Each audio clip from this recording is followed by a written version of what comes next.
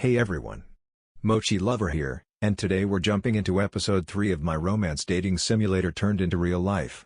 This channel is your go-to place for amazing novels and manhwa audiobooks, perfect for listening while you do homework, office tasks, or just relax. Don't forget to hit subscribe, like the video, and share in the comments what kind of novels you love listening to. Now, let's get started. The first step of the plan. Buzz. The word sent a shiver down Changjun's spine, and she instinctively retorted, "What did you say, Nancy?" Fu Nancy's expression, however, looked utterly casual, as if she'd just asked whether Changjun had eaten. Thinking Changjun hadn't heard clearly, she repeated herself. Truthfully, Changjun had heard her perfectly, it was just that her mind was in chaos, thoughts scattering like raindrops. She asked again to buy herself time to think. Why is she asking this? From the moment she'd accepted the invitation, Changjun had been plagued by an inexplicable sense of unease. Now, with this question, that unease reached its peak. Is she serious? Or just joking? This wasn't a test with a definitive answer. In a flash, Changjun recalled that rainy night, her father Chang Tianwei's words echoing in her mind. She decided to follow her heart. Tucking a loose strand of hair behind her ear, Changjun subtly glanced at Shen Yi, who was lounging idly in the distance. Turning back, a faint smile graced her delicate features as she spoke sincerely. "Nancy, I won't lie to you. I do have feelings for him after all. He saved my life." But feelings don't always have to lead anywhere. Everything she said was genuine, except for that last line, tailored specifically for Fu Nancy. Fu Nancy waved her hand dismissively, tilting her chin slightly as if amused. "No need to explain. It's perfectly normal. Hero saves the beauty, I get it." Her tone was reassuring, showing no trace of discomfort. If anything, she seemed oddly proud of Shen Yi's actions. Changjun slowly relaxed, handing Fu Nancy a few clothing options for reference. The topic was smoothly brushed aside, neither of them pressing further. Fu Nancy held a hanger absently, her mind elsewhere. Good. If she has feelings, that makes things easier. This question hadn't been asked lightly. Fu Nancy had laid the groundwork carefully, first checking records, then arranging coincidental meetings, followed by casual chats under the rain shelter, and finally this invitation as a test. Anyone else confronted so abruptly would either fluster from having their feelings exposed or deflect with guarded lies. But Fu Nancy was no fool. Most of the time, with Shen Yi around, she preferred not to overthink. But when strategy was needed, she could match wits with anyone. Step 1. Complete. No matter how many calculations whirled beneath the surface, Fu Nancy's smile never wavered. She turned toward Shen Yi, holding up the hanger and calling out, "Honey, come try this on." Several men loitered in the seating area, Shen Yi among them. Bound by the shared plight of waiting for their partners, they'd struck up a conversation. Naturally, the discussion had turned to the two women nearby. Fu Nancy and Changjun, with their striking looks, had drawn attention from everyone on the second floor, some even mistook them for celebrities. That single word, honey, shattered a few hopeful hearts. The flowers were already taken, but the real blow came when someone actually stood up in response. "Yeah, coming." Shen Yi rose from the group of long-suffering companions, offering a sympathetic nod to his fellow captives. The men gaped at him. "Wait, bro." "Damn, man, respect." The last one even gave an impressed thumbs up. Their stunned expressions were the highest praise. Even Shen Yi couldn't help feeling a flicker of pride. "Gentlemen, duty calls." As Shen Yi walked over, the trio, 2 women and 1 man, became the center of attention. The boutique was upscale, its price tags hefty. Most shoppers browsed, but few actually bought. Fu Nancy shoved the clothes into Shen Yi's hands, urging him to change while she continued browsing. She'd hem and haw over buying for herself, but for Shen Yi, everything looked perfect. Not purchasing any of them felt like a crime. Once Shen Yi emerged, Fu Nancy adjusted the wrinkles on his back. He tugged at the hem, studying himself in the mirror. Admittedly, women had a far better eye for fashion. The transformation was undeniable. "See? Changjun picked this one. Flawless taste. You should thank her." Fu Nancy leaned against Shen Yi by the mirror, grinning. Shen Yi hadn't expected that. He'd assumed Changjun was here purely out of courtesy to Fu Nancy. Turning, he murmured his thanks. Changjun averted her eyes, waving him off. "Nancy, stop teasing. No need for thanks, it's not like I paid." Fu Nancy giggled behind her hand, whispering in Changjun's ear, "If you want to gift him something, go ahead. I won't stop you." Changjun didn't dare take her seriously, brushing it off as a joke. "All right, that's enough, right?" Shen Yi straightened his collar. He had plenty to wear now, no need to go overboard. Fu Nancy disagreed. This was her chance to dress him up properly. "Just a few more," she insisted, pulling at his collar. "Today, you're our puppet. Just go with it." The phrasing made Changjun sneak a glance at Shen Yi's reflection. Resigned, Shen Yi trudged back to the fitting room, trapped in an endless cycle of changing, posing, critiquing, and repeating. A childhood memory surfaced, his mother Lu Huan's relentless fashion experiments. The trauma was real. Finally, 4 shopping bags later, they reached the checkout. Shen Yi wasn't even allowed to pay. Fu Nanzi took charge, and even Cheng Jun had a say, only the beneficiary himself was sidelined. A heaping spoonful of soft life was shoved into his mouth, ready or not. Left with nothing to do, Shen Yi let his mind wander. No snobbish salespeople sneered at them, the staff remained professional, unfazed by whether customers bought or not. No arrogant rich kids caused trouble either. The other shoppers were civil, their reactions limited to envy or admiration, well masked if bitter. No cliché confrontations. No dramatic face-slapping. Even the potential for awkward one-upmanship fizzled out. In tough economic times, even mistresses got knock-off bags, who had the energy to flex on strangers. Shen Yi was standing there like a human-shaped signboard, his arms laden with shopping bags, waiting for the 2 women to finish paying and come out. What he most wanted to do at the moment was to sit down and have a meal. 2 little novices. Having made up his mind, Shen Yi waited for the 2 to come out. Once the 3 of them exited the store, Shen Yi whispered to Fu Nanzi, "Nanzi, isn't it time for dinner?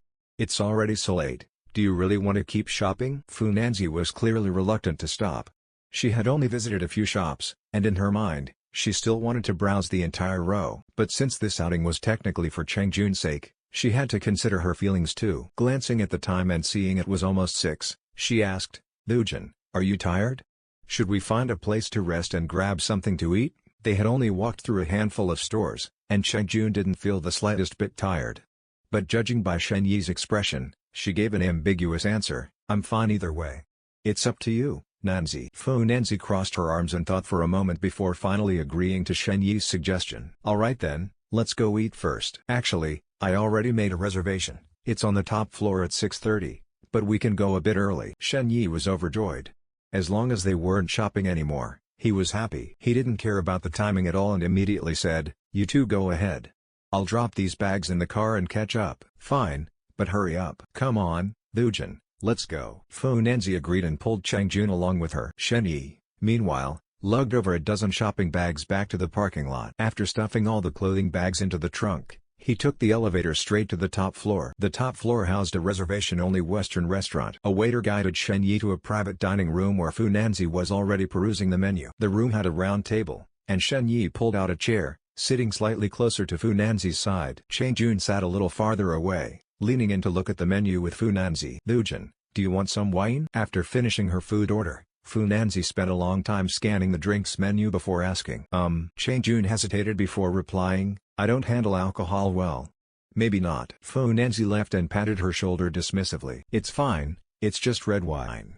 We won't drink much." Unable to refuse her enthusiasm, Cheng Jun figured a little wine with dinner was normal, so she nodded. "All right, just a little then." Cough. Shen Yi, overhearing this, couldn't help but clear his throat. Fu Nanzi turned to him. "What's wrong?" Shen Yi waved it off. "Nothing." It was perfectly normal for close friends to share a drink, and he didn't want to ruin the mood. His throat wasn't actually itchy, he had just suddenly remembered that Cheng Jun might not be the best drinker. She tended to get rowdy when drunk, and the memory of that scene was still vivid in his mind. "I'll have to keep an eye on them. Better not let them drink too much." Cheng Jun's alcohol tolerance was poor, and Fu Nanzi wasn't much better. At least red wine had a lower alcohol content, so they wouldn't pass out after a glass or 2. The silver lining was that Fu Nanzi was a quiet drunk. Most of the time, she'd just fall asleep. Before long, the orders were finalized. The waiter bowed slightly, confirmed any dietary restrictions, and left. Shen Yi pushed a glass of water toward Fu Nanzi and asked, "What did you order for me?" Fu Nanzi rested her chin on her hand, elbow propped on the table. "The usual. Medium well." Shen Yi nodded and handed them both napkins from the table to wipe their hands. Soon after, there was another knock at the door. The waiter entered, uncorked the wine, and poured it out to let it breathe. Meanwhile, Fu Nanzi was whispering to Cheng Jun, the 2 occasionally breaking into quiet laughter. Shen Yi didn't mind being left out. It was better than Cheng Jun feeling ignored. Seeing them so engrossed, he subtly tuned into their conversation. Most of it was about work, some complaints, some gossip, but the topic soon drifted, and now they were discussing nail art. Shaking his head, Shen Yi refocused and opened a long-neglected mobile game to pass the time. But as soon as he matched into a game, he froze. "What the? When did this update happen?" Staring at the unfamiliar characters, he had no choice but to look up a guide. Since he didn't recognize most of the new season's roster, His first match was a chaotic mess. The experience was terrible. He placed dead last. The only upside was that it ended quickly, just as the waiter wheeled in the food cart. Shen Yi closed his phone and declined the waiter's offer to pour him wine. Drinking and driving don't mix. I'll be driving you two home later. Fine, Dujin, if he won't drink, we will. Fu Nanzi didn't push him. She had only intended to drink with Cheng Jun anyway. Shen Yi's alcohol tolerance was leagues above theirs combined. The deep red liquid swirled in the two wine glasses, releasing a rich aroma with just a gentle tilt. Fu Nanzi held her glass by the stem and proposed a toast. Sure. Cheng Jun readily agreed, lifting her glass. Clink. Shen Yi raised his water glass, and the three made a crisp sound as their drinks met. After the first sip, a faint flush crept onto Cheng Jun's cheeks. They picked up their forks and started on the cold appetizers, some salads, vegetables, and fruits. Before they could eat much, the soup arrived. It was a classic cream of mushroom, and Shen Yi urged them, "Here, have some soup first to warm your stomach. Don't drink too fast." The two women took their bowls and sipped delicately with their spoons. Shen Yi had eaten Western food many times, but for him, it was more about the atmosphere than the meal itself. Too fussy, too slow, not satisfying. Soon, the side dishes and main courses arrived, finally filling the table properly. Fu Nanzi and Cheng Jun, however, adapted effortlessly. Both came from well-mannered backgrounds and were used to this kind of dining. Cheng Jun's face turned red after just 2 glasses of wine, and by the time she took a few sips of the third, her cheeks were as flushed as if she'd stepped out of a sauna. Gripping her knife and fork, Fu Nanzi teased her. "Dujin, you really weren't kidding. Your face looks like you just took a hot bath. Didn't you practice drinking while studying abroad?" Cheng Jun patted her warm cheeks and replied, "I wasn't joking. I really don't drink much." Back then, whenever classmates threw parties, I either made excuses not to go or just had juice or cocktails. They thought I was a buzzkill, so eventually, they stopped inviting me. No chance to practice. Fu Nanzi chuckled. "Well, that's perfect. Here, let's have another toast." Cheng Jun lowered her hands from her face and raised her glass to clink with hers. Shen Yi, quietly working through his steak, glanced at them without a word. To lightweight drinkers, bonding over their lack of tolerance. To slow them down, he cut a piece of steak and offered it to Fu Nanzi. Seeing the meat right in front of her, Fu Nanzi opened her mouth and took a big bite, then turned to Shen Yi with puffed cheeks and a sweet, tipsy smile. Shen Yi picked up a napkin and gently wiped a smear of sauce from the corner of her mouth. Her dazed expression made it obvious she was already a little drunk. Across the table, Cheng Jun watched the scene, her lips pressing together slightly. The effortless familiarity between them left her feeling an unexpected pang of loneliness. For a moment, she couldn't tell if it was the lingering sweetness of the wine or the bitterness rising in her heart. Drunkenness mingled with jealousy as she raised her glass again and said, "Thank you for your generous hospitality, Nanjia. Let's have another round." Fall. Cheng Jun felt a flicker of happiness in her heart. But what dominated her emotions was the jealousy that surged when she saw the intimacy between the other two. Her thoughts were simple. If Shen Yi's first dream had been about her, wouldn't she be the one sitting across from him now? "You just got lucky by arriving first. I'm not afraid of you." This mindset compelled her to raise her wine glass, thanking Fu Nanzi while subtly harboring a sense of rivalry. Fu Nanzi, caught up in the moment, swallowed the meat in her mouth and ignored Shen Yi's hand trying to stop her under the table. She lifted her glass with a smile. "No need to thank me. I didn't even know you were back in the country before. Now that we've reconnected, let's stay in touch." "Come on, cheers, Sistilda." Clink. Their glasses met. Warmed by the alcohol, Fu Nanzi took off her blazer, revealing a figure so striking even her shirt couldn't conceal it. Shen Yi took the jacket from her and hung it on the wooden coat stand in the corner. When he turned back, his gaze landed on Cheng Jun, who was also dressed in business attire. Tentatively, he asked, "Do you want me to hang yours too?" "Huh?" "Oh." Only then did Cheng Jun realize Shen Yi was speaking to her. She nodded, unbuttoning her blazer without meeting his eyes. Handing over her pristine white jacket, she avoided his gaze the entire time. After hanging it up, Shen Yi returned to his seat, and the two women clinked glasses again. Each pour of red wine only filled about a quarter of the glass, not excessive, but they drank quickly, their spirits rising with every sip. Shen Yi, sensing trouble, quickly interjected, "I get that you're happy, but slow down a bit. You've barely touched the food, yet most of the bottle's already gone." Fu Nanzi giggled, swaying her glass as she tilted her head. "But you're here with us, so it's fine, Tilda." Her voice had taken on a coquettish lilt, the upward inflection at the end telling Shen Yi she was nearing her limit. She was at that stage, 70% sober, 30% tipsy. If he didn't intervene, they'd finish the bottle and have no idea how to get home later. Given that they were still in the probationary phase of their relationship, if Fu Nanzi ended up completely wasted, Shen Yi would have to escort her to her doorstep. And if Ji Shulan opened the door to that scene, all the goodwill he'd painstakingly built would vanish in an instant. After a moment's thought, Shen Yi leaned in and whispered, "Maybe stop drinking? Otherwise, I'll have a hard time explaining to Mom later." Fu Nanzi's eyes sharpened as she remembered the stakes. Nodding, she straightened up. Shen Yi then glanced at Chang Jun, who was holding up slightly better, nibbling on a salad with her fork. Relieved to see the meeting and chatting, Shen Yi finally relaxed. "Ju-yun, is the admin department busy these days?" "Not really. Why?" "If you're free, drop by the legal office sometime. I'm bored out of my mind alone in there." "Sure, I'll come by for afternoon tea." "Perfect. It's a date." After a brief respite, Fu Nanzi felt invigorated again and poured another round for herself and Chang Jun. Shen Yi, having finished his steak and 3 glasses of water, watched as the 2 women picked at their food like finicky cats. He stood up. "I'm heading to the restroom." "Take your time." Fu Nanzi waved him off absent-mindedly. "Go ahead." Shen Yi gave Chang Jun a nod before leaving. After asking a server for directions, he made his way to the restroom. Once done, instead of returning immediately, he headed straight for the front desk. Giving them the private room number, he waited for the bill and settled it quietly. Crumpling the receipt into the trash, he finally turned back. This dinner was Fu Nanzi's treat, so Chang Jun couldn't pay. To avoid an awkward scene later, Shen Yi had taken care of it under the guise of a bathroom break. When he pushed open the door to the private room, the silence felt off. Neither woman acknowledged him.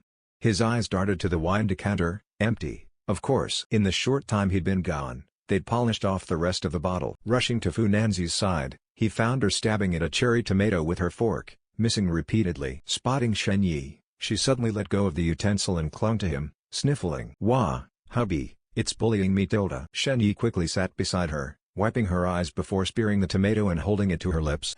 "It's okay. Hubby'll take care of it." "Open up." The tomato successfully delivered, her tears retreated. Once she'd calmed, he pushed a bowl of creamy soup toward her to sip slowly. Alcohol amplified emotions, turning minor frustrations into meltdowns. Knowing Fu Nanzi well, Shen Yi handled her with patience. With her settled, he turned to Chang Jun. "She's doing all right, at least she's eating on her own." Chang Jun's gaze was unfocused, but she held her knife and fork steadily, cutting her meat without fuss. But after observing for a while, Shen Yi noticed her repetitive motions. Suspicious, he moved closer, and nearly laughed. "Well, spoke too soon." Up close, he saw she'd been using the back of the knife to saw at the meat. "No wonder it wasn't working. Thought I could count on you to be the responsible one." With a sigh, he confiscated the knife before she accidentally hurt herself. Startled by the sudden emptiness in her hand, Chang Jun blinked slowly, finally focusing. "What are you doing?" Ignoring her, Shen Yi swiftly sliced the meat into bite-sized pieces, replacing her knife with just a fork. "There. Go ahead and eat." Returning to his seat, he watched as the 2 women, one chewing mechanically, the other sipping soup, swayed between lucidity and drunkenness. "Should have sat at the kids' table if you can't handle your alcohol. What's the point of showing off? 1 bottle of wine and you're like this." Despite his efforts, they drained the entire thing. "Hubby, order another bottle." "I want to drink more with Ju-yun," Fu Nanzi declared, pushing her empty bowl aside with half-lated determination. "Yeah, more drinks," Chang Jun mumbled through a mouthful of meat. Shen Yi rolled his eyes. "You 2 are done." But aloud, he humored them. "Already asked. They're bringing it soon." Hick, Chang Jun, whether from hunger or intoxication, had stuffed her face with meat. Now, she let out a small, greasy burp. One woman propped her chin on her hand, the other slumped halfway onto the table.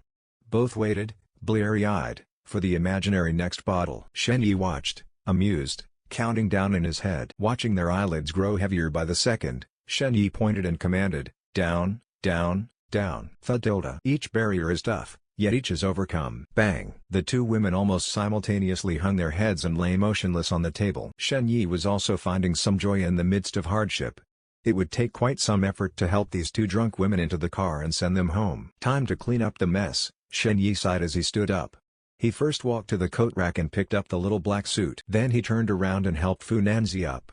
He stretched out one of her arms with one hand and slowly put the suit on her with the other. Fu Nanzi still had a bit of consciousness. She was muttering and breathing out in a soft voice, and her limp body even cooperated with Shen Yi. After putting the coat on her and buttoning it up, Shen Yi stuffed Fu Nanzi's phone into her small bag and slung it across her shoulder so it wouldn't fall off. He flipped up and smoothed the collar, then let Fu Nanzi lean back on the chair to rest. After taking care of her, he picked up the white suit and walked over to Chang Jun. It was much more troublesome here. As soon as Shen Yi touched her, Chang Jun immediately opened her eyes warily. After seeing it was Shen Yi, she seemed to relax and closed her eyes again, but as soon as his hand touched her arm, she started cursing. Now you want to curry favor with me. It's too late, she slurred. What were you doing earlier? I won't let you, you bad guy, succeed. Shen Yi's heart skipped a beat.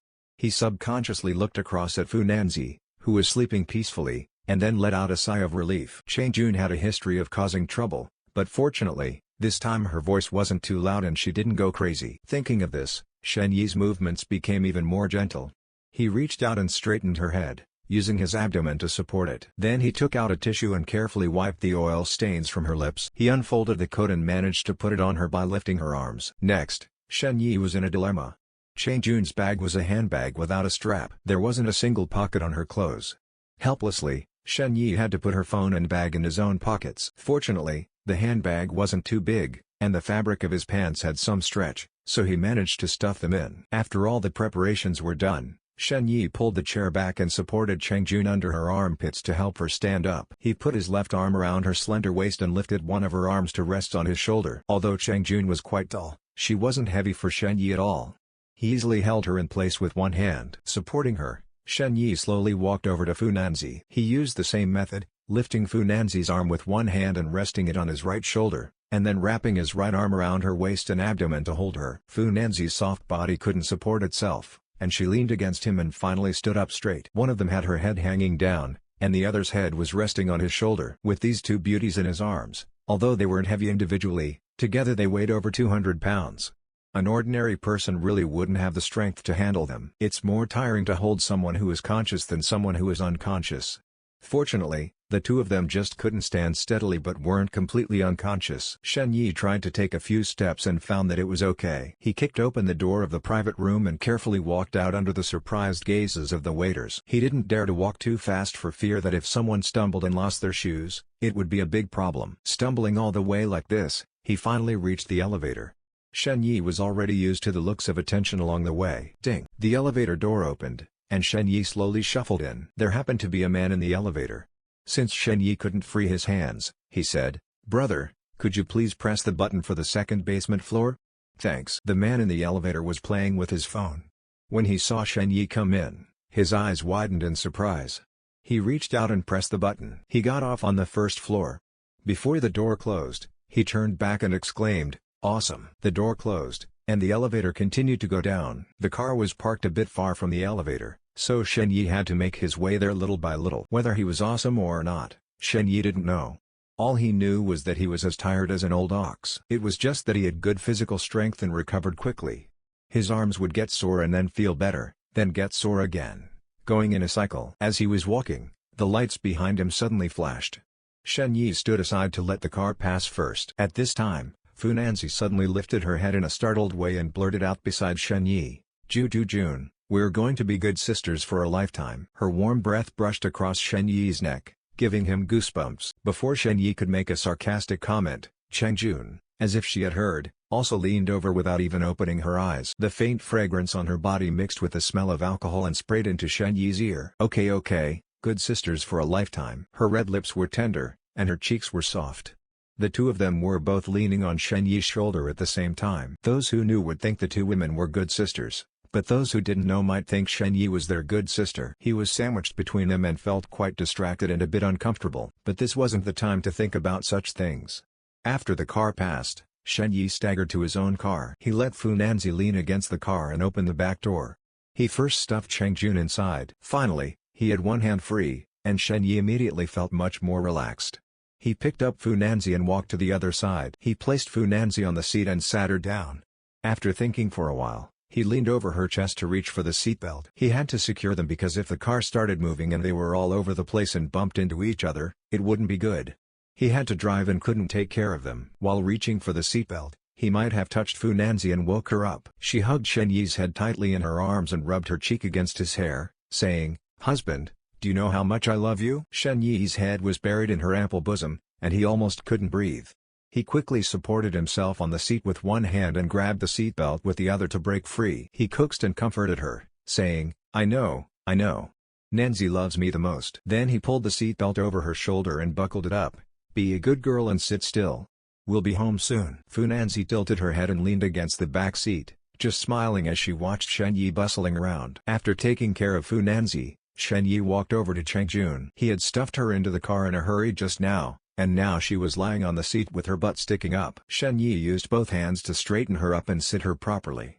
If she stayed in that position for a while longer, she might vomit up all her dinner. Cheng Jun was dazed from being moved around.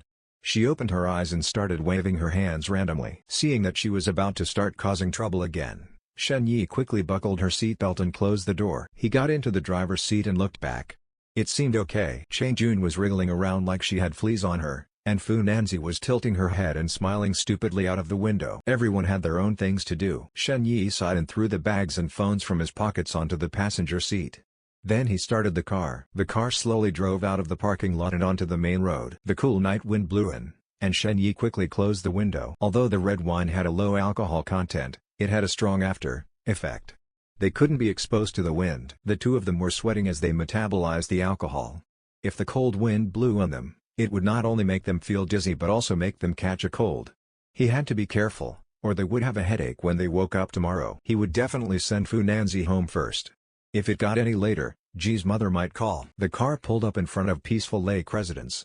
Shen Yi looked back at Fu Nanzi, who was sound asleep, and couldn't help sighing again. There was still one tough hurdle to cross. Which home to return to? It's a death sentence whether you stick your head out or pull it back. Anyway, there's a reason.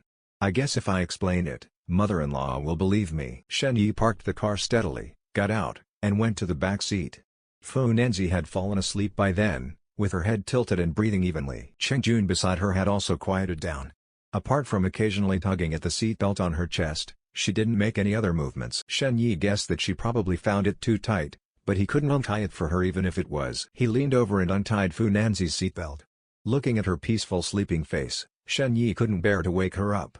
So he reached out his hands and gently picked her up. Holding Fu Nanzi horizontally in his arms, Shen Yi leaned over to close the car door to prevent Cheng Jun from running out on her own after he left. He stepped on the moonlit path, where the silver glow covered the ground, shining on both people and shadows. The moonlight cast a glow on Fu Nanzi's eyebrows, making her fair face look like that of a goddess. Lying in Shen Yi's arms, she murmured, "Water, water, I want to drink water." Hearing this, Shen Yi couldn't help but quicken his steps.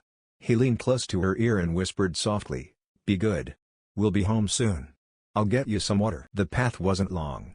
In a few steps, Shen Yi reached the door of number 114. He let go of one hand and put Fu Nanzi's legs down to the ground. Ding dong. He rang the doorbell and waited. Shen Yi carefully pushed the hair that had fallen on Fu Nanzi's face to the side. "Who is it? Is it Nanzi?" A questioning voice came. As the door opened, Ji Shulan's figure appeared. "Oh, it's you." Ji Shulan saw Shen Yi, and her expression was neither good nor bad. Before she could say anything else, she saw Fu Nanzi standing unsteadily beside him and asked in surprise, "Nanzi? What's wrong with her?" Shen Yi quickly explained, "Auntie, it's nothing serious. Nanzi just drank a little too much tonight and fell asleep." Hearing this, Ji Shulan's face didn't look very good either. She sized up Shen Yi and said, "Drank too much? She never likes to drink. Who did she drink with?" Although she said so, out of love for her daughter, she immediately stepped aside. Shen Yi immediately picked up Fu Nanzi and walked inside. He couldn't count on Ji Shulan alone to handle her. As he walked inside, Shen Yi tried to make up an excuse. Nanzi had dinner with Cheng Jun tonight. The two little sisters were happy, so they just drank a little more. When they reached the living room, Shen Yi put Fu Nanzi on the sofa and stood up, saying, "Auntie, don't worry. It's just red wine." Ji Shulan followed closely behind. Hearing this, her expression softened a little. "Cheng Jun?" She sighed when she heard this name. They're getting along well again. When they were kids, they even fought over toys. Who would have thought it would be like this now? The two families were old friends, and the two girls had been close since childhood. It was a pity that they weren't a boy and a girl, otherwise they could have arranged a childhood engagement to make the relationship even better. Now they couldn't become in-laws, but if their friendship could last, as an elder, she was happy to see it. Thinking this way, Ji Shulan still frowned slightly when she saw Fu Nanzi lying unconscious on the sofa. She couldn't help but nag, "You shouldn't drink like this even if you're happy. You young people really don't know how to exercise self-restraint." Shen Yi didn't expect to be implicated while standing beside. Being subtly pointed out by Ji's mother, he could only force a smile and say, "Auntie, you're right. I'll definitely pay attention next time and never let her drink too much again." Ji Shulan wasn't an unreasonable person. After nagging for a while, She looked at Shen Yi standing still and said, "Okay, I know you've had a hard time. Thank you for your trouble." Shen Yi quickly waved his hand and said with a smile, "It's not a trouble. Auntie, what are you saying?" "Nanzi's business is my business." Ji Shilan didn't comment on this. Instead, she said, "It's late at night. Is it convenient for you to go back? Do you want to stay here for the night? There are plenty of rooms." Reading between the lines, Shen Yi knew it was just a polite offer. Not to mention that Cheng Jun was still outside in the car. Even if there wasn't, he couldn't stay here overnight when Fu Nanzi was drunk. "No, thank you, Auntie. I still have something to do, so I won't disturb you." Shen Yi declined. Hearing him say this, Ji Shilan just went along and said, "Okay, is it Xiao Shen? Then I won't keep you. Pay attention to safety on the way." "Sure." Shen Yi waved and said hello as he walked out. "Goodbye, Auntie. I'll be leaving now." Just as he was about to reach the door, Shen Yi suddenly remembered something and immediately turned back to say, "By the way, Nanzi just said she was thirsty. Remember to give her some water to drink." "I know." Ji Shulan replied and added, "Xiao Shen, you can come to our house for dinner more often in the future." "Okay, I'll come and taste your cooking when I'm free." Shen Yi responded and closed the door behind him as he left. All the way back to the car, Shen Yi looked back and couldn't help but apologize before turning on the air conditioner because he had left in a hurry and locked the car for safety reasons. Cheng Jun in the back seat was so hot that a row of fine sweat had oozed from her forehead. She had unconsciously undone 2 buttons on her chest, revealing her fair swan-like neck and a large expanse of creamy skin. The cool breeze quickly filled the car, and Cheng Jun's expression relaxed a lot. Then she tossed her head from side to side and murmured, "Go home, go home." Starting the car, Shen Yi stepped on the accelerator and drove onto the road, saying without looking back, "I know we're going home." "You're going home, and I'm going home too. What's the difference?" All the way back to the old residential area, Shen Yi parked the car in the parking lot. Using the same old method, he picked Cheng Jun up from the back seat. He also didn't forget to pick up her handbag and phone. Cheng Jun was tall and slender, and a bit on the thin side.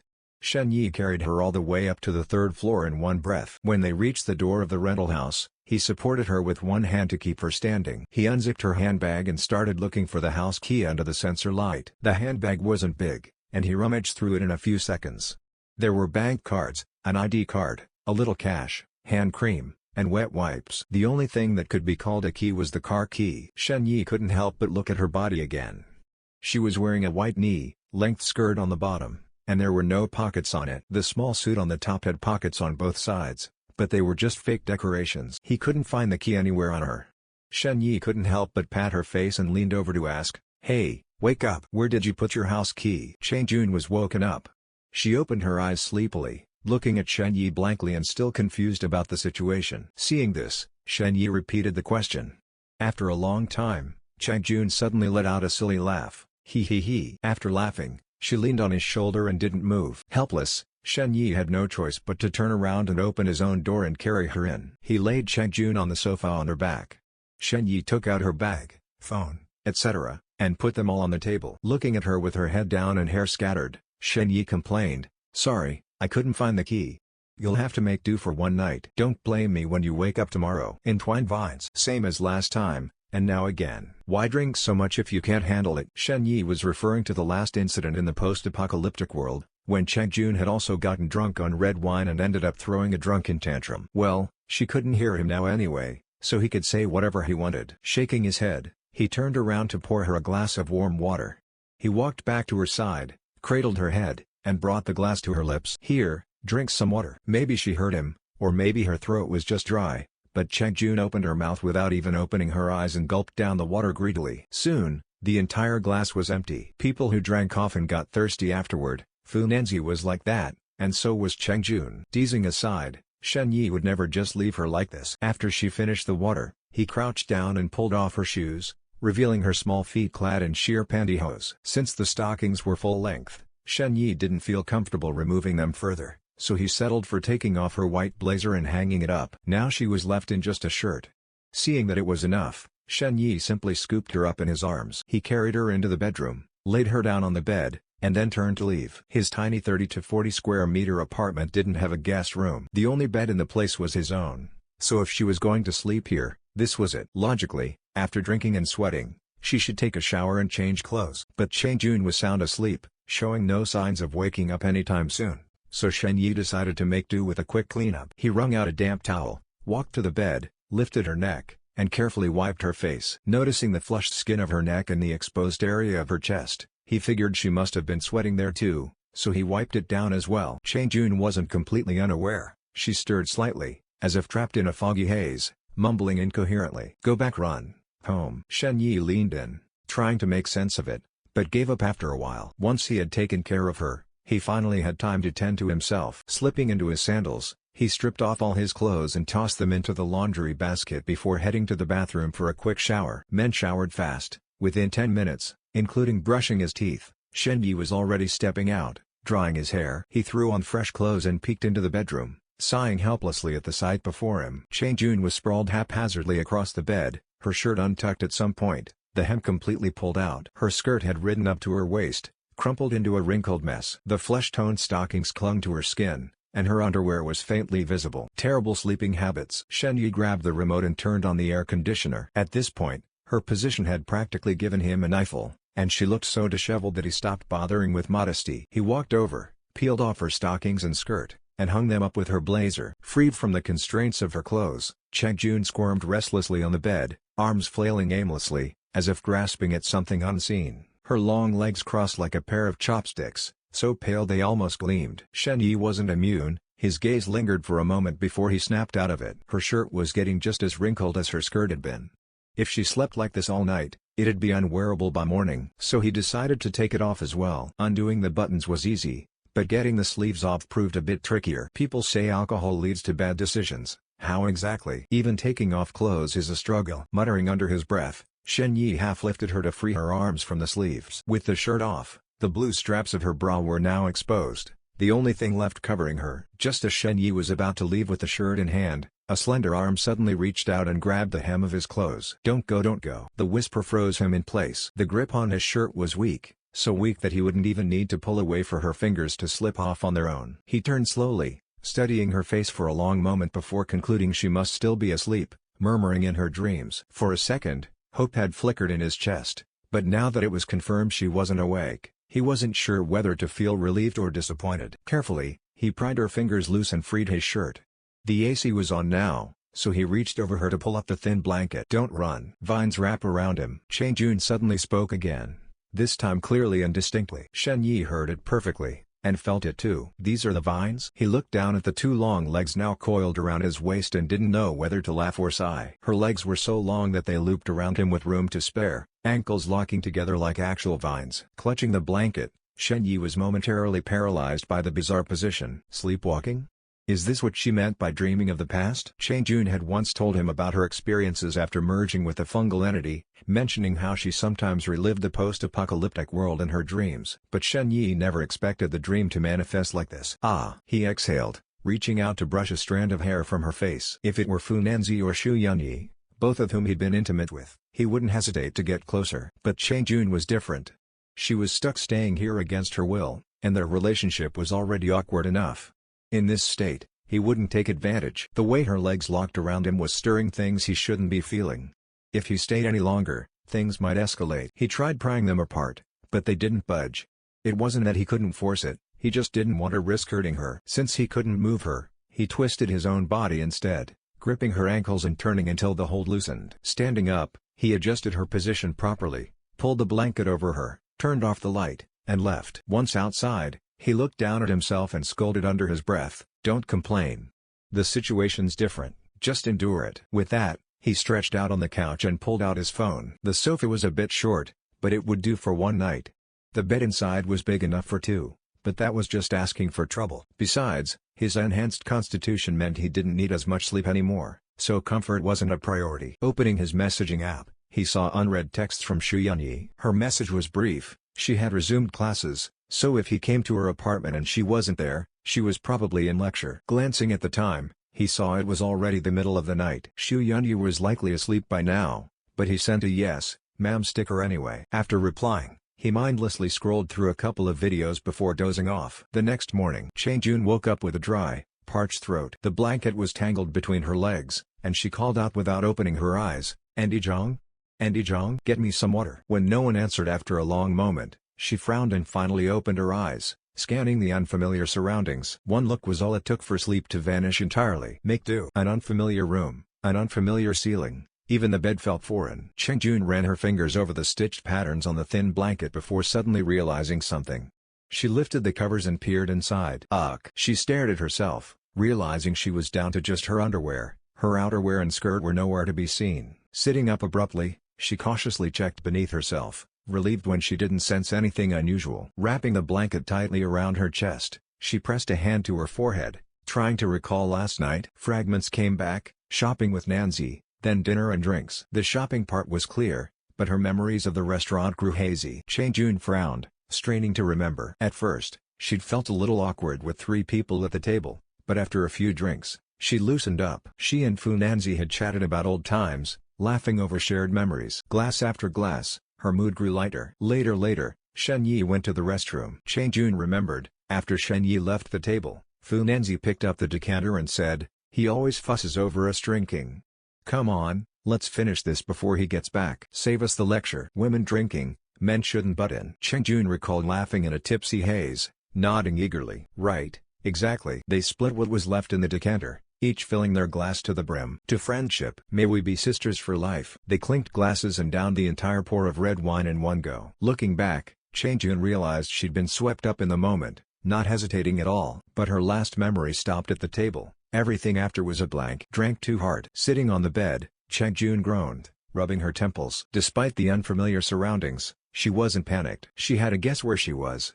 After a moment, she secured the blanket around herself and stepped barefoot onto the floor. The room was simple, just the bed, a TV mounted on the wall, and an open suitcase in the corner with some clothes inside. Squinting, she recognized them as men's. "This is his room." She'd glanced in here once before, briefly complimenting its tidiness, so the memory lingered. If she was here, where was Shen Yi? Holding the blanket in place, she carefully made her way to the door and turned the handle, peeking out. The living room was silent, empty. After a brief hesitation, she stepped out, passing the sofa where her blazer and skirt lay neatly folded. Her stockings were draped over the back of a chair. Cheng-Jun's face warmed. She had no recollection of how she'd gotten back, let alone undressed. At the table, she spotted her phone and purse. Picking up the phone, she turned it on. Plenty of notifications had piled up overnight. She scrolled through them. The first was from Nancy, sent half an hour ago. "Did you get home safe last night?" Cheng-Jun replied with an OK sticker, then blushed as she glanced down at her current state. Safe? Sure. But which home she was in remained uncertain. Next were work messages, which she ignored for now, planning to check them once she got to the office. Lastly, there was a text from Auntie Zhang sent last night, asking if she'd be coming home that evening. Though late, Cheng-Jun still replied, staying at a friend's place, before locking her phone. Ever since that incident, she hadn't returned here, either crashing at her parents' or retreating to her own place. Her original plan was to be alone for a while, to clear her head. But fate had other ideas. No matter how hard Cheng-Jun tried to escape, she couldn't even get past her own emotions, let alone find peace. So when Fu Nanzi extended the invitation, she'd agreed almost without hesitation. Click. Just as the thought crossed her mind, the lock turned, and Shen Yi walked in, breakfast in hand. The moment he stepped inside, his eyes landed on Cheng-Jun standing by the table. They locked gazes, and Shen Yi spoke first. "You're awake." Cheng-Jun tightened her grip on the edge of the bedsheet, nodding awkwardly. "Yeah." Holding a soy milk in one hand and steamed buns in the other, Shen Yi set the food on the table and launched into an explanation. "Just so we're clear, I did try to take you home last night, but I couldn't find your keys at the door. I checked your entire bag, and you weren't exactly responsive when I asked. So I had no choice but to bring you here. And yeah, I took off your clothes, you looked overheated. Plus, that outfit looked expensive. Would have been a shame to wrinkle it, so I just..." His words tumbled out in a rush, as if rehearsed a dozen times. PFFT, Cheng-Jun held it in for as long as she could before finally bursting into laughter. Once she stopped, she realized she should probably act more serious. Clearing her throat, she found herself at a loss for words. All the questions she'd been stewing over had just been answered before she could even ask them. Now she was stuck. After a pause, she finally muttered, "I wasn't blaming you." Despite the lingering knots in her heart, she trusted Shen Yi on this. In fact, if something had happened last night, she might have only been angry for a moment before quietly accepting it. "Good." Shen Yi eyed Cheng-Jun, still wrapped in the sheet with her hair a mess, and added, "You should go wash up. I only wiped your face last night since you were out cold." Cheng-Jun immediately covered her mouth, suddenly self-conscious about her breath. "Come eat after you're done. My place is small, no kitchen. Just store-bought buns and soy milk, hope you don't mind." Shen Yi had slept on the couch and woken up early. After his usual morning run, he'd figured she'd be up soon, so he grabbed breakfast from downstairs on his way back. "It's fine. I'm not some delicate princess." Her voice was muffled behind her hand, but the sulky undertone was unmistakable. Clutching the thin sheet, she shuffled toward the door, saying, "I'll borrow this for now. I'll return it later." Shen Yi was gathering clothes from the balcony and waved dismissively. "Sure, take it." Just as Cheng Jun's hand touched the doorknob, she froze. A realization hit her. Her keys had been tossed in the car ages ago. Since she'd been staying at her parents', she hadn't bothered carrying this place's key. Now she couldn't even get into her own apartment across the hall. So much for washing up. Shen Yi brought in the laundry and noticed Cheng Jun turning around stiffly, asking with confusion, "What's wrong?" "I don't have my keys either, left them in the car, which is parked downstairs at the office." Cheng Jun gave an awkward chuckle. Last night, Fu Nanzi had dragged him out shopping, so he hadn't driven at all. Shen Yi scratched his head and asked again, "Do you have a spare key?" Cheng Jun thought for a moment before shaking his head. "There were only 2 keys, and I put them both on the same ring." "Ah." Shen Yi sighed helplessly. "Well, you can freshen up here for now. Make do with what you have." "Frighten." "Make do with this. Though it's just shampoo and body wash, definitely not as complete as your own stuff." Shen Yi pointed toward the bathroom as he spoke. "For now, this would have to do." Cheng Jun clutched the bedsheet, silent. She didn't care about having everything, just being able to shower was enough. Part of her wanted to dash straight into the bathroom, but she worried the steam would dampen his blanket. Standing by the sofa, Cheng Jun steeled herself. It's not like he hasn't seen before. With that thought, she gritted her teeth and yanked the sheet off her body. A sudden chill rushed over her, and she instinctively covered her chest. At least she still had her underwear, some modesty remained. Tossing the thin blanket onto the sofa, she didn't dare glance at Shen Yi's reaction before hurrying to the bathroom. Shen Yi wasn't blind, of course, he saw everything. But he held his tongue, not wanting to embarrass her further. Once Cheng Jun shut the bathroom door behind her, she finally exhaled in relief. A sense of security returned. No matter how much she'd mentally prepared, bearing herself in front of someone else was still mortifying. She wasn't shameless, she could still feel the heat in her cheeks. She carefully peeled off her clothes and hung them on the wall rack. With her front door locked and no way to get in, she couldn't afford to soak them. Standing before the mirror, Cheng Jun stared at her flushed face and instinctively covered her chest again. Even though she was alone, an odd sensation lingered, as if Shen Yi were watching from somewhere nearby. After a day without washing and the sweat from last night, her skin felt sticky the moment she touched it. She couldn't wait to rinse off. Turning on the faucet, she let hot water flow before stepping under the stream, sighing in relief. The warmth washed over her, leaving her refreshed. She lathered herself with body wash, then picked up the facial cleanser and squinted at it. "Men's? Whatever, it doesn't matter." Of course Shen Yi would use men's products. Cheng Jun shrugged, squeezed out a bit, and used it anyway. After washing her face, she searched for a toothbrush. Luckily, Shen Yi bought them in bulk. She found a new one in the drawer and tore it open. Once she finished brushing, she turned off the water and hesitated. A toothbrush was one thing, but a towel? Shen Yi lived alone. Having one bath towel was already a stretch. Expecting a spare was too much. Dripping wet, she couldn't just walk out, she couldn't even put her clothes back on. Cheng Jun reluctantly grabbed the hanging towel. Like a thief, she glanced back at the door before sniffing it cautiously, her face burning. Not bad. No strange odors, just the faint scent of body wash. She unfolded it and quickly dried herself, then used the hairdryer to blow-dry her hair thoroughly. They'd lived together before, but back then, cohabitation mostly meant eating meals together. Private matters? Each had their own bathroom. Boundaries were clear. Once she'd put her underwear back on, Cheng Jun cracked the door open slightly. Peeking out, she scanned the room. The thin blanket was gone from the sofa, and so was Shen Yi. The apartment was small, he must have retreated to the bedroom. Perfect timing. Without hesitation, she slipped out, tiptoed to the sofa, snatched her jacket, and bolted back to the bathroom, shutting the door behind her in one smooth motion. Buttoning up her blouse, she tugged the zipper of her skirt and hopped into it. After adjusting her collar in the mirror, she draped her suit jacket over her arm and finally stepped out with deliberate calm. By then, Shen Yi was already at the table, unpacking takeout. Perfect timing, it's just the right temperature, not too hot or cold. Cheng Jun smoothed her long hair, her face still flushed from the steam. Okay. She draped her jacket over the chair back before sitting, then froze. Something felt off. She pulled out the fabric in her hand. Oh no! In her rush, she'd forgotten the stockings hanging there. No wonder her legs felt chilly earlier. She'd assumed it was just Shen Yi's body wash being extra refreshing. Putting them on now would mean taking off her skirt. Definitely not an option. Sit down. Why are you just standing there? Shen Yi handed her a cup of soy milk with a straw. Chang Jun forced a smile and took it. Ah yeah. Crossing her legs, she tugged her skirt down and focused on breakfast. I'll deal with the stockings later. After a sip of soy milk, she picked up a steamed bun. What's the filling? Shen Yi, mid-bite, swallowed before answering. Different kinds, pork, green beans, tofu. I asked the auntie at the shop to mix a few varieties better. Chang Jun nodded and took a bite.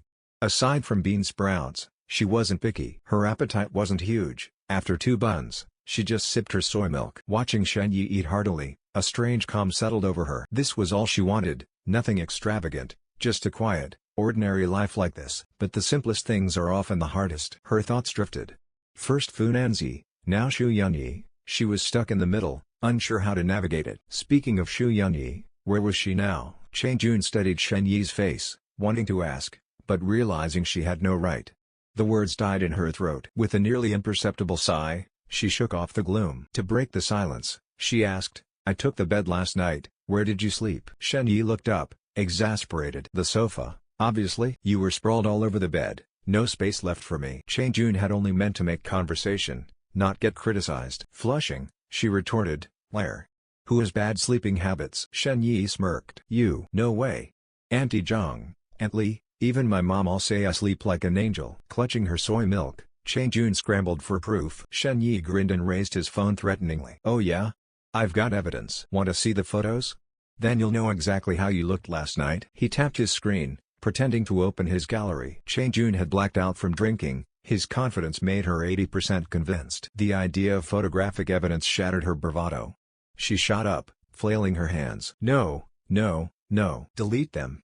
Right now. Tea time. Chang Jun's face flushed with a mix of embarrassment and annoyance as she stood up, reaching out to snatch Shen Yi's phone. Shen Yi, of course, wouldn't let her succeed. He raised his hand just out of her reach, leaving her helpless. Give it to me, give it to me. Chang Jun rose onto her tiptoes, one hand braced against the table while the other stretched as far as she could. Leaning sideways toward him, Shen Yi caught the faint scent of her shower gel. Her color shifted with the movement, offering glimpses of her light blue bra. Something he couldn't help but notice. Seeing that the joke had gone far enough, Shen Yi decided to stop teasing her. He lowered the phone with a grin. Just messing with you. I didn't actually take any photos. Did you really believe me? Chang Jun lowered her arm, studying his expression for signs of deceit before hesitantly asking, Really? Of course. Shen Yi unlocked his phone, swiping through his photo gallery in front of her. See for yourself, nothing there. Then, feigning offense, he added, You were completely out of it last night? I barely managed to get you home. Gave you water, took off your shoes, wiped your face. I was too busy playing caretaker to even think about taking pictures. Chang Jun fell silent, realizing she'd caused him quite a bit of trouble.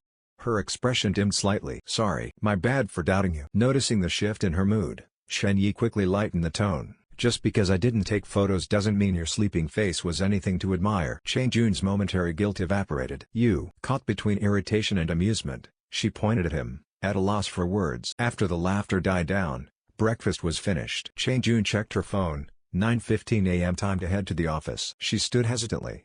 Her car was parked at work, leaving her without transportation. She considered asking Shen Yi for a ride but couldn't find the right words. After a moment of hesitation, she sighed and opened her phone to book a ride. Before she could tap the screen, Shen Yi spoke up. I need to head out anyway. I'll be passing near the office. Want a lift? Chang Jun's heart lifted. She closed the app, pausing before replying. Sure. Saves me the trouble of calling a car. She kept her tone casual, not wanting to seem too eager, as if she'd been waiting for this. Shen Yi grabbed his keys, ready to leave. As Chang Jun picked up her jacket, she spotted the socks tucked underneath and quickly snatched them up. Watching Shen Yi's retreating back, she called out, Wait a second, I need to use the bathroom. Sure. Girls needing a moment before heading out wasn't unusual. Shen Yi leaned against the door, scrolling on his phone while he waited. Chang Jun slipped into the bathroom, finally seizing the chance to change into the stockings she'd been holding. After a quick check in the mirror, she deemed herself presentable and stepped out. They headed downstairs one after the other, got into the car, and left the neighborhood. Once on the main road, Shen Yi turned right toward Yanchang Corporation. Chang Jun pretended to focus on her phone while discreetly observing her surroundings. He bought a new car? Though she'd ridden in it the night before, she had no memory of it. Now, seeing it properly for the first time, she noted the temporary license plate, Proof it was a recent purchase. This isn't cheap. Didn't he say his family was just average? Her thoughts churned until an image surfaced in her mind, growing clearer. Could it be? The possibility made her press her lips together, a sinking feeling taking hold. No matter how she looked at it, she couldn't find a flaw in herself, yet reality kept proving her wrong, with no hope of turning things around. Soon, the car passed the mall they'd visited the night before and pulled up in front of Tiancheng Corporation. Braking to a stop, Shen Yi turned to her. "I'm not going into the office, so I won't drop you at the parking garage." "Mind walking the last bit?" Chang Jun snapped out of her thoughts, forcing a smile as she grabbed her handbag. "No problem, it's close enough. Go ahead with your errands. I'll manage." She stepped out, waving as he turned the car around. Only once the taillights disappeared did she head inside. Exchanging nods and light chatter with a few colleagues, she rode the elevator up with a small group. The moment Shen Yi was out of sight, the ease between them vanished. No matter how she smiled or laughed, her emotions remained untouched. Few things, or people, could stir her anymore. Settling at her desk, she tossed her bag into a drawer and stared blankly at her computer. Shen Yi's driving had been smooth and direct, his pace unhurried, nothing like someone with urgent business. The realization made something click in her mind. "If you wanted to drive me, you could have just said so. Did you really need the excuse of running errands?" The thought curled her lips upward. Such a liar. Whatever Shen Yi's true intentions were, Chang Jun decided to interpret them her way. It was the best way to stay in good spirits. Her mood lifted, and the morning passed quickly. By afternoon tea, she'd already placed an order after confirming with Fu Nanzi. This time, she was the guest on the 13th floor, Fu Nanzi's domain. Carrying 2 paper bags, she knocked and entered. Fu Nanzi was bent over her desk, scribbling something. Recognizing Chang Jun, she smiled and gestured. "Junior, take a seat." "Just finishing up here." Chang Jun settled on the sofa, unpacking the bags onto the coffee table. "No rush, Nanzi Jia. Take your time. Join me for coffee when you're done." She arranged the cakes, pastries, and coffee, then leaned back with her phone, sipping her drink while scrolling. Before long, Fu Nanzi joined her, explaining, "Sorry, they needed me to review a contract urgently." Chang Jun waved it off, nudging a dessert box toward her. "Try these. I've ordered from this place before, they're amazing." "Really?" Fu Nanzi picked up a piece, taking a delicate bite. Her eyes lit up after a few chews. You're right. Which shop is this?" Chang Jun took a bite herself, nodding. "I'll send you the link." Fu Nanzi sipped her coffee and asked casually, "Shen Yi got you home safely last night?" Chang Jun's gaze drifted away. "Why yeah, though I was completely out of it. No idea how I even got back." She pulled a face, adding, "Next time, let's not drink so much, Nanzi Jia." Fu Nanzi covered a laugh with her hand. "We were just having fun.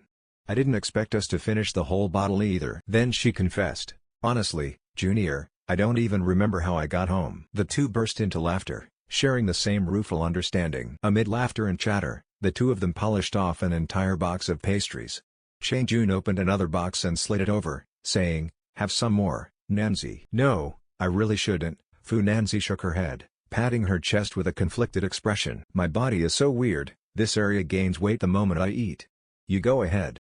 Chang Jun glanced at Fu Nanzi's ample curves, then down at her own modest silhouette, and was instantly rendered speechless. Once again, she had lost. When the moon was bright. After seeing Chang Jun off, Shen Yi headed straight home. Earlier, he had noticed Chang Jun sitting on the sofa, repeatedly opening and closing the ride-hailing app on her phone. Her hesitation was obvious, so he simply played along and made up an excuse to escort her. Once home, he tidied up the mess before settling down to open his simulator. This had become an indispensable part of his daily routine. With just 3 or 4 hours of minimal effort, he could easily pocket over 100,000.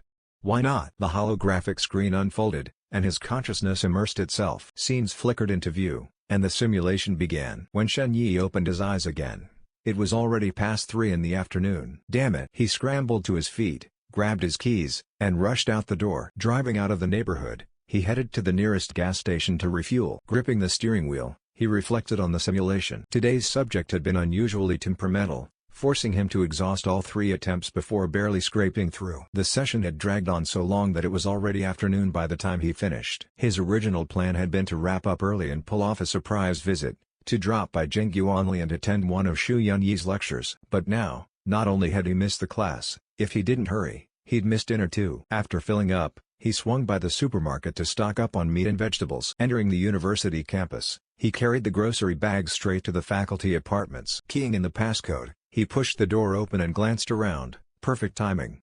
Xu Yunyi wasn't back yet. He swapped his shoes, tied on the apron hanging by the kitchen wall, and began prepping the ingredients with practiced ease. 5:30 p.m. Shu Yunyi hurried back, her heels clicking against the pavement. The past few days had worn her out. Waking up early for jogs and lesson planning had taken a toll after such a long break from teaching. Her calves ached from standing all day, and exhaustion clung to her every step. Along the way, she exchanged greetings with professors and lecturers. Her return to teaching had stirred some buzz, and everyone seemed eager to acknowledge it. She was used to the attention, it would fade once the novelty wore off. In the elevator, she thought to herself, "I'll just order takeout tonight.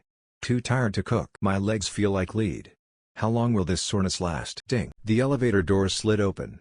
Shu Yunyi dragged her weary body to the apartment and unlocked the door. Before she could even kick off her shoes, the rich aroma of food hit her. Her fatigue vanished in an instant. Barely managing to toe off her shoes, she dashed to the kitchen, beaming. "Xiaoyi, I knew it had to be you." She threw her arms around him from behind, pressing her cheek against his back. Shen-Yi, mid-stir, nearly flung the contents of the wok out from the sudden jostle. Hey, kitchen fumes aren't good for you. Go sit down and rest. Dinner's almost ready. Wash up and get ready to eat." Shu Yunyi reluctantly let go, her whole body relaxing as she stepped out, humming cheerfully. After changing into slippers, she settled on the sofa and fiddled with her lesson plans. But restlessness soon pulled her back to the kitchen doorway. Leaning against the frame, she watched Shen-Yi move about with quiet fondness. This was her man. After a moment, she spoke up, "Need any help?" Shen-Yi, crouched to retrieve a soup bowl from the cabinet, gestured to the rice cooker. "Soup's done, and the rice is ready. Could you scoop 2 bowls?" Truthfully, he had everything under control, there was little for Shu Yunyi to do. But since she'd offered, he assigned her a small task. It wasn't about necessity, it was about letting her feel involved. Taking charge wasn't bad, but mutual effort kept relationships thriving. At the dining table, dishes were laid out, and Shu Yunyi had already set the utensils. Shen-Yi emerged with a large bowl of tofu and seaweed soup. "Here comes the soup. Move back a bit, careful. It's hot." Afternoon tea had been lively. By evening, Fu Nanzi outright invited Cheng Jun to her place to sample her mother's cooking. Cheng Jun hadn't seen Ji Shulan since her study abroad days, only exchanging occasional messages. The sudden invitation flustered her, and she initially declined repeatedly. But Fu Nanzi had a solution. She pulled out her phone and announced she'd already told Ji Shulan to prepare ingredients. Cornered, Cheng Jun had no choice but to accept. The sky, cloudless all day, now stretched clear and vast under the night. Mid-autumn festival approached. The moon hung like a jade platter, scattering silver across the stars. In the garden of Peaceful Lake residence, the two sat admiring the moonlight after dinner. Ji Shulan brought over tea. "Vuan, have some tea to help digestion." Cheng Jun accepted it with both hands. "Thank you, auntie. Won't you join us?" Ji Shulan smiled, watching them as if transported to years past, 2 children playing on the floor. "No need," she waved. "I've still got cleaning to do. You youngsters chat. Help yourselves to more tea when you're done." With that, she left. Once alone, Cheng Jun raised her cup. "Auntie looks just as youthful as a decade ago." Fu Nanzi chuckled. "She'd be over the moon if she heard you say that." "You have no idea, she's always complaining about wrinkles here, dull skin there. And if you argue, she blames you for stressing her out." Cheng Jun laughed in agreement. Classic auntie. As childhood friends, their rapport reignited effortlessly. Conversation flowed endlessly. After a light-hearted exchange, Fu Nanzi blew steam from her cup and ventured, "Thuan, what are your thoughts on love?" Cheng Jun froze. "Love?" A bitter smile surfaced. Her own experience amounted to one fleeting chapter, hardly enough to form a philosophy. "Yeah," Fu Nanzi pressed gently. "Just chatting. No grand insights needed, even sharing your own story works." Cheng Jun sighed, her voice tinged with melancholy. "What story? If I had to put it into words." She paused, gazing at the moon, its glow unwavering, indifferent to observers. Softly, she murmured, "I once admired the moon so often, I began to believe it was mine alone. But one day, I realized it shone just as brightly for others. Jealousy took root, and I turned away, vowing never to look again." Her expression wavered, emotions adrift. "Eventually, I understood, though the moon was never mine. For a time, its light did touch me." Grinding thoughts. The moonlight is precious, a year rarely brings 100 nights of full bloom. But back then, I didn't understand. Now it's too late for regrets. Cheng Jun gazed upward with a sigh, her eyes brimming with unspoken words, yet all that escaped her lips was a quiet "too late." Tonight, in front of Fu Nanzi, she had finally bared her heart. But with the person in question right before her, she could only hint through metaphors, unable to speak too plainly. Across from her, Fu Nanzi rested her chin in her hand, listening with a thoughtful expression. After a long pause, She chuckled softly. Seems like the wind's reflections run deep. Chang-jun had laid her heart open to the air, and for a fleeting moment, a chill seeped in. She instinctively waved her hand dismissively. This is nothing profound. No need to deny it so quickly. It's not something you can't talk about. Fu Nanzi leaned back in her chair, tilting her head to gaze at the starry sky. She mused, love alone isn't enough. Even deep love isn't enough.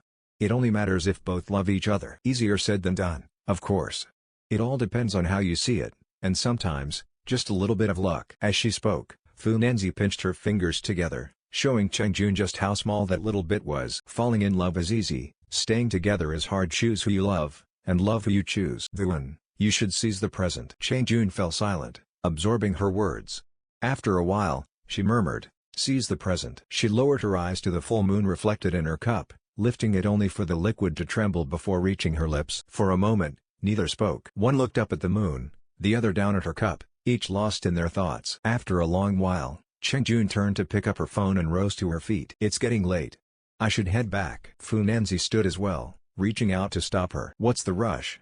You barely ever visit, and now you're in such a hurry to leave. Is something urgent? Chang-jun smiled helplessly. Nothing urgent, but it's not good to overstay my welcome. After all, as a guest, she knew when to leave, before the host had to hint at it. But given their closeness, such formalities hardly mattered. The truth was, Chang-jun hadn't gone home last night, and the thought of not changing clothes made her restless. Fu Nanzi grabbed her arm. What's wrong with staying? I say it's fine. If you don't believe me, ask my mom. She won't mind either. Chang-jun nearly laughed at that. No, I believe you. No need to trouble Auntie. There was no need to ask Ji Shulan, of course she'd agree. No one would turn her away. Fu Nanzi's eyes sparkled with amusement. Exactly. Don't worry. If it gets too late, just stay over. My place is big enough, pick any room you like. Realizing she wasn't just failing to leave early but might not leave at all, Chang-jun leaned in and whispered something to Fu Nanzi. Fu Nanzi blinked in surprise. Clothes? That's nothing. Just wear mine. Don't worry, I have new ones you can borrow. Chang-jun glanced at Fu Nanzi's chest and grimaced. Nanzi, yours won't fit me. Their heights weren't far apart, Chang-jun at 172 centimeters, Fu Nanzi around 168 centimeters, so clothes and pants might work, but undergarments were another matter. Ah, right. Fu Nanzi relented, though regretfully. Next time, then. You have to visit more often. Chang-jun nodded eagerly. Of course. You're welcome at my place too. My parents mentioned you last time. Really? Fu Nanzi grinned. Then it's settled. Come on, I'll walk you out. The soup's here. Tilda. As Shen Yi approached, Xu Yunyi shifted slightly to make room. They sat across from each other. Shen Yi set down the soup bowl, removed his apron, and picked up his chopsticks, surveying the table with a smile. The supermarket was nearly out of groceries by the time I got there. Hope it's all right. Wait. Xu Yunyi stopped him before he could start eating, pulling out her phone. Let me take a few pictures first. Though she'd given up on running a social media account, she hadn't lost the habit of documenting her life. It had always been her way, capturing the little moments. Shen Yi was used to it by now. He set down his chopsticks and watched as she snapped photos from every angle. Even simple home-cooked meals deserved to look like a feast. Luckily, Xu Yunyi wasn't one for heavy editing, just a touch of lighting adjustment, nothing time-consuming. Once she was done, Shen Yi asked, "Finished? Can we eat now?" At her nod, he picked up a slice of meat and placed it in her bowl. Xu Yunyi accepted it with a smile. Let's see if your cooking's still the same. She took a bite and nodded approvingly. Just like I remember. I've missed this. Shen Yi swallowed a mouthful of rice, humbly deflecting. It's just basic stuff. Same few dishes over and over. In truth, Xu Yunyi had done most of the cooking later on. Her skills surpassed his self-taught ones, leaving him little chance to practice. Xu Yunyi kept eating, content. You don't get it. When you're hungry, eating exactly what you crave is pure happiness. She gestured with her chopsticks at the spread. After teaching all day, my legs were sore, and I was too tired to cook. Coming home to a ready-made meal? Absolute bliss. Shen Yi laughed at her indirect praise. Glad you're happy. Eat up, then, don't let my efforts go to waste. Humph. Xu Yunyi shot him a sidelong glance, too busy chewing to retort properly. The meal ended quickly. In high spirits, Xu Yunyi finished her bowl and even went for an extra half serving, a rarity. Past 30, her metabolism wasn't what it used to be. Though not prone to weight gain, she still watched her portions. Only regular exercise let her indulge like this. Leaning back with a hand on her slightly rounded stomach, Xu Yunyi sighed in satisfaction. Shen Yi gathered the dishes. All right, no lazing around after eating. Go move a bit, help digest, and do the dishes. Knowing his aversion to dishwashing, Xu Yunyi didn't refuse. What about you? Me? I'll wipe the table. He pointed to the surface, assigning himself a task. With roles clear, they got to work. Household chores were best done fast. Procrastination only made them worse. Soon done, Xu Yunyi flopped onto the couch, her body and mind equally at ease. Shen Yi joined her, sitting at the opposite end. Xu Yunyi rested her head against a cushion, typing away on her phone to clear her backlog of messages. Mid-reply, she heard Shen Yi speak. "Give me your legs." She looked up. "Why?" He raised an eyebrow. "Didn't someone say her legs were sore earlier? Hand them over, I'll massage them." Well. Xu Yunyi secretly curled her lips into a smirk and happily stretched one leg toward him. "Quite the attentive one, aren't you? So good at sweet talking." Shen Yi ignored her, gripping her ankle to adjust the position, turning the calf to face him. Her fair toes ended up right in front of his face. He leaned down for a sniff, then wrinkled his nose in disgust. "Ugh, smells funky. Go wash your feet." Xu Yunyi looked up in shock, even forgetting about her phone for a moment. First came embarrassment, then fury began to simmer. "Bullshit. No way. Your feet are the stinky ones." Fading beauty. How could that be? Xu Yunyi was certain she didn't have smelly feet, so her reaction was exaggerated. Yet Shen Yi was fanning his nose, his tone dead serious. "Don't believe me? Then smell for yourself." Now even Xu Yunyi began to doubt herself. She recalled standing all day, wearing socks and shoes. Maybe they really had trapped some odor. Half convinced, she sat up slightly, curled her leg, and brought her foot close to her nose for a sniff. The moment she did, realization struck. It wasn't entirely odorless, but it was nowhere near as bad as Shen Yi had made it seem. "Ha ha ha ha. You fell for it." Shen Yi had already burst into laughter the moment Xu Yunyi lowered her head. Xu Yunyi, torn between annoyance and amusement, scolded him with a laugh. "You're so childish, so ridiculous." Still unsatisfied, she kicked him twice more, grumbling, "Since you tricked me, you're punished. Massage my legs." "Your wish is my command." Shen Yi chuckled, obliging as he began kneading her calves. Ow! The moment his hands touched her, Xu Yunyi sucked in a sharp breath, wincing. "Be gentler." "Gentle won't help. This is lactic acid buildup, you need to work it out." Shen Yi tapped her fair, soft calf for emphasis. What followed was a session that left Xu Yunyi grimacing and contorting, every expression worthy of a meme. She gave up on her phone, her toes curling like twisted dough, pleading for mercy. Shen Yi ignored her protests, pretending not to hear until the knots were finally loosened. Tears welled in Xu Yunyi's eyes, her lips pressed tight, reduced to whimpers. The mix of soreness and pain was torture, a relentless cycle of agony. Phew! When Shen Yi finally stopped, Xu Yunyi exhaled deeply, collapsing limply. "That should do it. You've been active lately, plus all that standing today." "Everyone goes through this when they start exercising, it's normal." Shen Yi casually shook her leg, relaxed. Xu Yunyi couldn't even muster a reply, sprawled on the sofa with her phone propped on her chest, half watching the drama. After resting for a while, she gradually caught her breath. Now well fed and fully relaxed, another kind of craving slowly stirred within her. The drama lost her attention, so she turned it off. Her mouth tingled, her heart fluttering. Sitting up, she tugged at her hair, letting the high bun unravel into cascading waves. The loose strand softened her mature makeup, instantly shaving years off her appearance. Shen Yi glanced up from his phone, studying her. "What's up?" Xu Yunyi answered with a sultry look. She stood, walked to the window, and drew the curtains. Turning back with a sidelong smirk, she purred, "Come. Follow me to the bedroom." Grabbing his arm, she dragged him toward the room, muttering, "You ignored me earlier? Well, tonight I'll make you beg for mercy." Petty as ever, she was determined to repay him for the earlier torment. Seated on the bed, their eyes locked, the battle was imminent. Clothes slipped to the floor one by one, revealing a figure like polished jade, breathtaking enough to steal one's breath. "Where's the thing?" "In the drawer." Much later. "Begging yet?" "I surrender, I give up." Xu Yunyi lay beside Shen Yi, whispering weakly. Her record tonight, 0 wins, 3 losses.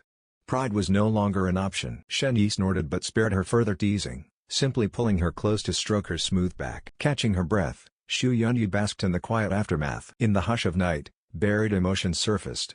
Suddenly, she spoke. "Xiao Yi, I only have about 40 years left." Knowing one's lifespan breeds dread, like being forced onto a fixed path. No matter what, the end looms ahead, leaving no detours. Xu Yunyi knew she was lucky, yet greed lingered, for more time, more moments with the one she loved. Shen Yi understood. He patted her back, soothing her. "Don't overthink it. That prediction was based on your old habits, poor sleep, heavy drinking. Now you've quit alcohol and exercise regularly. Things will be different." Turning to face her, he cupped her cheek, teasing, "Worrying like this? Even the man from Chi didn't fret so much.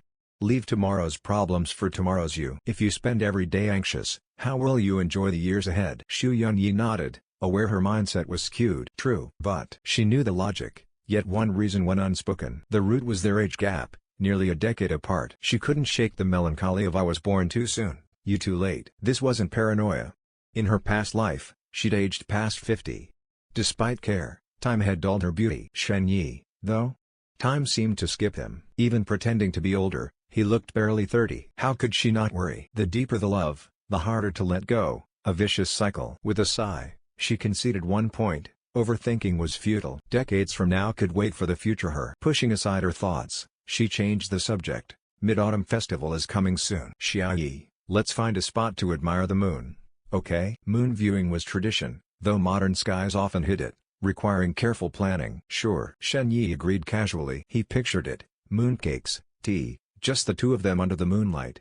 Perfect. Business settled, Xu Yunyi studied Shen Yi's silent profile. Shoulders straight, chest lifted, she gathered her hair, then shot him a smoldering glance, twisting her waist slightly. Revived after their earlier bout, she felt ready for round two. Another challenge was issued. You have to queue up to be a sugar baby. The next morning, Shen Yi opened his eyes at his usual time, his body now accustomed to this biological clock. No matter how exhausted he was the night before, as long as he slept for 4 solid hours, he'd wake up refreshed. Turning his head, he saw Xu Yunyi still sound asleep. Professor Xu had overexerted herself last night, so since there was still some time before she needed to get up, he let her sleep a little longer. Shen Yi carefully slipped out of bed, pulled on his clothes, and picked up the scattered garments from the floor, hanging them neatly before heading out to wash up. Having showered before bed, he simply brushed his teeth and splashed water on his face. After freshening up, he went to the kitchen and whipped up 2 simple dishes using leftovers from yesterday. Placing the food on the table, he checked the time, it was about right, and pushed open the bedroom door. Approaching the bed, Shen Yi brushed aside the strands of hair covering Xu Yunyi's face, leaned down to kiss her forehead, then gently shook her shoulder. Wake up, Yunyi, Xu Yunyi." She was dead asleep. The shaking only elicited a soft murmur, her eyes stubbornly shut. Seeing her refusal to stir, Shen Yi grinned. He had his ways. Lifting a corner of the blanket, he slid his hand underneath, groping around until he found his target and gave a playful squeeze. Xu Yunyi's steady breathing hitched, her eyes flying open. The sudden sensation made her turn her head, and the sight of Shen Yi's mischievous smirk brought her fully awake.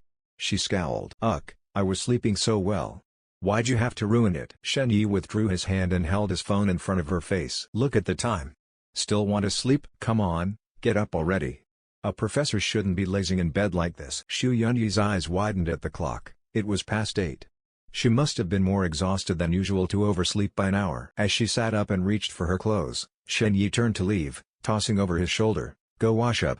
I'll start boiling the noodles." Yeah, move aside." Xu Yunyi grabbed her underwear and sleep dress but didn't bother putting the latter on, hurrying past him with her legs clamped together, clearly desperate for the bathroom. The sight of her bare, swaying curves made Shen Yi shake his head in amusement.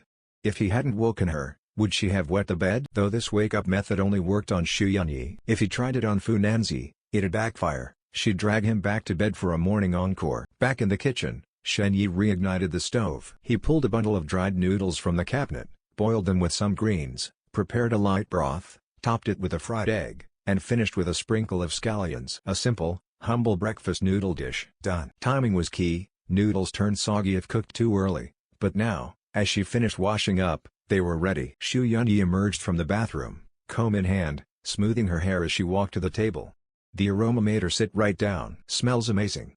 You're my savior, Xiaoyi." Being waited on hand and foot is just too good. Shen Yi pushed the bowl toward her. "Eat up before it gets cold.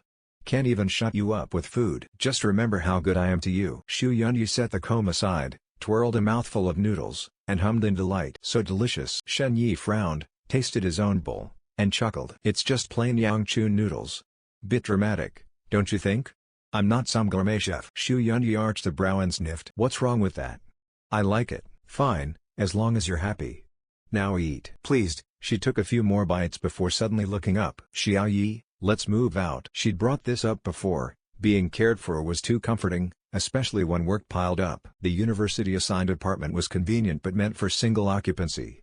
Plus, with so many people around and Shen Yi being an unofficial resident, it wasn't a long-term solution. Shen Yi paused mid-bite. "Move out? To where? Buy a place, she said breezily. Easy for you to say. Without your influence or income, where's the money?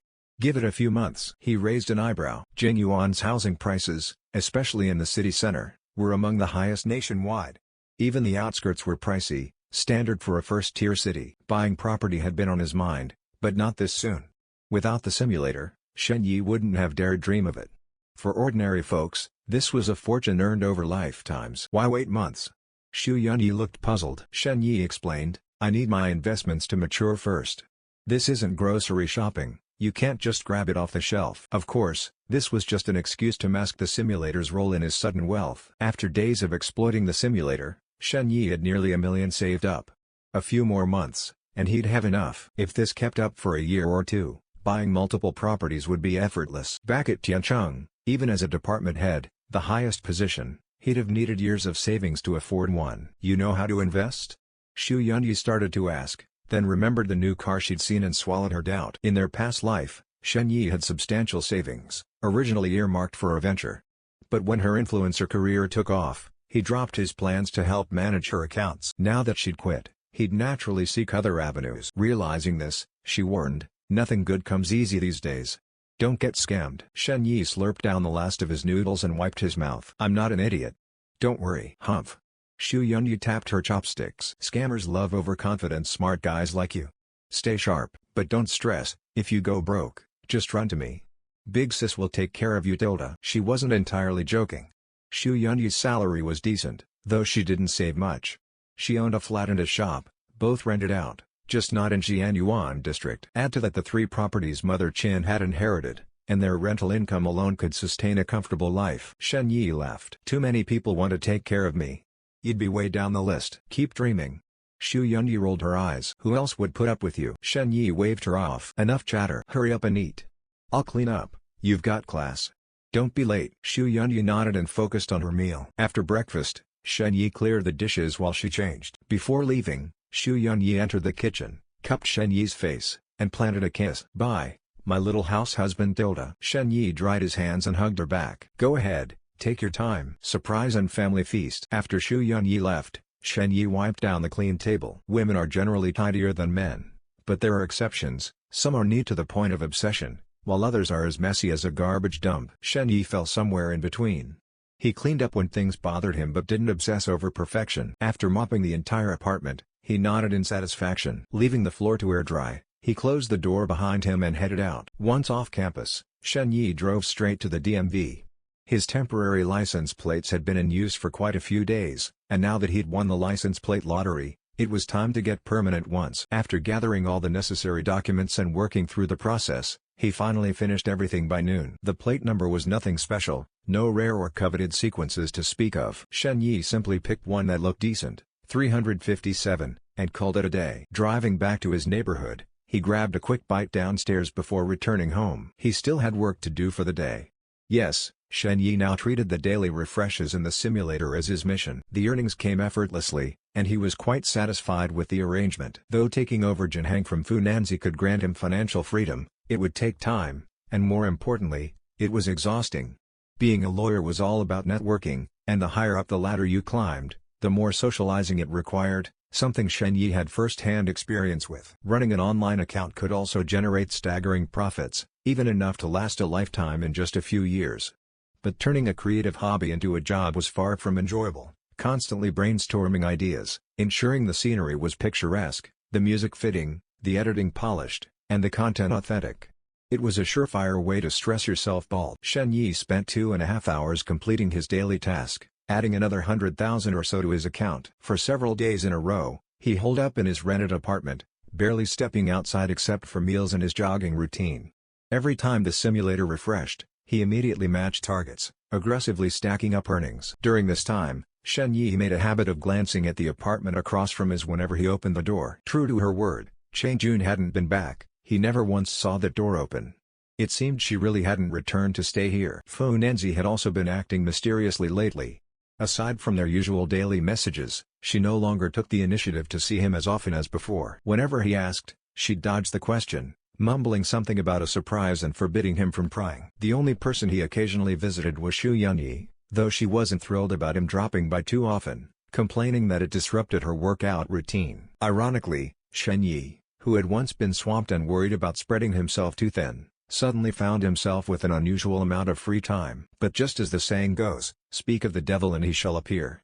That evening, right after finishing a simulation, Shen Yi received a message from Fu Nanzi, "Dress nicely and come pick me up at the company." Setting his phone down, Shen Yi mused, is this the so-called surprise? Dress nicely was a bit vague, he wasn't particularly fashion-savvy. Still, wearing something Fu Nanzi had picked out for him couldn't go wrong.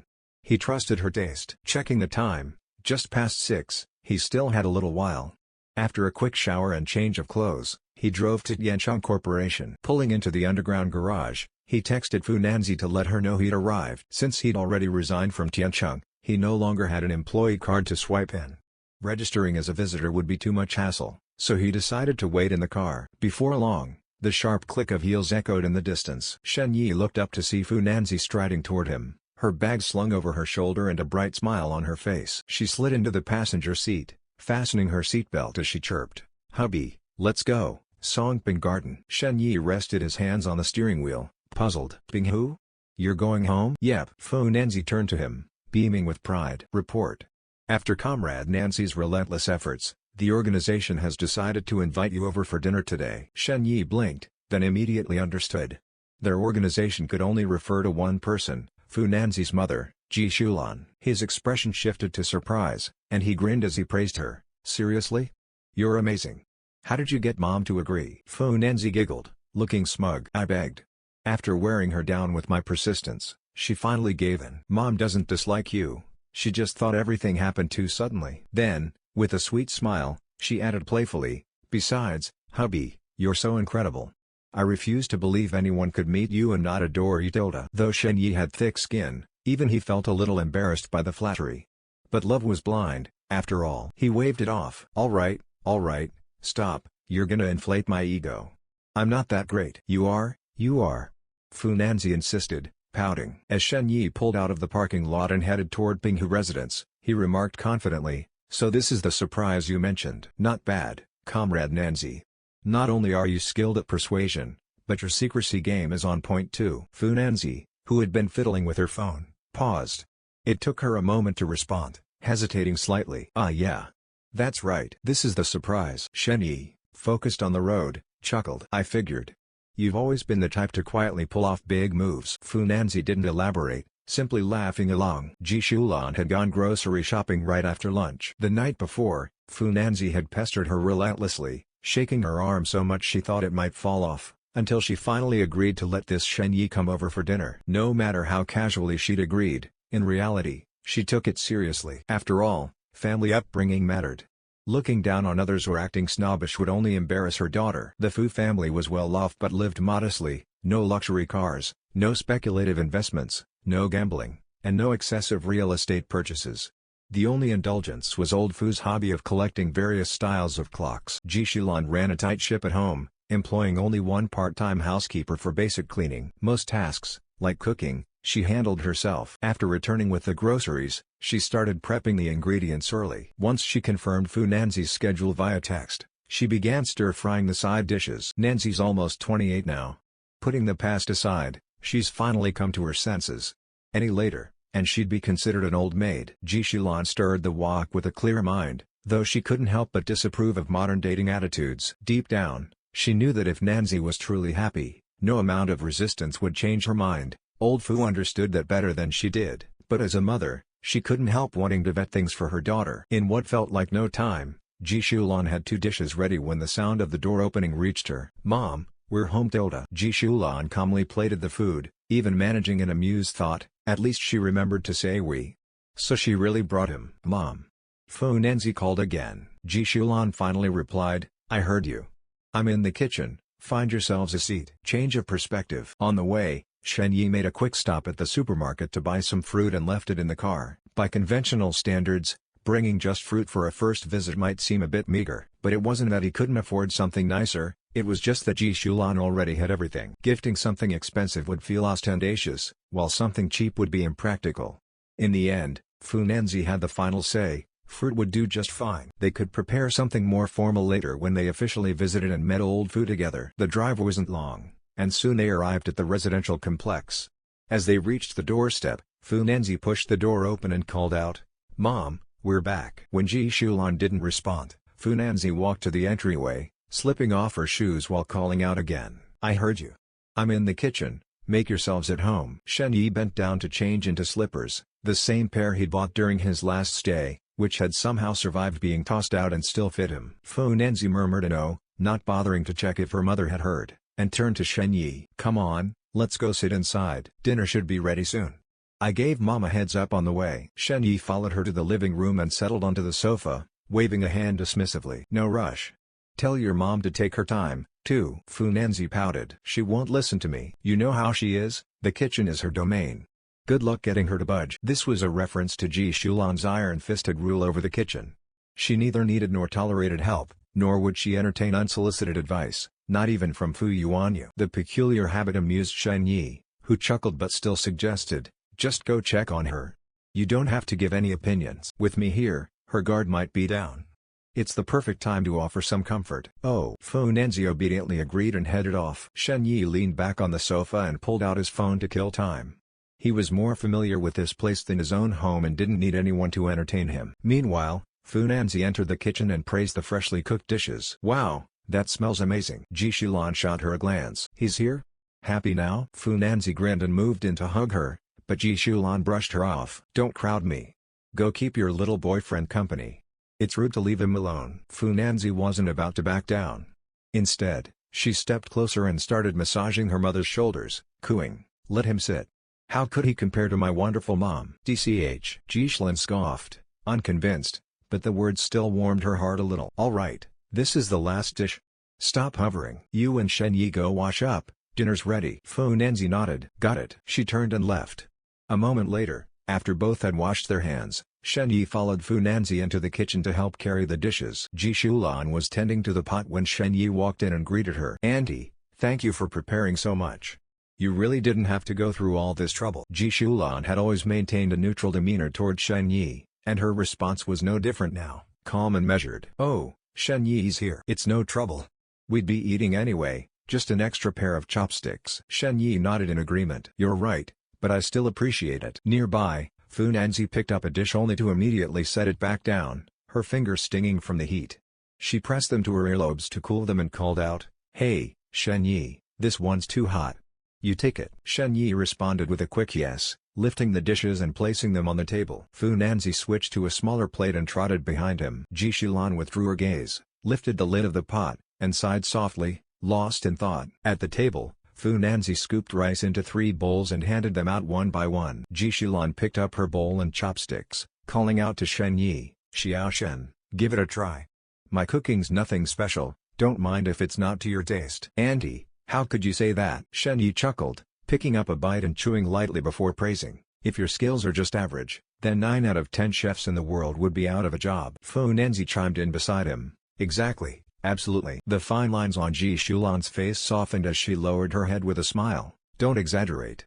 Just eat, eat." No matter what she thought privately, being acknowledged and complimented naturally brought her joy. The table was set with 4 dishes and a soup, more than enough for the 3 of them. Honestly, the food was excellent, far better than Shen Yi's own cooking, so his praise wasn't empty flattery but genuine appreciation. Ji Shulan, mindful of her figure, ate little for dinner, spending most of her time observing the pair across from her. Both ate comfortably, with Shen Yi occasionally serving her a bite. Fu Nanzi, being at home, could relax freely, but Ji Shulan was surprised by how at ease Shen Yi seemed too. Neither stiff nor overly formal, as if this were just an ordinary meal. It left Ji Shulan quietly amazed. Fu Nanzi was a picky eater, avoiding fatty meat, disliking scallions, and eating little lotus root or lettuce. Occasionally, if she took a bite and didn't want it, she'd casually transfer it to Shen Yi's bowl. When she finished her rice, she pushed the empty bowl aside without a word, and Shen Yi naturally took it, scooping her a bowl of soup and handing it back. The whole exchange flowed seamlessly, as if rehearsed 1,000 times, wordless yet perfectly synchronized. Watching this, Ji Shulan felt her perspective on their relationship shift slightly for the first time.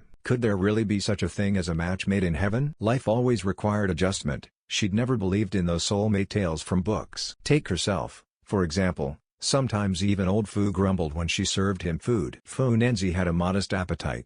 A bowl of rice and soup filled her up, And now she set down her chopsticks, watching Shen Yi eat. Ji Shulan was still working through her half bowl, while Shen Yi was already on his third serving. Noticing this, Fu Nanzi subtly jutted her chin toward Ji Shulan, her eyes brimming with pride, as if saying, "Impressive, right?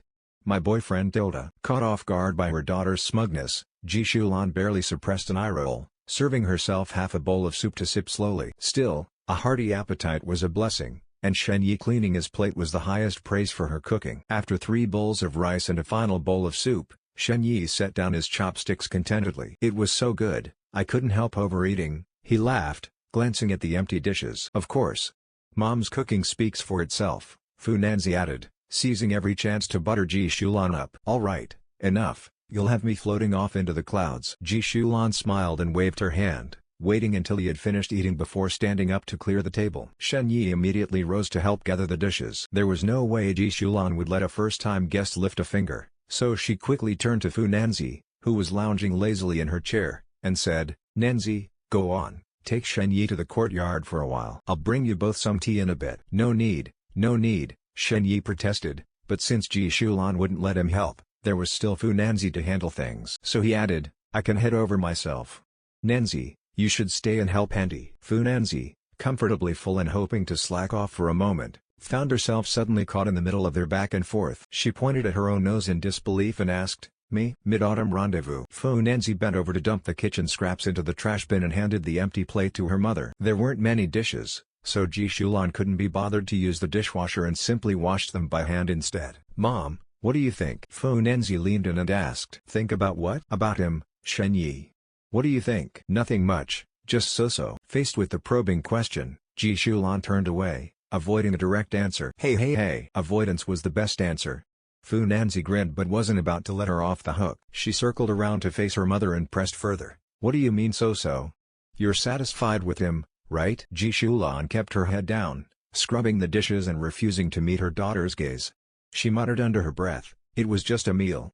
How can I be satisfied or unsatisfied over that?" "Then tell me what he did wrong." Fu Nanzi propped her elbows on the counter, craning her neck to peer at Ji Shulan's face. "Tell me, and I'll make him fix it." Ji Shulan snorted through her nose. "You think he'll change just because you say so?" "I've been telling your dad to quit smoking for 20 years, and he still hasn't." Fu Nanzi argued back. "That's different." "How is it different?" "Mom, you're twisting the argument." Fu Nanzi grew impatient. "Just because dad can't quit doesn't mean Shen Yi won't change.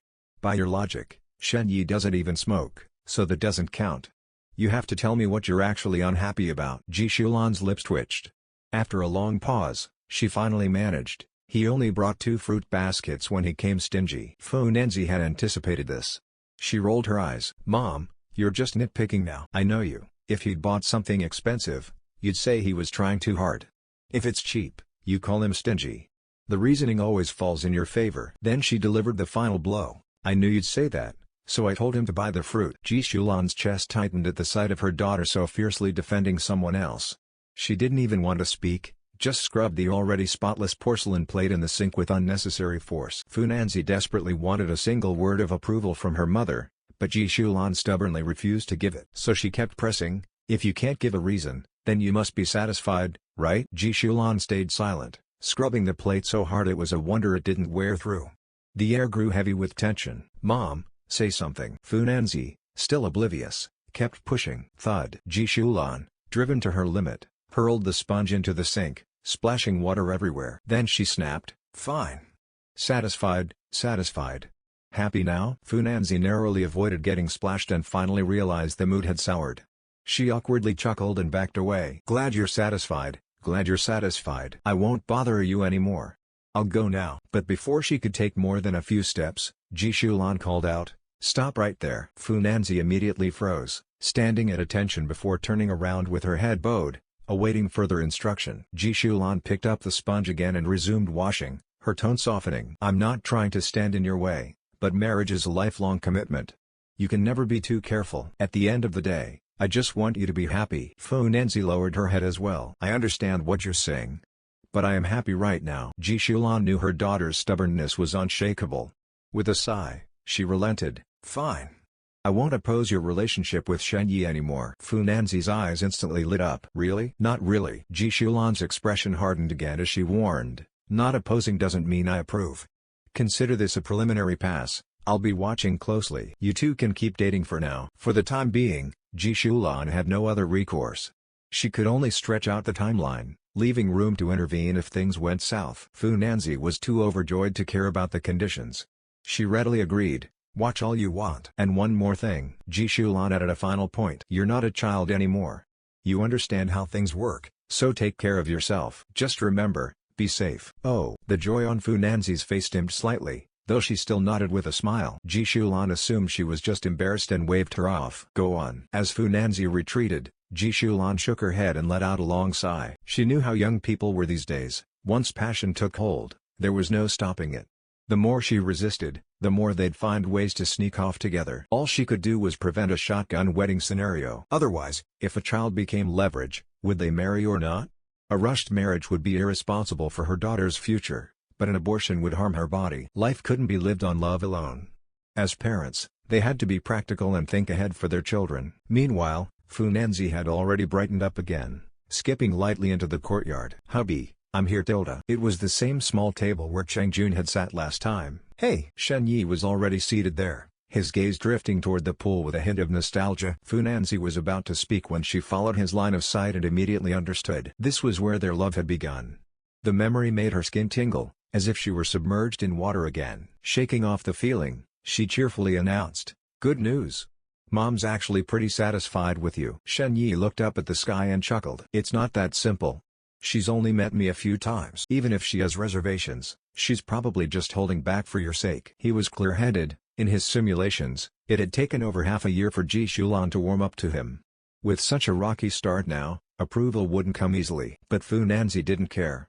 In her mind, as long as there was no outright objection, it meant consent. Nothing could dampen her mood. Seeing Shen Yi gazing at the night sky, she leaned back in her chair and joined him. The Mid-Autumn Festival was just around the corner, and the moon hung especially round in the sky, though layers of clouds obscured its full glow. Watching it, Fu Nanzi suddenly had an idea. Mid-autumn's in a couple of days.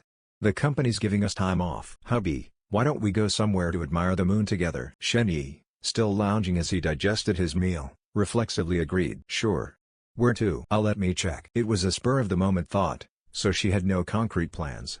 She pulled out her phone to search on the spot. Meanwhile, Shen Yi blinked, the words stirring a strange sense of déjà vu. The moon on the 16th is rounder than on the 15th. The words sounded familiar. Shen Yi felt like he had heard them somewhere before. He instinctively straightened his posture and began to recall, but the more he thought about it, the more uneasy he became. Though quite some time had passed, the moment he tried to remember, Xu Yunyi's smiling face immediately surfaced in his mind. Oh no! Shen Yi suddenly realized he had already promised Xu Yunyi. The Mid-Autumn Festival holiday meant her school was closed, so it was only natural she'd want him to accompany her. Back then, the festival had still been far off, and Shen Yi hadn't even considered this possibility. But now, with the holiday approaching, Fu Nanzi would naturally have time off as well. Both women had the same idea, and their plans were bound to clash. To make matters worse, Shen Yi had just absent-mindedly agreed to Fu Nanzi's request without thinking. Now, the biggest problem wasn't just the dilemma itself, but the fact that he couldn't be in two places at once. This wasn't just about accompanying one and then the other, it was about moon-gazing. Even if the moon allowed it, neither woman would. Shen Yi scratched his head, racking his brain for a solution. Walking by the river too often would inevitably wet one's shoes, playing both sides never ended well. Fate had a cruel sense of humor. Shen Yi wasn't ready for the two of them to meet. Yet here he was, pushed onto the stage without warning. He couldn't even begin to imagine how that scene would play out. With the Mid-Autumn Festival just around the corner, even if Shen Yi counted the late hours, he had at most 2.5 days to figure this out. The key was creating a time difference. Should I cancel on one of them? The simplest solution was exactly that. If Shen Yi claimed he had something else to do, whether it was Xu Yunyi or Fu Nanzi, they would surely understand. But Xu Yunyi had asked him a week in advance, and he had agreed immediately. Going back on his word now wouldn't sit right. Shen Yi turned to look at Fu Nanzi, her face illuminated by the glow of her phone in the darkness. She was already engrossed in searching for locations, browsing guides and gathering information with visible excitement. Seeing her enthusiasm, Shen Yi couldn't bring himself to disappoint her either. He couldn't bear the thought of Fu Nanzi feeling let down. As he wrestled with his thoughts, Fu Nanzi looked up and asked, "Honey, what do you think of this place?" She raised her phone toward him, pointing at an image. "It's close by, has great reviews, and the scenery is beautiful, a huge lake perfect for moon gazing." Shen Yi took a closer look. It was the famous Songping Lake in Jingyuan. The residential area nearby, Songping Garden, was even named after it. According to the description, the lake was as smooth as a mirror. When the moon rose in the east, its reflection would spread across the water. With no clouds or skyscrapers blocking the view, visitors could admire the enormous full moon and the star-studded night sky. Boating on the lake, where water and sky merged into one, was said to be a poetic experience.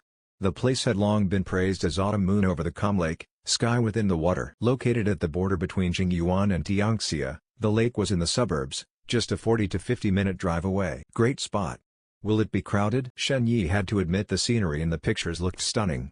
Even outside the festival, it was a popular tourist destination. Fu Nanzi didn't seem bothered by the potential crowds. The more people, the livelier it'll be. She swiped to the next photo and pointed. Look, honey, there's even a night market below.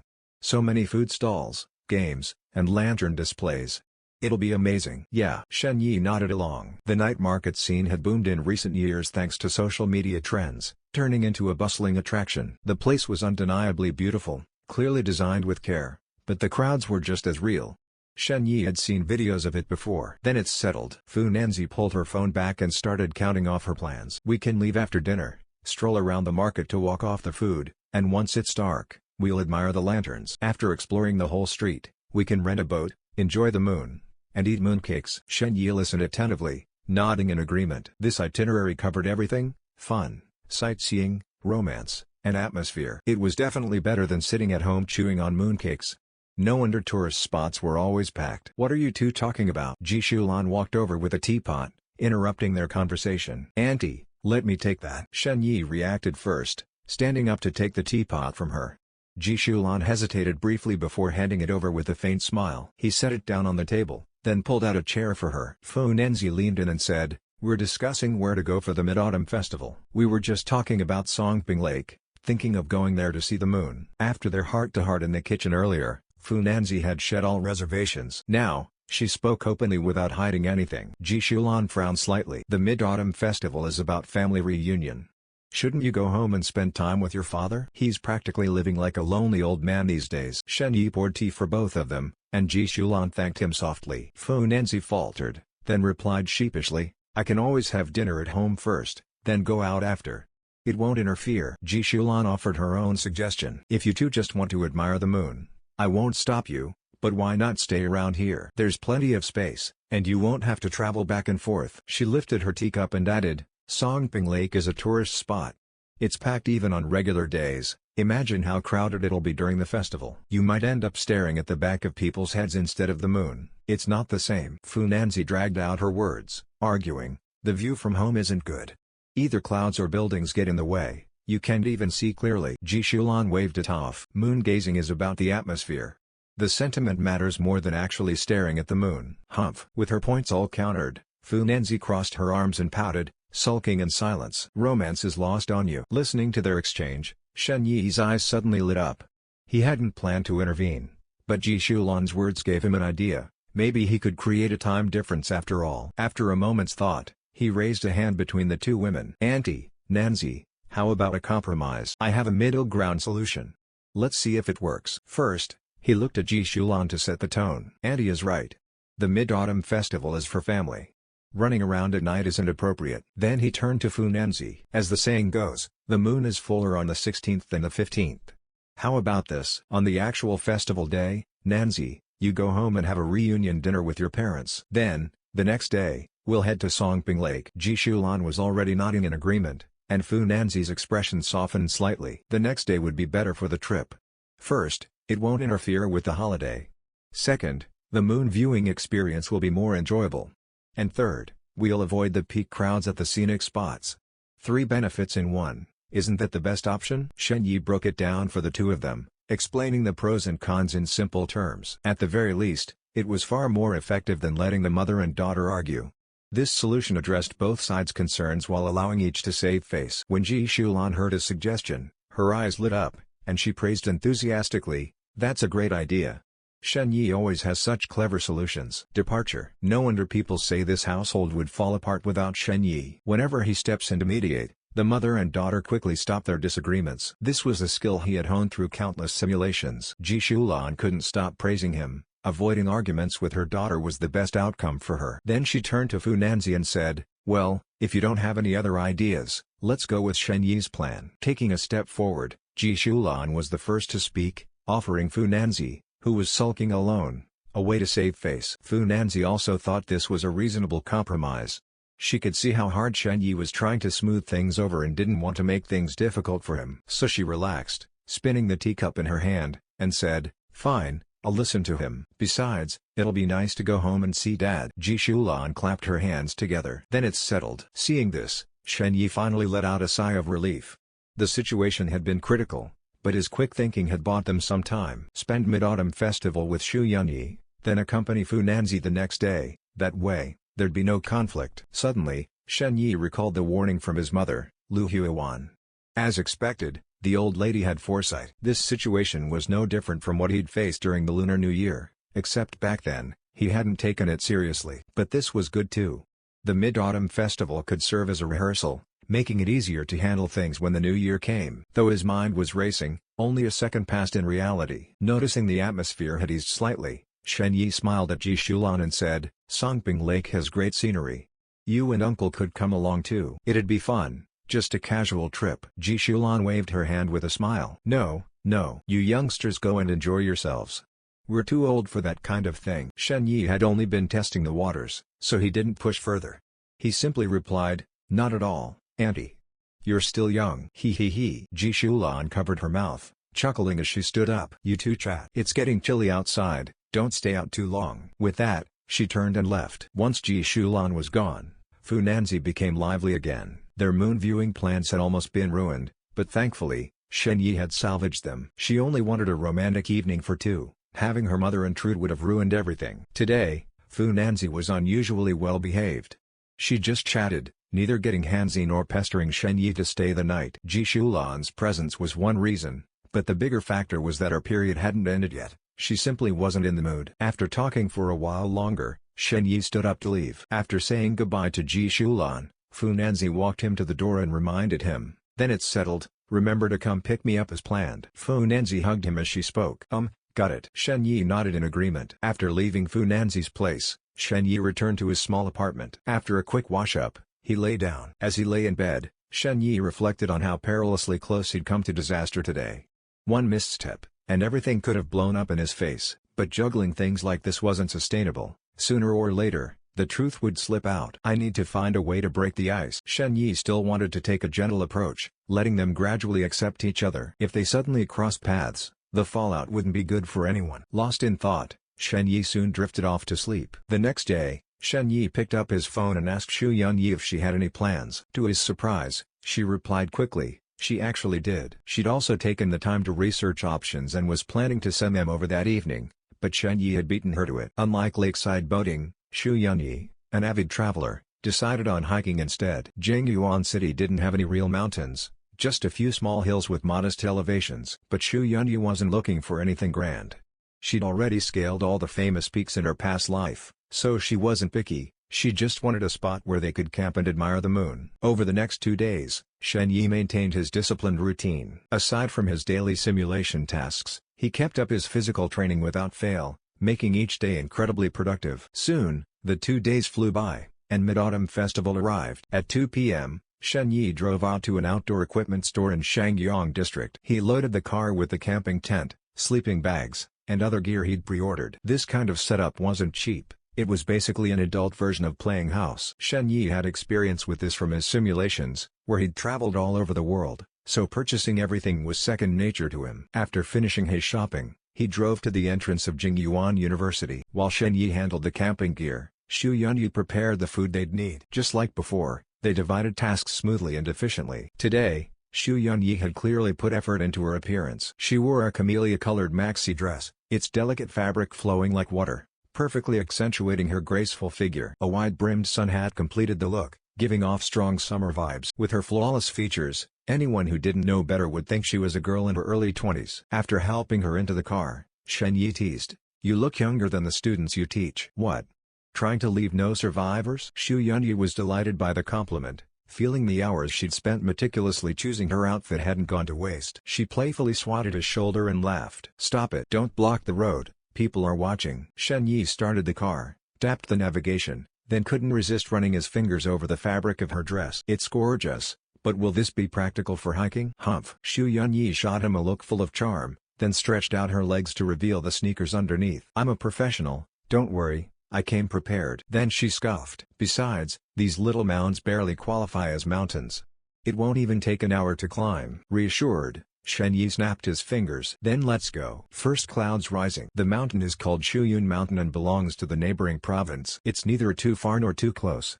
It takes a little over an hour to drive there. It was a bit famous in ancient times, but now it's just a small hill with a low altitude. Due to the poems and inscriptions written by poets, it was protected early on and then gradually developed into a scenic area. However, its scenery is really not that remarkable, so there are few people visiting on weekdays.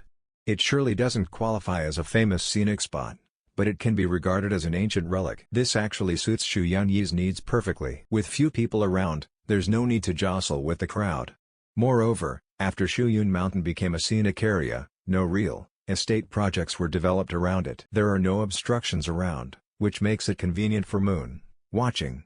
The mediocre scenery has unexpectedly become an advantage. Choosing this place shows that Xu Yanyi has clearly put some thought into it. After all, it's a holiday, and there are obviously more cars on the highway. Shen Yi maintains a constant speed and soon arrives smoothly at the foot of the scenic area. Since the mountain has a low altitude, except for some steep and narrow areas, most cars can pass through. The car drives to the middle of the mountain, where there is a camping area, a place specially for tourists to set up tents. After parking the car steadily in the parking space, Xu Yunyi takes out sunscreen from her bag and applies it on her exposed arms and calves. Meanwhile, Shen Yi gets out of the car and opens the trunk, then starts to choose a place to set up the tent. Since it's still early in the day and there is still daylight, if they work quickly, they'll have enough time.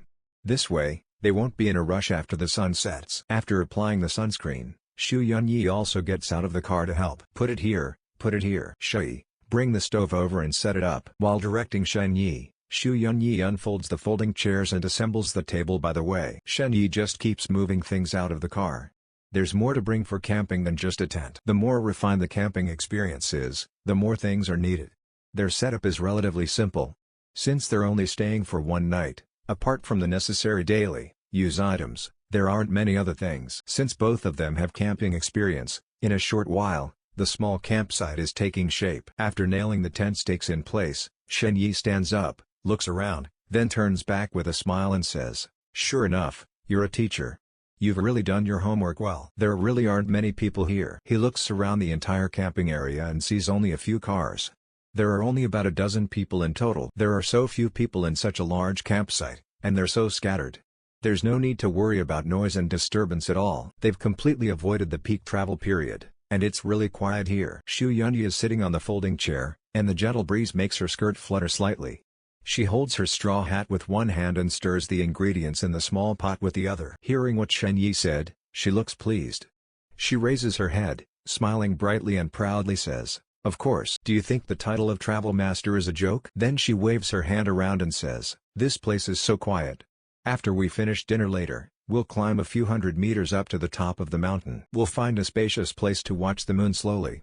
It'll be convenient to go up and down." Shen Yi sits opposite her and nods in agreement. It's not tiring, not crowded, and it's relaxing. It's really a good place. With the developed modern transportation, the travel experience sometimes isn't as good as expected. The key is to choose the right place and travel with the right person. If either is wrong, it can ruin half of your mood. When camping, you can't be as particular as at home.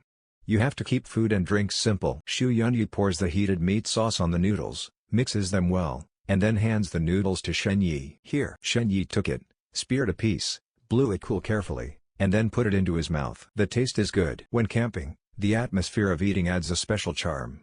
Usually ordinary food becomes much more delicious with this bonus. This portion of spaghetti with meat sauce is semi-ready to eat. It doesn't require much cooking and can be eaten after simple heating, with a guaranteed taste. Xu Yunyi also speared a few cherry tomatoes and put them in Shen Yi's bowl as side dishes. Then she said, "Let's have a light meal first to fill our stomachs a bit.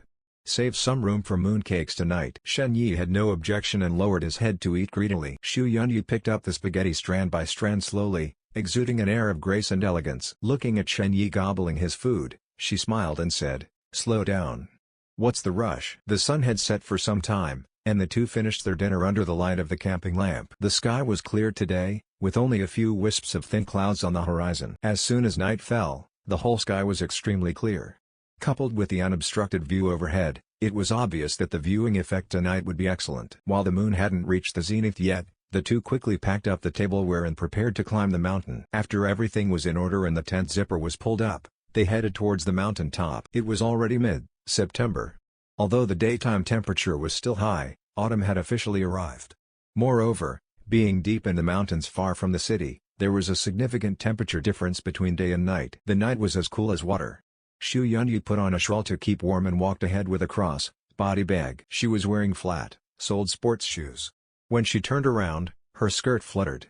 Smiling, she urged Shen Yi, "Xiao Yi, hurry up." Shen Yi trailed behind, looking at Xu Yunyi discontentedly. It must be easy for her to walk while he was carrying all sorts of things in large and small bags. He was holding a folding chair in his left hand and a small table board in his right, along with other sundries such as a camping lamp and mosquito repellent. It wasn't tiring, but it was quite cumbersome and made it difficult to walk fast. Fortunately, the journey wasn't long, and they soon reached the mountain top. The mountain top was small and there weren't many people. Xu Yunyi was looking around for a suitable place as she walked. Passing by several stone steles, the two stopped to take a look. The content on the steles was diverse. There were introductions to the mountain and poems and inscriptions left by later generations. Although the inscriptions were blurred due to the erosion of rain, they were still relatively well preserved. Xu Yunyi's fingers casually skimmed over one of the steles and she silently read the words in her heart. At this time, Shen Yi pointed to the left and said, "How about there?" Xu Yunyi shifted her gaze to the place Shen Yi was pointing at and her eyes lit up immediately. There were no trees or branches, no obstructions. The ground was flat, and there was the sound of a clear spring flowing nearby, leading directly to the pool at the foot of the mountain. There was no one around. It was the perfect place to enjoy the moon. As soon as she saw it, she immediately decided, "Okay, this is the place." The two walked over. Shen Yi unfolded and assembled a small table board, then turned on the camping lamp and placed it on the table. By the light, he began to take out all the things they had brought. Xu Yunyi unfolded the chairs, and they each sat down. She adjusted her sitting posture and faced the right angle. The moon had risen to the middle of the sky. Fortunately, it was extremely round. Xu Yunyi unbuckled her bag and took out mooncakes of various flavors, arranging them on the table. "Try them quickly. I specially went to buy them yesterday." Under the dim yellow light, Shen Yi randomly picked a mooncake and took a bite. "Not bad. It's the 5-kernel filling I like." Mooncakes are now made in more and more fancy ways, but after trying so many, Shen Yi still preferred the classic ones. Xu Yunyi also picked up a mooncake with a salted egg yolk filling and took a bite. As eating mooncakes made one thirsty, Shen Yi started to make tea. He opened the tea box, picked up a little tea with his fingers and put it into the teacup. Then he took out a large thermos from under the table. Steam was rising. The water had been boiled while cooking just now, and it was just right for making tea at this moment. As the hot water was poured into the cup, the fragrance of the tea wafted out. Xu Yunyi held a mooncake in one hand and a teacup in the other, reclining on the chair, looking extremely content. The huge full moon continuously shed its silver light. She recalled the poem she had seen on the stone tablet just now. At the mountainside, the first clouds arise. On this moonlit night, the silver disk ascends. The floating clouds that obscure the moon disperse, the clear moonlight reflects coldly on the pool. Thoughts. The crescent moon rose, its reflection shimmering on the clear pond. This unique beauty was something rarely felt amidst the bustle of the city. To witness such a scene while admiring the grandeur of nature made the journey worthwhile. Xu Yunyi, deeply moved, took the last bite of her mooncake and leaned slightly toward Shen Yi, resting her head on his shoulder. Shen Yi, who had been sipping tea while gazing upward, was stirred by her touch. Without a word, he switched the teacup to his right hand to avoid accidentally scalding her. "What's wrong?" "Nothing." Xu Yunyi nuzzled affectionately against Shen Yi and sighed. "Don't you think it's beautiful?" "Of course it is, but nothing around us compares to you." Shen Yi wrapped an arm around her shoulders as he spoke. Such smooth talk. Xu Yunyi couldn't help but laugh, playfully punching Shen Yi's thigh through her shawl. "Who taught you all these sweet words?" But who could blame her for loving them? Empty flattery was tiresome, but when spoken from the heart, it became endearing. "It must have been you. Aren't you my teacher?" Shen Yi feigned surprise. Xu Yunyi curved her lips, her willow leaf brows softening as she teased in a mock-serious tone. "I could never teach a student like you," daring to flirt with his teacher Tilda. The two nestled together, whispering sweet nothings. Xu Yunyi sighed contentedly. "This is perfect. Mountains, springs, scenery, the moon, fate, and you." The flowers swayed in the breeze, their delicate dance tracing graceful arcs against her fluttering skirt, as if the wind itself had taken shape. Their eyes met under the radiant glow of the full moon, and Xu Yunyi could see her own silhouette reflected in Shen Yi's pupils. Lost in the moment, she gazed into his eyes and recited softly, "The moon in the water is the moon in the sky." Without hesitation, Shen Yi responded, "The one before me is the one in my heart." Her lips, glistening like candied frost under the moonlight, tempted him beyond resistance. Shen Yi leaned in, capturing them in a tender kiss. Xu Yunyi closed her eyes, surrendering to the sweetness. Above them, chasing clouds veiled the moon in a gauzy embrace, as if blushing at the sight. The two didn't linger on the mountain for long, returning within an hour. Luckily, they had chosen the perfect spot at the perfect time. Later, drifting clouds obscured much of the moon, dulling the view, and the chilly evening wind prompted Shen Yi to lead Xu Yunyi back, worried she might catch a cold. Still, they had already captured the most breathtaking moment, making the trip worthwhile. After washing up with the remaining water from their thermos, they slipped into the tent. Hanging the camping light overhead, Xu Yunyi knelt to inflate and smooth out the sleeping pad before draping a blanket over it. While she busied herself with the bedding, Shen Yi curled up in a corner to give her space, scrolling through his phone when a sudden vibration alerted him to a message. Opening it, he saw a small black flower avatar at the top of the screen. "Cheng Jun, you're not home?" I knocked for ages with no answer. The words made his brow twitch. He typed back, "I'm out." "What's up?" Cheng Jun, evidently waiting, replied quickly, "Nothing urgent. It's Mid-Autumn Festival, so I wanted to give you some mooncakes. I made them myself, hope you like them." Though the text was plain, emotions lingered between the lines. Shen Yi fell silent, warmth swelling in his chest. His fingers hovered before he finally sent, "That's really kind of you. I'm not home now, but you can leave them there. I'll pick them up later." "Thanks." "All right then." Her brief reply marked the end of their exchange. "Xia Yi, the bed's ready. What are you spacing out for?" Xu Yunyi had already changed out of her dress and slipped under the covers, pulling the blanket up to her chin as she tilted her head to call him. "Oh, coming." Shen Yi joined her, stripping down before settling in. The night wasn't cold enough for sleeping bags, just the pad and a shared blanket sufficed. Yet his mind replayed the earlier exchange. Beyond gratitude, a prickling sense of unease crept in. Funanzi, Cheng Jun, Xu Yunyi, the threads were tangling. No matter how carefully he maintained the balance, their paths would inevitably cross. Should he weave his own design now, or wait until the threads snarled beyond repair? The choice was his alone. These weren't mere lines but living, feeling people, each loving him in their own way. And thoughts were the hardest to reshape. His troubled silence didn't escape Xu Yunyi's notice. She nestled closer, her soft, fragrant warmth pressing against him as she rubbed her forehead against his. "What's bothering you?" Shen Yi hesitated before deflecting. "It's nothing." Xu Yunyi wasn't fooled. "You're clearly upset.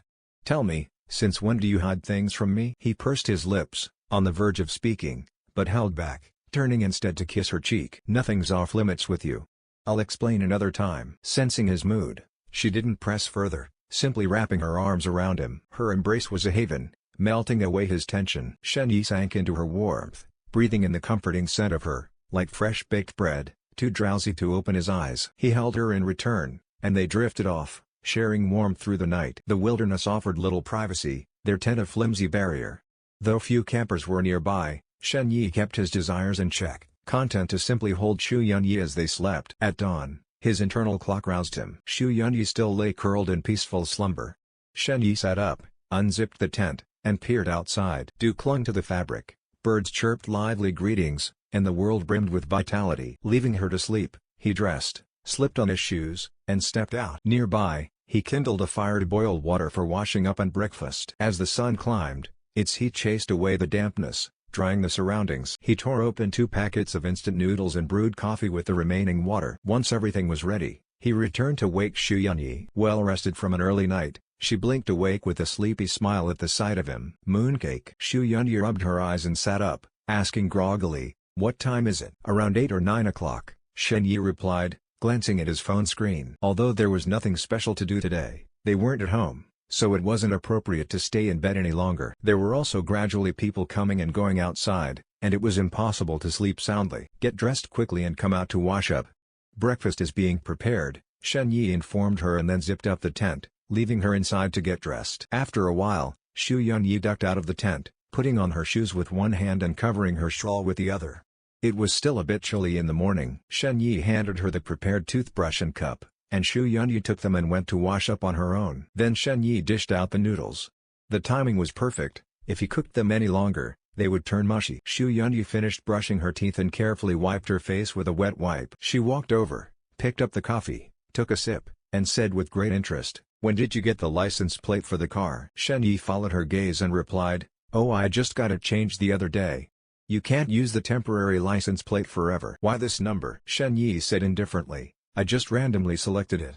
They were all a bunch of messy numbers, and this one was the most pleasing to the eye." "Come and have something to eat," Shen Yi said. Xu Yunyi nodded, sat down at the table, picked up the bowl, and started eating. The breakfast was simple, and they quickly finished it. After that, Xu Yunyi began to tidy up the inside of the tent, while Shen Yi was in charge of the outside. Working together, they packed up the small campsite. Xu Yunyi collected all the garbage generated during the process in a bag and threw it into the special trash can in the scenic area, making sure the place was just as they found it when they left. Xu Yunyi got into the car with her straw hat and sat in the passenger seat, starting to sort out the photos. This was her old habit, and this time was no exception. She had taken a lot of photos along the way, whether it was the scenery or the process of camping. "What a pity," Xu Yunyi murmured as she looked at the photos. Shen Yi was driving the car down the mountain and asked her upon hearing this, "What's wrong?" "Nothing," Xu Yunyi replied casually with a sigh. "The moon was so beautiful last night, but I didn't take good pictures of it. Taking pictures with a phone is just too difficult. It seems like it didn't capture even 1/10 of the beauty of the real scene." Compared with the professional cameras she used when she was doing self-media in her previous life, a phone was definitely inferior. Shen Yi could only comfort her, "It's just for the memory. Anyway, the best scenery has already been stored in your mind, right? You can buy better equipment later if you like." Xu Yunyi nodded and said, "That's the only thing I can do." Then she carefully sorted and saved all the photos of the two of them, and then uploaded them to the cloud drive. She would also put them on the hard drive when she got back. Only then did she feel secure. After finishing the sorting, Xu Yunyi was satisfied. She was really happy about this trip. They drove down the mountain and out of the scenic area, and the car smoothly got on the highway. "Do you have any plans for today?" Shen Yi asked Xu Yunyi on the way. Xu Yunyi replied, "No plans. Just drop me off at school." After thinking for a while, she added, "I might go to my mom's place tonight and have dinner with her." Shen Yi nodded and said, "That's right." "Did your mom ask you why you didn't accompany her during the Mid-Autumn Festival?" Xu Yunyi raised her eyebrows and said, "Yes, she did. Why wouldn't she? However, she knows that I didn't really want to go back there before, so she doesn't really care about it." Shen Yi didn't say much after hearing this, but just said, "Spend more time with her." Xu's mother was getting old, and life was limited. One should spend as much time as possible with their parents while they were still young. Xu Yunyi herself knew this and replied to him, "I understand. I've been chatting with her often recently. Moreover, she was so happy to see me quit drinking voluntarily." The two of them chatted casually. Since there were quite a few cars on the road, it was already past 11 o'clock when they arrived at the entrance of Jingyuan University. Xu Yunyi got out of the car, turned around, and smiled, "Since it's already noon, come in and have something to eat with me." Shen Yi was a bit surprised upon hearing this and then said, "You mean the school cafeteria? Is it appropriate for me to go?" Xu Yunyi waved her hand indifferently and said, "What's inappropriate? Let's go. We'll pay for the food anyway." Hearing this, Shen Yi parked the car and accompanied her into the school. Anyway, it was the same whether he ate at home or here. The two of them walked side by side slowly to the school cafeteria. Since it was a holiday, there weren't many people, and the cafeteria looked rather deserted. Shen Yi randomly ordered some dishes and accompanied Xu Yunyi to have lunch in the cafeteria. After lunch, he sent Xu Yunyi to her apartment and then got in the car and left. When he got home, Shen Yi carried the tent from the trunk upstairs. It would take up space if he left it in the car. As soon as he reached the corridor, Shen Yi saw something hanging on the doorknob from afar. He walked closer and saw that it was a paper bag. He took it off. When he opened the paper bag, there was a box of mooncakes inside. There was no brand or production date on it, and there were 12 mooncakes neatly arranged inside. She sent this. Shen Yi didn't need to guess to know that this was sent by Cheng Jun last night. He carried the paper bag into the house and put the tent in the corner. He couldn't ignore Cheng Jun's kindness. He opened the box and took out a mooncake to taste. It was a lotus seed paste filling, and the taste was sweet but not too greasy. Dear reader, there is more to this chapter. Please click the next page to continue reading. It will be even more exciting later. The mooncakes were not very uniform in size. They weren't made with a mold. It was probably like the cookies she baked last time. She probably learned how to make them on the spot. Shen Yi ate 3 mooncakes in a row, and each one had a different flavor. There was red bean paste, 5, kernel, and the lotus seed paste he just ate. It was obvious that she had really put a lot of effort into it. He put the remaining mooncakes away and took out his phone to send a message to Cheng-jun. The mooncakes have been received. They taste great. Thank you. After sending the message, Shen Yi went to pour a glass of water. When he came back, Cheng-jun's reply had already arrived. It was very simple, just a shy emoji of a face covered with hands. Shen Yi stared at the screen and smiled. He couldn't waste the afternoon. He still hadn't used his simulation times for today, so he quickly started the matching process. When he woke up again, it was almost 4 o'clock. Shen Yi didn't care about the settlement evaluation. He quickly got up and rushed into the bathroom to wash his face. After coming out, he changed into a new set of clothes while taking out his phone to send a message to Fu Nanzi. Fortunately, he had asked in advance. Fu Nanzi and Ji Shulan had gone to her father-in-law's place for the reunion yesterday, and they weren't in Jianyuan district now. Shen Yi had to go to Shangyang district, where her parents lived, to pick up Fu Nanzi. Fortunately, he often went to this place in the simulations, so he was quite familiar with it now. He went downstairs, started the car, and drove out of the community. Leaving Jianyuan district, he came to Shangyang. Although he had been active in Jingyuan since graduation, he really didn't come to this place often. Fu's parents lived in a place called Bojingyuan. It was an old community. The first phase buildings had already been renovated. Their place was in the second phase, which was a villa area. When he drove to the entrance, Shen Yi lowered his head and sent a message to Fu Nanzi. After a while, a beautiful figure came running towards him. She was wearing a light green knitted cardigan over a white inner lining, paired with a pair of form-fitting jeans and a pair of white sneakers. Her overall image exuded a bright and natural aura. It was Fu Nanzi. Suddenly, deviating from her usual urban, stylish dressing style and returning to everyday clothing, she looked stunning in Shen Yi's eyes. She was like a childhood sweetheart he had accompanied for years, and also like a long-lost neighbor girl. She came towards him like a spring breeze, so fresh and elegant. Keep up with him. I'm here tilde. Fu Nanzi skipped over and hopped in front of Shen Yi's car. She spun around in place to show off her outfit before asking Shen Yi, so, how do I look? Shen Yi gave her a thumbs up and praised, absolutely stunning.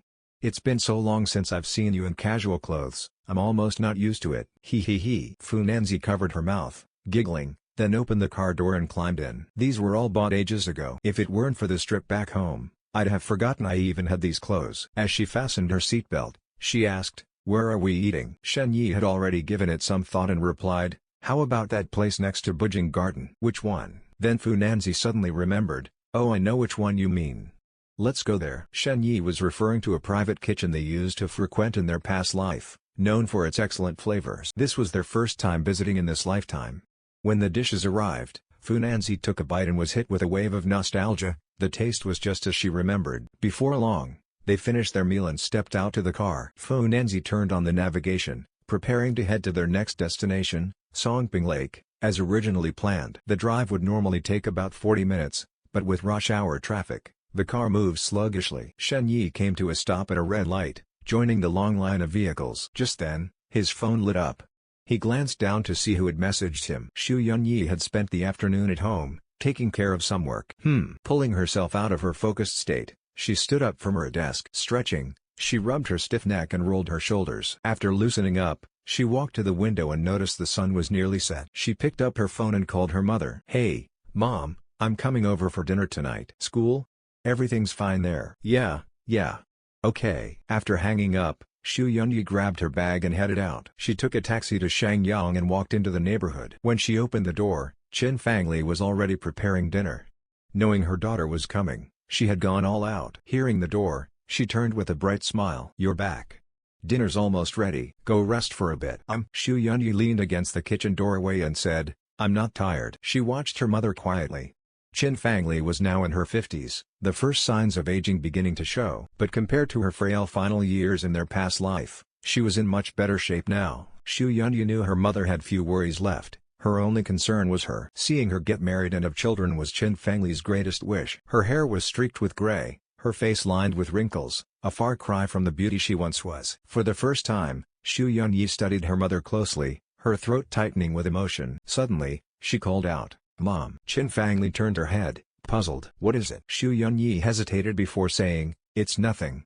Just wanted to tell you I'm seeing someone. Seeing someone? Qin Fangli set down the empty plate in her hands and turned fully, her eyes lighting up with joy. Really? Since when? Xu Yunyi leaned against the doorframe, tucking a strand of hair behind her ear. Just recently. That's wonderful. Just wonderful. Qin Fangli wiped her damp hands and clasped them together, overjoyed. Her only worry had been her daughter. Seeing her finally move on was already a blessing. Now, hearing she had a boyfriend was more than she could have hoped for. Qin Fangli pressed further. Where's he from? How old is he? What's he like? Patiently, Xu Yunyi answered each question. He's also in Jingyuan. He's got a great personality. As for age, he's younger than me. Qin Fangli listened intently, nodding along. At Xu Yunyi's age and with her temperament, Qin Fangli had feared she might stay single forever. She wouldn't be around to take care of her much longer. She often dreamed about what would happen to Xu Yunyi after she was gone. Now, she wasn't about to nitpick. As long as her daughter was happy, nothing else mattered. Be good to each other, Qin Fangli could only repeat. Xu Yunyi smiled and added, I'll bring him to meet you when I get the chance. Yes, yes, yes. Qin Fangli beamed before turning back to the stove. That evening, mother and daughter shared a happy dinner, chatting about many things. After helping clear the table, Xu Yunyi stepped out for a walk. She hadn't exercised in the past few days, so with time to spare, she decided to go for a jog in the cool night air. Tying her shoelaces, she set off at a slow pace along the sidewalk. She knew there was a park nearby, scenic and spacious, perfect for walking or running, much safer than the roadside. When the pedestrian light turned green, Xu Yunyi crossed with the crowd. Suddenly, she caught a glimpse of familiar numbers, 357. It was just a fleeting glance, and with the flow of people, she couldn't turn back to check. Once on the other side, she stood on tiptoe to look. The car's make and license plate matched. It really was Shen Yi's car, waiting at the red light. But it was on the opposite side. Even if she called out, he wouldn't hear. What's he doing here? Her expression shifted slightly. After a moment's thought, she pulled out her phone and texted, What are you up to? Shen Yi replied almost instantly, Driving. Waiting at a red light. Why? Xu Yunyi smiled, amused by her own baseless suspicion. She typed back, Nothing. Just wondering where you were? Oh, I'm in Shangyang. Just as she was about to ask why he was there, another message came through. Can't talk now, light screen. The car surged forward as the light changed, Shen Yi's among them. Xu Yunyi looked up, her smile fading. Though she hadn't gotten a clear look, she thought she'd seen a woman in the passenger seat. Who was that? Chang Jun? Is this what he's been hiding from me? Memories of last night's conversation suddenly flooded her mind. Without hesitation, she flagged down a taxi and climbed in. See that Porsche up ahead? The one with the license plate 357, follow it. The driver blinked, then nodded and started the meter. Got it. Please fasten your seatbelt. I'll do my best, but safety first. He shifted gears, making it clear he wouldn't risk reckless driving for a fare. At the same time, his curiosity burned. But glancing at the woman in the rearview mirror, she didn't seem the type. He mused to himself, someone this pretty chasing a cheating husband? Unless this is some cop drama. Dripping stars converge into the lake. After Shen Yi put down his phone, the traffic light turned green. With a press of the accelerator, he merged into the flow of cars. It was already past 6 o'clock, and the sky was gradually darkening. Honey, there are quite a few people, Fu Nanzi said, glancing at her phone while sitting in the passenger seat. Shen Yi was focused on driving and asked her, Where are there a lot of people? At the scenic spot. Fu Nanzi replied, I'm watching the live stream of the place, and it's just a sea of heads as far as the eye can see. Good thing I booked the boat tickets in advance, otherwise, we'd be stuck in endless lines, Fu Nanzi said, sticking out her tongue. There's no helping it. Songping Lake is popular, it's suitable for all ages, has beautiful scenery, and is close by. Not only do we think this way, others surely do too, Shen Yi added with a hint of complaint. Going out during holidays means preparing for crowds, especially at popular tourist spots. The car headed toward the outskirts, and as the daylight completely faded, Shen Yi turned on the headlights. Fu Nanzi was still watching the live stream when she suddenly exclaimed with excitement, Honey, they say there's a fireworks show at 9:30 tonight. Is that so? That's great. It's not easy to catch a fireworks show these days, Shen Yi responded. Fu Nanzi chuckled, thinking how romantic fireworks were, and felt they were quite lucky. With anticipation, they drove for nearly an hour before the scenic spot finally came into view. Shen Yi gradually slowed down, looking for a parking spot in the lot. Suddenly, Fu Nanzi patted Shen Yi's arm and pointed eagerly, over there, a car is just leaving. Seizing the opportunity, Shen Yi quickly maneuvered the car into the spot, finally finding a place to park. After securing the car, the couple joined the crowd entering the scenic area. First came the pedestrian street of the scenic spot. The crowd was bustling, shoulder to shoulder, weaving in and out, with stalls selling souvenirs and fried snacks lining the street. The vibrant colors and dazzling lights created a lively atmosphere, blending the mundane with the cultural, offering a fresh perspective even in the midst of the city. Fu Nanzi held Shen Yi's hand, her smile radiant as she walked ahead. They strolled along the cobblestone path, listening to the sound of flowing water, taking in the sights as they went. "Wow, so beautiful," Fu Nanzi said, admiringly as they passed a group of young women. The girls, looking like college students, were all dressed in traditional hanfu, holding round fans, floating by like a fragrant breeze. Their attire and demeanor sparked a sense of longing in Fu Nanzi, who murmured regretfully, "If I had known, we would have worn hanfu too." She had recently seen a video of a horse-faced skirt that looked stunning. Fu Nanzi had always been fond of traditional cultural attire. She even wanted a Chinese-style wedding. "If you want, we can wear it next time," Shen Yi said, patting her shoulder. Fu Nanzi pouted, "Who knows when next time will be?" "There will be a chance," Shen Yi assured her as they continued to browse. Ahead, a small stall had a tall bamboo pole with all sorts of masks hanging from it. Some were finely crafted, others rough, painted with various designs. Fu Nanzi's playful nature kicked in the moment she saw the stall, and she pulled Shen Yi over, saying, "Honey, let's buy one too." Shen Yi had no objections and accompanied her as they browsed through the masks on display. With a quick glance, Shen Yi noticed that the masks varied widely in style. He even spotted an Ultraman mask at the far end of the stall, which made him realize that not all of them were traditional crafts as he had initially assumed. Fu Nanzi spent quite some time debating between a fox mask and a cat mask. After hesitating for a while, the cat mask ultimately won her heart. She picked up a pale pink mask of a squinting raccoon cat. Shen Yi's gaze landed on the remaining fox mask, and it reminded him of an anime he had watched long ago. Though he couldn't recall the specific plot, the mask had stuck with him. However, he didn't choose the fox mask. Instead, his hand reached for a mask hanging high on the mast. After paying and leaving, Shen Yi noted how pricey things were in tourist areas. The two masks had cost nearly 100 yuan. "Ew, it's so ugly. Why'd you pick such a weird foreign mask?"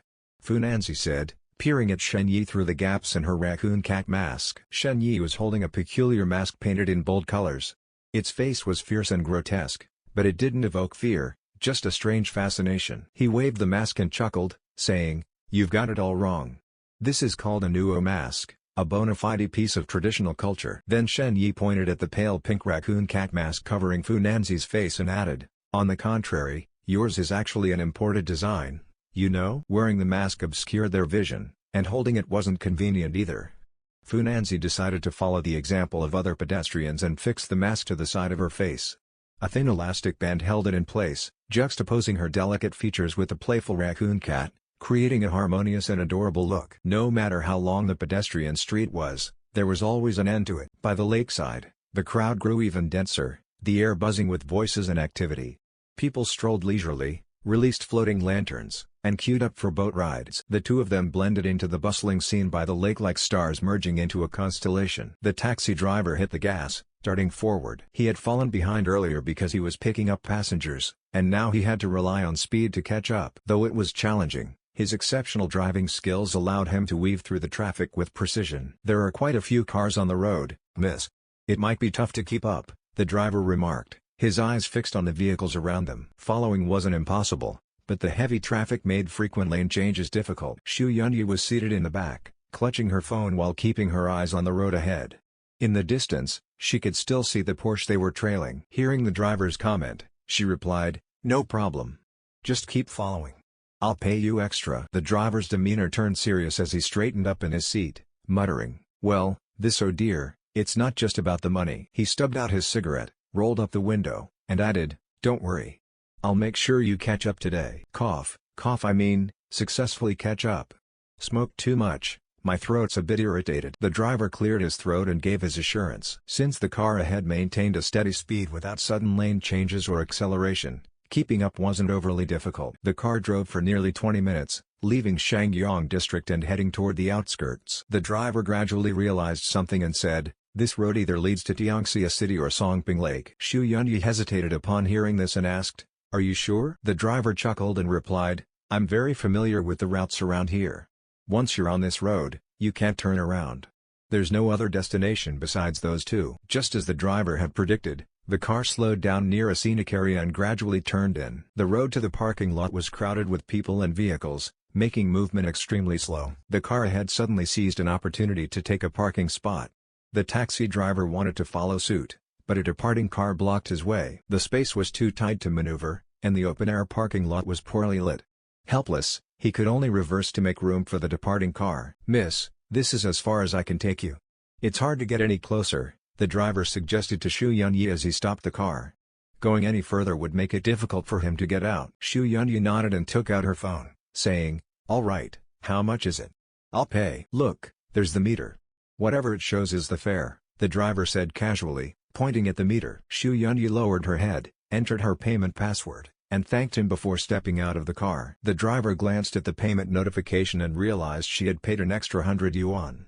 Just as he was about to look up, she had already disappeared from sight. Shaking his head, he lit a cigarette and silently wished her success before turning the wheel and reversing out of the parking lot. Meanwhile, Xu Yunyi got out of the car and started walking along the rows of vehicles, checking license plates. Finally, in the fourth row, she spotted a familiar car and strode toward it. Danger approaches silently. Cautiously approaching the car, she peered inside. As expected, the person inside had long since vanished without a trace. Xu Yunyi knew the two must have entered the scenic area.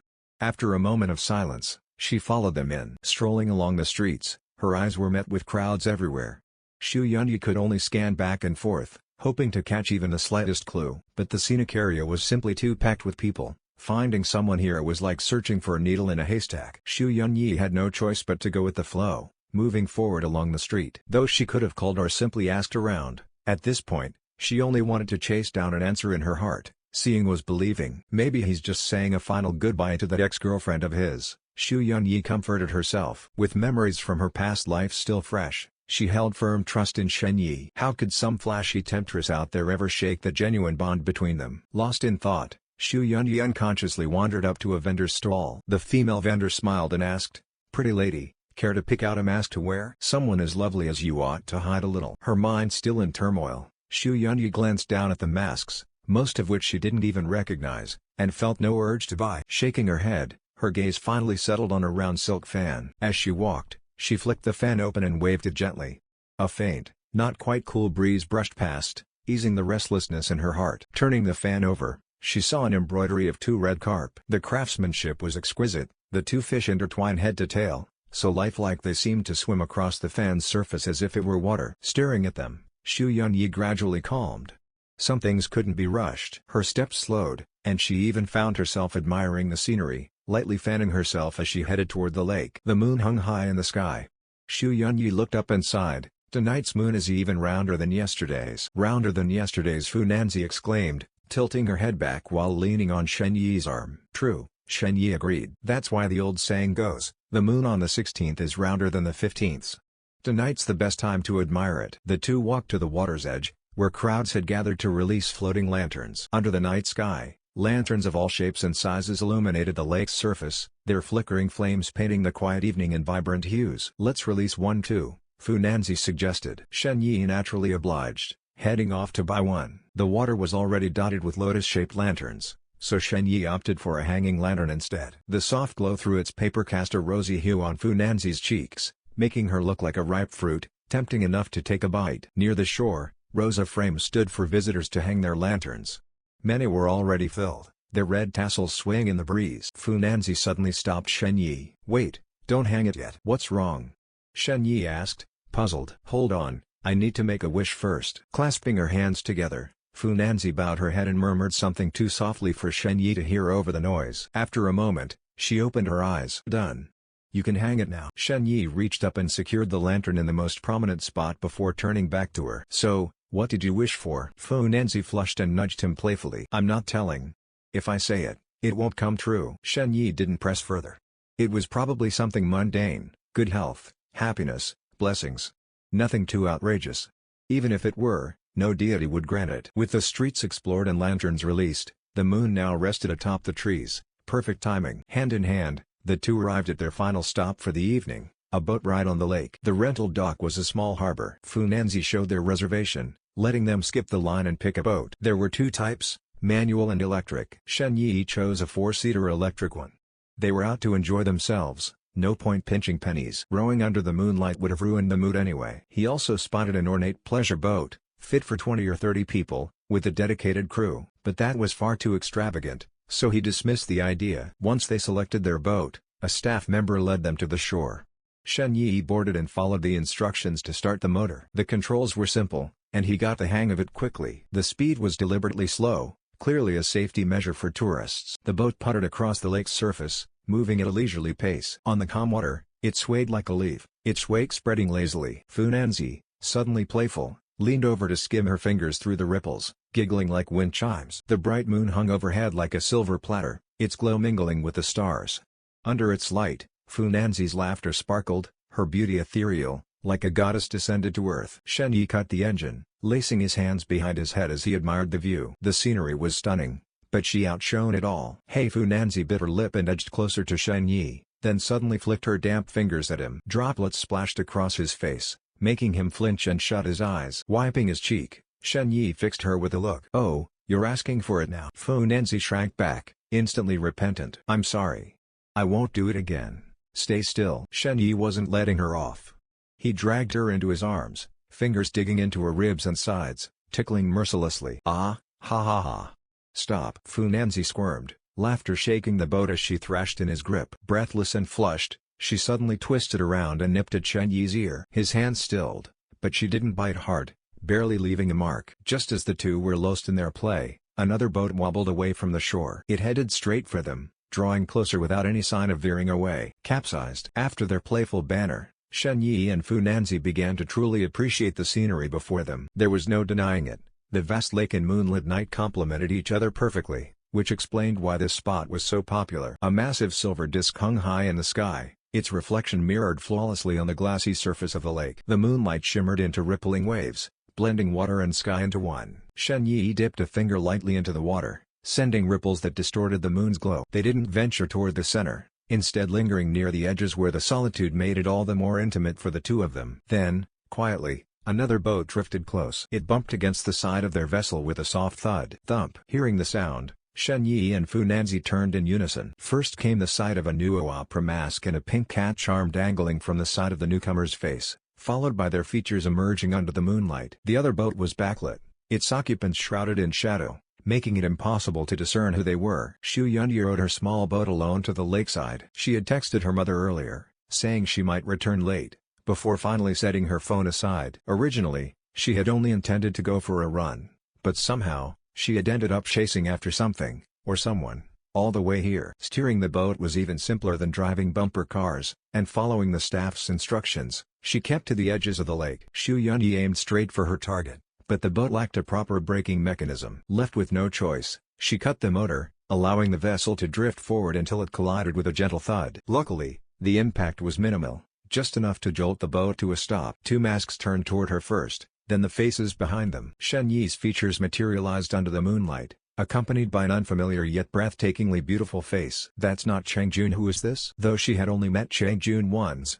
Xu Yunyi was certain she wouldn't mistake her appearance. The woman before her was undeniably stunning, but she wasn't Chang Jun, dashing Xu Yunyi's earlier suspicions. She rose from her seat and stepped forward to the bow of her boat. Shen Yi had initially dismissed the collision as an accident caused by another tourist's poor maneuvering. But when the other party neither apologized nor spoke, his curiosity grew. Then, the figure stepped out of the darkness, striding to the front of their boat. Moonlight spilled over her, illuminating her flowing hair as she stood firmly on the deck. The face before him was unmistakable, Xu Yunyi, the woman he had spent the entire previous day with. Shen Yi's heart clenched, his pupils dilating in shock as he blurted out, "Yunyi?" No matter how many scenarios he had imagined, he never expected Xu Yunyi to be the one who found him here. How did she get here?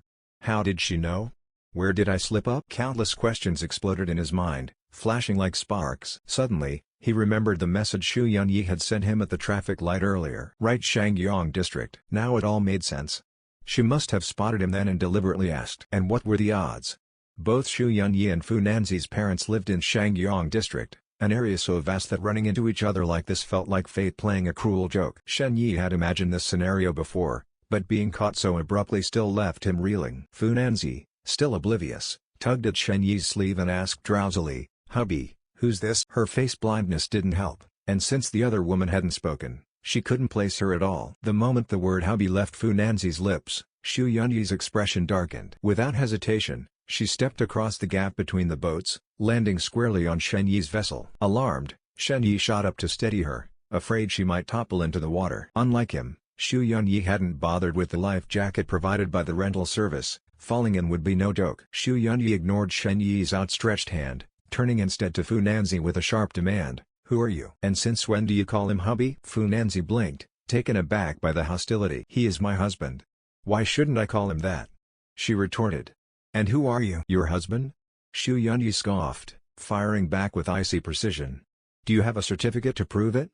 Who can vouch for you?" The satisfaction of throwing these questions felt oddly familiar. She finally understood the amusement Cheng Jun must have felt before. Then, with a mocking glance at Shen Yi, she added, "Another ex-girlfriend?" Shen Yi exhaled deeply, gripping Xu Yunyi's arm. "Just sit down first, okay?" The boat was small, and any sudden movement risked tipping them over, both literally and figuratively. After a brief struggle, Xu Yunyi relented, settling onto the farthest seat. Now, the two women sat in silence, one poised with effortless grace, the other rigid with tension. Their eyes never met, yet the air between them thickened with unspoken hostility. Shen Yi felt like an insect trapped in amber, suffocating under the weight of the moment. A dull ache pulsed in his temples. "Who is she?" The question came simultaneously from both women, their voices overlapping. "Xiao Yi/hubby, you explain." Arguing between themselves would lead nowhere. The answer had to come from Shen Yi. Despite her earlier bravado, Xu Yunyi was mostly bewildered. How could someone suddenly claim the man she thought was hers alone? A former girlfriend was one thing,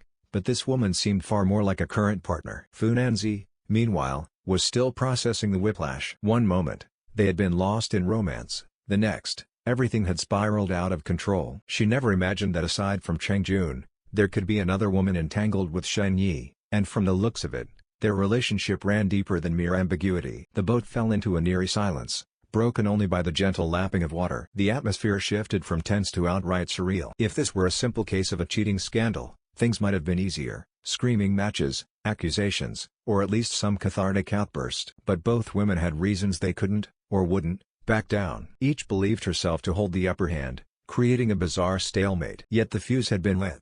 A single spark would ignite an inferno. Seeing that he had momentarily stabilized the situation, Shen Yi wiped his brow, though no sweat was there. As the man in this mess, he had to take responsibility. He couldn't let them escalate further. Steeling himself, he finally spoke. "Listen, both of you, this is complicated, so bear with me." Then, turning to Xu Yunyi, he gestured toward Fu Nanzi and said evenly, "This is Fu Nanzi. We met when I was working at Tiancheng Corporation and we started dating then. Right now she's my girlfriend." His tone was measured, but the words came out through gritted teeth. Fu Nanzi brightened instantly, while Xu Yunyi's fists clenched, her heart sinking. Shen Yi noticed but didn't offer comfort. Instead, he immediately turned to Fu Nanzi and continued, "This is Xu Yunyi. She was my university professor, and you could say she was my first love, though it was unrequited at the time. As for now, she's also my girlfriend." Intersecting parallel lines. Xu Yunyi's expression first relaxed, but then surprise followed. "What do you mean by also?" Meanwhile, Fu Nanzi was even more stunned. "What is this supposed to mean?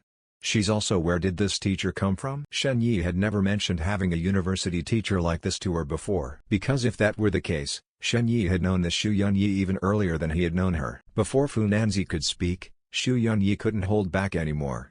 She blurted out, I'm also, are you trying to play both sides?" Shen Yi rubbed his forehead and raised a hand to stop her. "Let me explain." Xu Yunyi thought back to yesterday's scene on the mountain with him, her heart filled more with indignation at being deceived. Pushing his hand away, she sneered, "Accompany me yesterday, then her today, quite the clever scheduling. Time management, huh? If I hadn't run into you, how long were you planning to keep this up?" Hearing this, Fu Nanzi also turned to Shen Yi. Though she didn't speak, her meaning was unmistakable. "You were with her yesterday?" Under the simultaneous scrutiny of both women, Shen Yi felt as if prey caught by predators, his back prickling with discomfort.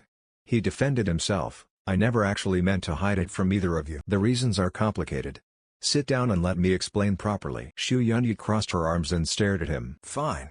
Let's hear what you have to say." "She's the same as me? What does that even mean?" At this point, Fu Nanzi, unable to ignore Xu Yunyi's accusatory tone, spoke up, "That's right, husband. You never mentioned her to me before." The before here referred to their past life, not the past in this one. Xu Yunyi felt deeply uncomfortable hearing Fu Nanzi call Shen Yi husband. Shifting uneasily in her seat, she retorted, "He's not your husband. No matter how long you've known him, Xiao Yi is mine. No one can take him away." Fu Nanzi had always been the more composed one, but now, faced with such a blatant challenge, She couldn't hold back. She looked at this complete stranger and replied, "That's exactly what I was going to say. I'll call him what I want. He's my husband." Only those who came later would talk about stealing. Xu Yunyi's temper flared at these words. Pointing at her, she snapped, "You." In Xu Yunyi's memory, not only had Cheng Jun never been mentioned, but neither had this Fu Nanzi. When she'd encountered Cheng Jun before, no matter how heated their arguments got, she'd always had the reassurance of their shared past. In her eyes, these others were just passing figures. Only she was the one who would stay with him till the end. But now that sense of security was gone. She suddenly remembered Cheng Jun's smiling face back then, realizing in hindsight that the signs had been there all along. Cheng Jun's last words to her had been, "Don't think you've won for sure. Defeat the strongest one first, then talk." At the time, Xu Yunyi had dismissed it as Cheng Jun trying to mess with her head. But now, it seemed, "Enough, both of you. Stop arguing." Shen Yi placed one hand on Fu Nanzi's arm and grabbed Xu Yunyi's outstretched finger with the other, mediating, "Just listen to me first." He sighed.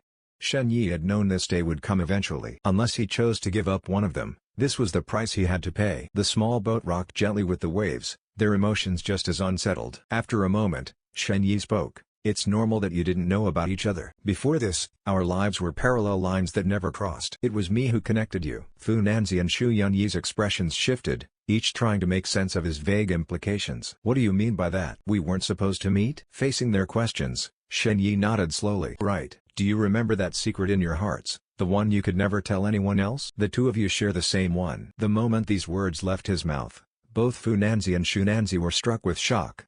Their eyes met involuntarily, each seeing the same disbelief reflected in the other's gaze. They had many secrets, but only one truly counted as unspeakable. Yet now, Shen Yi was saying that both of them had the same experience. Which could only mean, "You mean she also?" How is that possible?" Stammering in unison, the two women looked as if their entire worldview had been overturned. This was supposed to be an intensely private matter, something never to be spoken of. But Cheng Jun had already set a precedent. She was sharp enough to have guessed most of the truth, so Shen Yi felt less burdened revealing it now. Otherwise, there was no way to explain the uncanny similarities in their experiences. Besides, neither woman's life had been smooth sailing before. They'd each carried their own scars and incompleteness, even facing mortal danger if things had gone differently. It was Shen Yi who had healed them, shaping who they were today. Whatever thoughts raced through their minds, Shen Yi nodded again, confirming it. "Yes, it's exactly what you're thinking." Fu Nanzi fell silent. Xu Yunyi shook her head. It was too much to process. No two leaves in the world were identical, yet here they were, two people sharing the same surreal experience. Gradually, Fu Nanzi and Xu Yunyi regained their composure and turned to Shen Yi. If their own experiences were extraordinary, then the one who had lived through it twice was even more so. Meeting their gazes, Shen Yi responded calmly, "That's right. I call it a dream, because it always happened in my sleep. But it was this dream that connected us. At first, I thought it was just an ordinary dream, but it felt far too real. I lived entire lifetimes in it." His eyes sincere, he looked at them both. "In those dreams, we met, fell in love, stayed together, married, had children, grew old, shared an entire life." Fu Nanzi and Xu Yunyi wore different expressions, each lost in their own memories. It was the weight of those experiences that had brought them together. No, I don't believe it." Xu Yunyi rubbed her arms, her heart hollow. To her, those memories were undeniably real. She had felt joy, pain, love. How could any of that be just a dream? Compared to Xu Yunyi, Fu Nanzi had a deeper understanding. With the answer in mind, many previously inexplicable things now made sense. But it was also unbelievable that both women struggled to accept it. Dreams may be fleeting, but the emotions they carried were undeniably real. "Of course, forgive him." Lotus-shaped river lanterns drifted on the water, their flickering lights blooming like tiny blossoms. Two small boats remained motionless on the lake, far enough from the shore to mute the clamor of the crowd. Fu Nanzi and Xu Yunyi sat on opposite sides of one boat. One frowned deeply, while the other was lost in thought, neither able to speak for a long moment. It couldn't be helped. The revelation was too staggering, momentarily eclipsing even their earlier quarrel. Faced with Xu Yunyi's skepticism, Shen Yi countered, "I know you have doubts, but the truth is just as I've said." "Yunyi, think back to the moment you woke up. Could you still remember my phone number?" Xu Yunyi's voice caught in her throat. It was true. Though Shen Yi had changed his number a few times, they had spent a lifetime together as partners. Forgetting something like that should have been impossible. At the time, Xu Yunyi had simply assumed her memory was failing with age. After all, her core memories were intact, no gaping holes, just minor details grown hazy. Back then, she hadn't dwelled on it, Too overwhelmed by the joy and relief of rebirth, her mind fixated on reuniting with Shen Yi.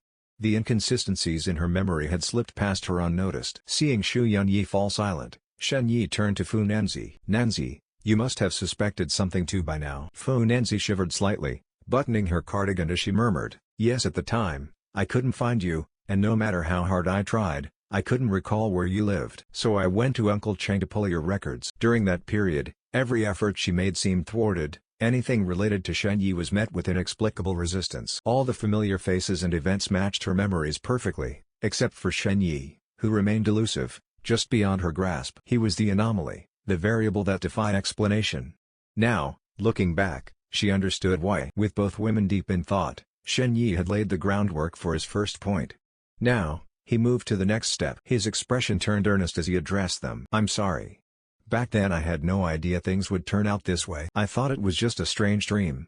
I never imagined it was real, or that every detail would imprint itself onto both of you. It wasn't until by chance I reunited with Nanzi that I realized the truth." Fu Nanzi's tense expression softened at the memory.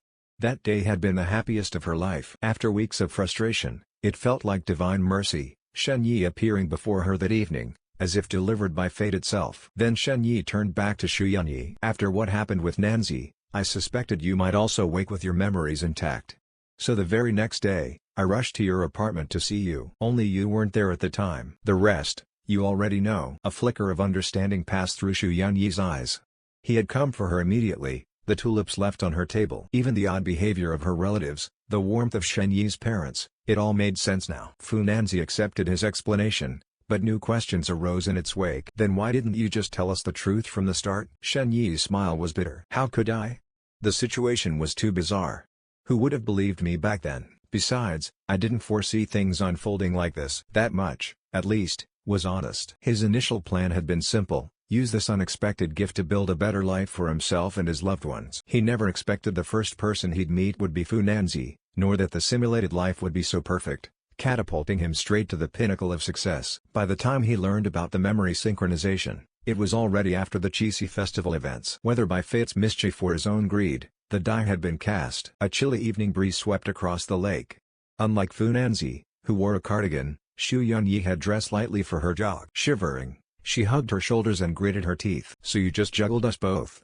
Played along with this charade? And here I thought it wasn't like that." Shen Yi quickly interjected, moving to switch seats so she could shelter from the wind. Xu Yunyi shook off his hand, partly out of anger, partly to avoid sitting closer to Fu Nanzi. Undeterred, Shen Yi pressed on. "It wasn't juggling.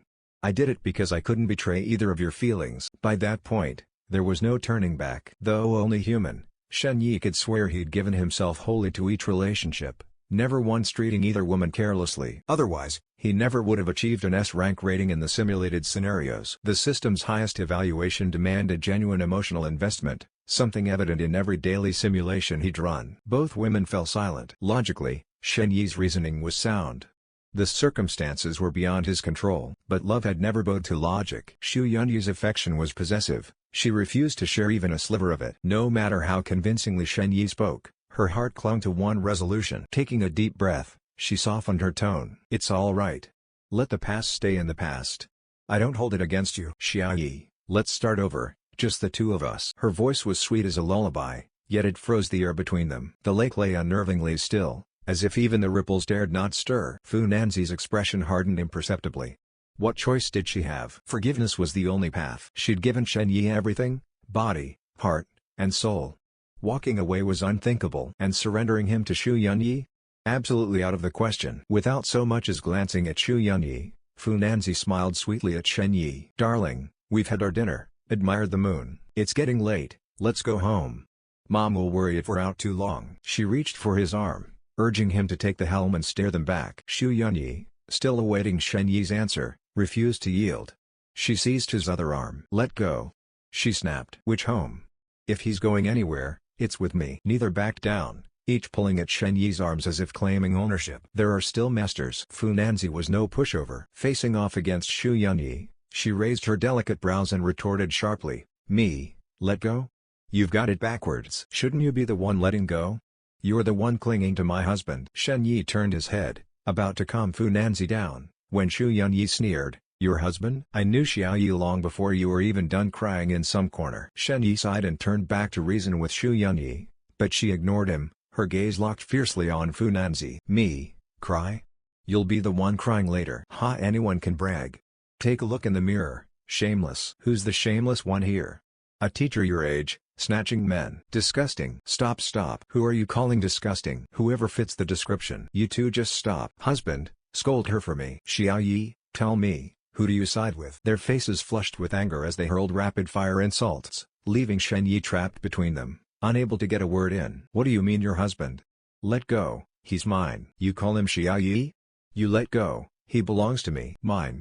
The two women, usually gentle and demure, now threw all restraint to the wind.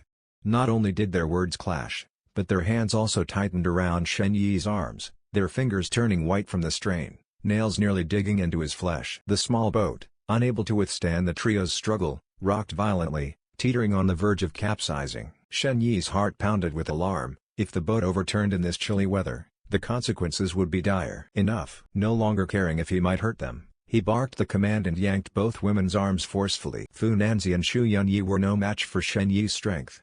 Caught off guard, they both stumbled forward. Stop fighting, we're in the middle of the lake. With an arm around each, Shen Yi steadied them and guided them back to their seats. The boat finally stabilized, its fragile frame unable to handle any more turmoil. Seeing that they had finally quieted down, Shen Yi softened his tone. Listen to me, both of you. Xu Yunyi's chest heaved, whether from anger or exhaustion, before she finally caught her breath and spoke. Fine. I won't argue with her. Xiao Yi, just tell me, who do you choose? Her or me? Fu Nanzi, meanwhile, lightly patted her chest to steady her racing heart. At Xu Yunyi's question, her gaze snapped to Shen Yi. Though she remained silent, her meaning was clear. The weight of their expectant stares bore down on Shen Yi like a crushing burden. There was no easy way to navigate this. Choosing one meant betraying the other, an unbearable pain. Letting go of either was simply unthinkable. So, steeling himself, Shen Yi held firm to his resolve. He sighed softly, his gaze shifting from Fu Nanzi to Xu Yunyi. With solemn sincerity, he began, I've been wanting to come clean with both of you. After sharing a lifetime together, the ties between us can't be summed up in just a few words. He looked at them earnestly. What we've built is a deep, enduring bond, one that can't be ignored. And I'm only human. My heart feels just as deeply as yours. Love is mutual. Whether it's Nanzi or Yunyi, meeting you both has been my greatest fortune. We've weathered hardships and joys together. If it was possible in dreams, then it can be real too. No matter what the future holds. Here, Shen Yi took a deep breath and delivered his final answer with unwavering conviction. I won't give up either of you. Silence fell, broken only by the night breeze rippling the water. The distant noise from the shore felt worlds away. Xu Yunyi was the first to react, her voice trembling as she forced a brittle laugh. Xiao Yi, you're joking, right? You have to be joking. This can't be real. She had always believed Shen Yi's love was hers alone, a private devotion no one else could share. Now, that intimacy was being torn in half, and the shock was too much to bear. Shen Yi's heart ached at her strained smile, but this was the moment of truth. If he wavered now, he might never get another chance to lay his feelings bare. So, hardening his resolve, he nodded firmly. This is real. No jokes? Xu Yunyi froze as if struck by lightning, her last shred of hope shattered. Tears welled in her eyes, rolling down her cheeks like pearls before clinging to her jawline. The deeper the love, the deeper the pain. To her, this felt like betrayal. Shen Yi's chest tightened at the sight. He reached out to take her hand, but she turned away before he could. On the other side, Fu Nanzi remained eerily quiet, her emotions far more composed. Though her heart had clenched in anguish at first, she quickly suppressed the rising bitterness. She had anticipated this. In fact, she had already taken steps toward acceptance, steps born of necessity rather than desire. After their last trip to Shen Yi's hometown, she had brought up surrogacy again in the car, only to be rejected once more. Frustrated, she had considered countless alternatives before realizing Shen Yi needed to embrace the idea himself. That was when she thought of her cousin, Chang Jun. Fu Nanzi knew it wasn't entirely ethical, so she first confirmed whether Chang Jun had any feelings for Shen Yi. Given the hints from before, and the fact that he had once saved her, it wasn't impossible. If there had been no attraction, Fu Nanzi would have dropped the idea immediately. Wait. A sudden realization struck her. Reviewing her interactions with Chang Jun, she noticed striking parallels in their behavior. As the saying goes, once you know the answer, the puzzle pieces fall into place. Instantly, inconsistencies made sense. She also knew him but didn't have his contact info. She was also digging through records. Could it be? Abruptly, Fu Nanzi looked up at Shen Yi and asked, "Was it just the two of us in that dream of yours? Were there others?" The question made even Xu Yunyi's tears halt mid-fall.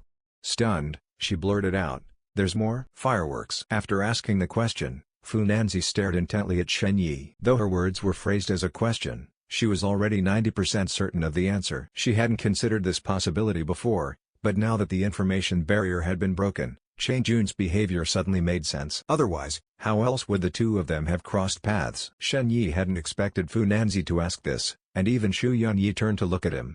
Sandwiched between the two women, Shen Yi hesitated only for a moment before making up his mind. At this point, there was no reason to lie or hide the truth. Better to come clean now than risk being exposed later and face an even more awkward situation. Yes. As soon as Shen Yi spoke, Xu Yunyi felt her vision darken, as if the sky were collapsing. "Who?" "It's Chang Jun." Just as Fu Nanzi had suspected, Shen Yi uttered the name. Hearing this, Xu Yunyi's old grievances resurfaced.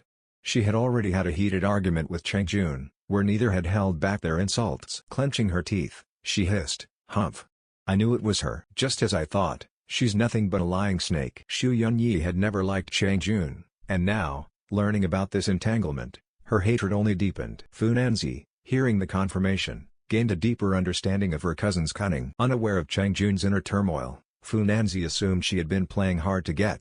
Looking back, her own attempts to bring them together now seemed laughable. But now wasn't the time to dwell on it, so she suppressed her thoughts for the moment. She glared at Shen Yi, half tempted to shake him upside down to see what other secrets he was hiding. "So it's just Chang Jun? No one else?" Fu Nanzi's expression was stern, afraid Shen Yi might name 3 or 5 more women. She didn't dare soften her tone. Shen Yi, feeling like a defendant on trial, was determined to be completely honest. Now under Fu Nanzi's interrogation, he quickly waved his hands. "No one else." "Really? Really? Just the 3 of you? That's it." Shen Yi spoke rapidly, as if ready to swear an oath. Fu Nanzi's expression eased slightly, and she mostly believed him. She figured there couldn't be too many more. He was already struggling to juggle things during Mid-Autumn Festival. If there were others, he would have been exposed by now. Xu Yunyi, however, remained skeptical. Perhaps she had heard too many shocking revelations today. Strangely, her first reaction to his answer was relief, as if she were somehow grateful. Shen Yi didn't dare say more. Both women were furious, and he feared adding fuel to the fire. A heavy silence fell over the 3 of them. Whoosh! Boom! Just then, a row of fireworks ignited at the center of the lake. A muffled burst of smoke rose before the flames shot skyward, exploding into a dazzling display against the night. The brilliant colors illuminated their faces, casting shifting patterns of light and shadow. But the flickering fireworks couldn't compare to the turmoil in their hearts. The moon hung bright, stars scattered across the sky, and the lake shimmered with reflections of the fireworks. Yet none of the 3 had any mind to appreciate the spectacle. Before long, the fireworks ended, leaving only wisps of smoke drifting and dispersing over the water. The night grew colder, and with no shelter on the lake, the wind rippled the surface. Achoo! This time, it wasn't just Xu Yunyi shivering, even Fu Nanzi hunched her shoulders against the chill. Seeing Xu Yunyi sneeze, Shen Yi regretted not bringing a jacket. He had nothing to offer her. His own tolerance for the cold was high, but the 2 women risked catching a fever if they stayed any longer. The night had deepened, and the crowds along the shore had thinned. Shen Yi paused before speaking. "It's late, and the lake is too cold. Let's head back to shore first.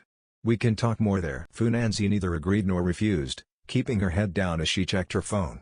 Clearly still upset, she didn't respond. Xu Yunyi, reminded of the cold, instinctively turned toward her own boat. But then she stopped. "I can't back down now, or she'll think I'm afraid of her." Unwilling to let Fu Nanzi gain the upper hand, she froze mid-turn. To Shen Yi, it looked like Xu Yunyi had turned away, ignoring him. Since neither woman responded, he took their silence as consent and quickly started the boat's motor. The engine sputtered to life as Shen Yi steered toward the shore. The distance was barely 100 meters, and they soon reached the dock. Shen Yi waited for the 2 women to disembark before returning the boat. He pointed out Xu Yunyi's abandoned vessel to the staff, making up an excuse for them to retrieve it. There was a deposit at stake, after all. Once off the dock, Shen Yi found both women waiting for him. It wasn't that they had forgiven him, rather, neither wanted to give the other an opening. Fu Nanzi and Xu Yunyi avoided each other's gazes, focusing solely on Shen Yi. "Let's go." Unnerved by their silent stares, Shen Yi led the way without checking if they followed. The path back to the parking lot took them through a night market. Shen Yi stopped at a bubble tea stall and ordered 2 hot drinks. Returning, he handed one to each woman. "Here, warm up a bit." The lake breeze had left them freezing. Xu Yunyi, still not fully recovered, couldn't refuse his gesture. She took a sip, the warmth spreading through her, easing her discomfort. Fu Nanzi, wearing an extra layer, fared slightly better but still accepted the drink to warm her hands. The three continued walking, Shen Yi flanked by the two women. As the tension eased slightly, Shen Yi turned to Xu Yunyi. "Did you drive here?" Xu Yunyi kept her head down, sipping her drink, but shook her head. Shen Yi understood, she had no car. He couldn't let her go back alone. They reached the parking lot. Fu Nanzi smoothly took the passenger seat. Xu Yunyi frowned but, having hesitated, had no choice but to sit in the back. Shen Yi missed this silent battle. He was busy paying the parking fee. Back in the car, he fastened his seatbelt and started the engine. The air inside was stiflingly quiet, so he turned on some soft music. As the car pulled onto the main road leading to Shangyang district, Shen Yi glanced at Fu Nanzi. "Are you going back to Bujing Garden?" Make use of the subject to put forth one's own ideas. Bujing Garden was where Fu Nanzi's parents lived. Today, Shen Yi had picked her up from there, so it was only natural for him to ask if she wanted to return to her own place. After a brief pause, Fu Nanzi shook her head and replied, "No, let's go back to Peaceful Lake Residence." Shen Yi nodded. "All right, but don't forget to let your parents know." To Xu Yunyi, sitting in the back seat, their casual, familiar tone sent a chill down her spine. Has he already met her parents? But then she relaxed. What did it matter if he had? She had already met Shen Yi's parents and extended family. She was miles ahead in that regard. Her mind raced during the drive, but it all boiled down to one word: fight. Having spent years by Shen Yi's side, Xu Yunyi was certain he was the love of her life. Giving up was out of the question. Besides, backing down now would mean letting someone else win. She hadn't come this far just to throw it all away. Xu Yunyi knew she wasn't young anymore, but that only made her more determined. Once she cleared away the distractions around Shen Yi, she was confident her persistence would eventually sway him. The empty night roads allowed Shen Yi to drive fast without slowing down. He didn't stop in Shangyang district, continuing instead toward Jianyuan district. Both Jingyuan University and Songping Garden were in the same area, close to each other. Shen Yi took the road near Peaceful Lake Residence, deciding to drop Fu Nanzi off first. But as soon as he turned onto the side road, Fu Nanzi spoke up. "Take her home first." On the surface, it was politeness, but in truth, she had things to say to Shen Yi alone, and that meant getting rid of Xu Yunyi first. Xu Yunyi, however, wasn't stupid. She didn't know what Fu Nanzi was planning, but she knew her best move was to disrupt it. From the back seat, she immediately cut in. "No need. I'm in no hurry. Take her home first." You two. The ball was back in their court. Shen Yi, gripping the steering wheel, had no idea which way to turn, so he just kept driving straight. Fu Nanzi tilted her head slightly, glancing back. "I insist.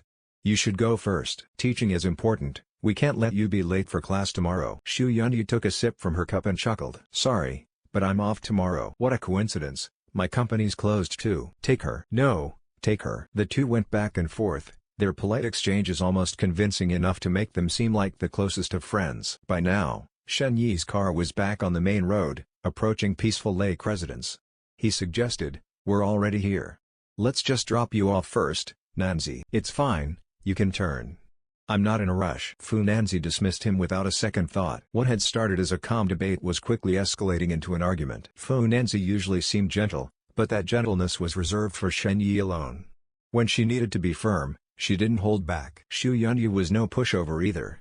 As a teacher, she was articulate and sharp-tongued, never one to shy away from a verbal spar. Fortunately, both women had enough restraint to keep things civil. No screaming, no foul language. But women knew exactly where to strike to hurt the most.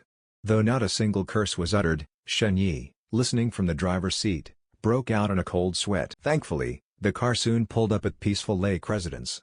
Shen Yi parked and announced, "Nanzi, we're here." He wanted to separate them before things got worse. But even as he unbuckled his seatbelt, ready to walk her to the door, Fu Nanzi didn't budge. Seeing Shen Yi's attempt to intervene, Xu Yunyi sensed an advantage. Leaning back, she added mockingly, "Time to go home. Can't believe someone would linger when they're already at their doorstep." Her taunt was like pouring oil on fire. Fu Nanzi swatted Shen Yi's hand away and snapped at Xu Yunyi. "It's my home. I'll leave when I want. No need for your concern." Shen Yi had anticipated this day would come, but he wasn't some domineering alpha male who could command obedience. Both women were strong-willed, and all he could do was try to mediate fairly. After a moment's thought, he tried again. "Nanzi, let's go. It's almost 11. Any later and your mom will start calling." Fu Nanzi was prepared. She had already texted her mother from the boat. "Don't worry. She's staying at Bujing Garden tonight. "It doesn't matter if I'm late." Shen Yi had no choice.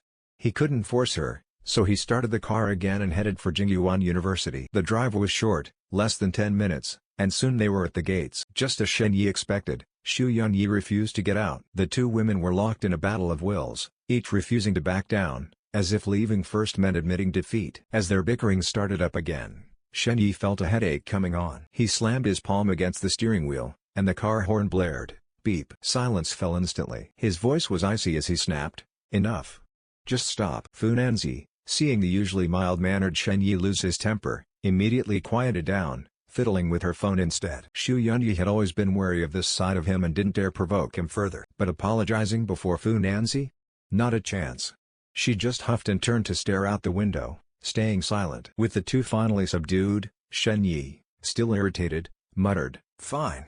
If neither of you wants to go home, then neither of you will. We'll just sleep in the car." Without waiting for a response, he hit the gas and drove off. He wasn't taking them home anymore, he was heading straight to his own rented apartment. The fragile balance between the three of them couldn't be maintained by endless compromise or brute force. Finding the right middle ground was tough. Shen Yi wasn't just throwing a tantrum, he was trying to redirect their anger toward him, forcing them to unite against a common enemy. Letting them keep arguing was pointless. It was just cowardice, a refusal to take responsibility. The car's headlights illuminated the shabby entrance of the old apartment complex as Shen Yi turned in. Parking and killing the engine, he got out without a word, ignoring the two behind him. Seeing him leave, Fu Nanzi and Xu Yunyi scrambled out after him. He locked the car and strode into the stairwell without looking back. At the foot of the car, the two women exchanged a glance before silently following. They climbed to the third floor, where Shen Yi unlocked the door. Though his attitude was rough, he wasn't truly angry, just frustrated. He left the door open for the two trailing behind him. He couldn't actually make them sleep in the car. At the table, he poured himself a glass of water and drank it. Behind him, the door creaked. They had caught up. His tiny rented apartment had never been so crowded. With him included, there were now 3 people inside. Knocking. Fu Nanzi had only been to this place twice at most. In her past life, this apartment had been quickly given up, and she had come once with Shen Yi to move some things back. In reality, this was her first time stepping inside. On the other hand, Xu Yunyi was in a far less pleasant mood. That Chengjun really lied to me. She fumed silently in her heart. Shen Yi really did live in this unit. Last time, she had been misled by Chengjun. Now, it was clear how cunning she was. Setting down his water glass, Shen Yi waved at the 2 women standing at the door. "What are you standing there for? Come in and sit." "No need to change shoes, I don't care about that here." His tone had softened considerably. After all, he had to give them a way to step back. "It's a small place, so bear with it." Shen Yi bent down to clear the clothes off the sofa, making space for them to sit. This rented apartment had originally been meant for him alone, barely spanning 30 or 40 square meters. To save space, it didn't even have a kitchen. Hearing him finally speak, Fu Nanzi and Xu Yunyi both felt slightly more at ease. Stepping inside, they saw only a reclining beanbag chair and a long sofa to sit on. The 2 women each took a seat at opposite ends, leaving a wide gap between them. Truthfully, both had a lot they wanted to say, but with an outsider present, neither could speak freely. So they each resolved to wait for a chance to talk privately. Seeing them finally seated without arguing, Shen Yi let out a quiet sigh of relief. Being firm had its advantages. After all, they had lived with him for a lifetime in the past and knew his temperament well. Shen Yi was, at his core, a gentle person who rarely lost his temper. But it was precisely because of that gentleness that his anger was all the more intimidating. The room fell silent as Shen Yi took out 2 new cups, poured water, and set them in front of the women. Then he turned, pulled out a chair, and sat down. "Feeling better now? It's not convenient to rest here. I'll take you both home later." The place was too small, with only 1 bed, making it impossible to accommodate multiple people. Now that tempers have cooled and both women had calmed down, Shen Yi planned to send them back separately. As for the idea of both women staying overnight, he didn't dare entertain it. Even this current peace was only temporary. Their lack of arguing didn't mean they had accepted each other, it was just because Shen Yi was present. He'd bet anything that the moment he left, they'd start fighting again. When Shen Yi brought up the topic again, Fu Nanzi stayed silent. But Xu Yunyi, reminded of the matter with Chengjun, couldn't suppress her frustration and jealousy. Inconvenient? But Chengjun was convenient enough, wasn't she? At this, Fu Nanzi finally broke her silence, turning her head in confusion. "Chengjun?" She didn't understand why her cousin's name had suddenly come up. Xu Yunyi let out a cold laugh. "You didn't know? That Chengjun lives right next door. And she even called herself his live-in girlfriend. This has been going on for a long time. Xu Yunyi had long disliked Chang Jun back when she had come looking for Shen Yi. Chang Jun had infuriated her. At the time, she had assumed Chang Jun was an ex-girlfriend, and with the confidence of someone who had been reborn, she hadn't cared. But now things were different. She had no reason to cover for Chang Jun. What? Fu Nanzi's expression immediately shifted dramatically as she turned to Shen Yi for confirmation. The moment Xu Yunyi spoke, Shen Yi had a sinking feeling. Now, under Fu Nanzi's piercing gaze, even he felt sweat trickling down his back. But there was no avoiding the truth. He could only brace himself and nod. She did rent the place next door, but that was before. Neither Shen Yi nor Chang Jun had ever mentioned to Fu Nanzi that Chang Jun lived right across from him. Now, Fu Nanzi was truly furious. Her face darkened as she pressed further. Before? How long before? Shen Yi thought for a moment before answering. Last month, she said she had a fight with her family and wanted to move out. And coincidentally, she ended up renting the place across from me. Fu Nanzi scoffed. Coincidentally? What kind of coincidence is that? Shen Yi gave a bitter smile but didn't argue. Of course, it wasn't a coincidence. Chang Jun had clearly used connections to track down his address and deliberately moved there. He didn't explain further.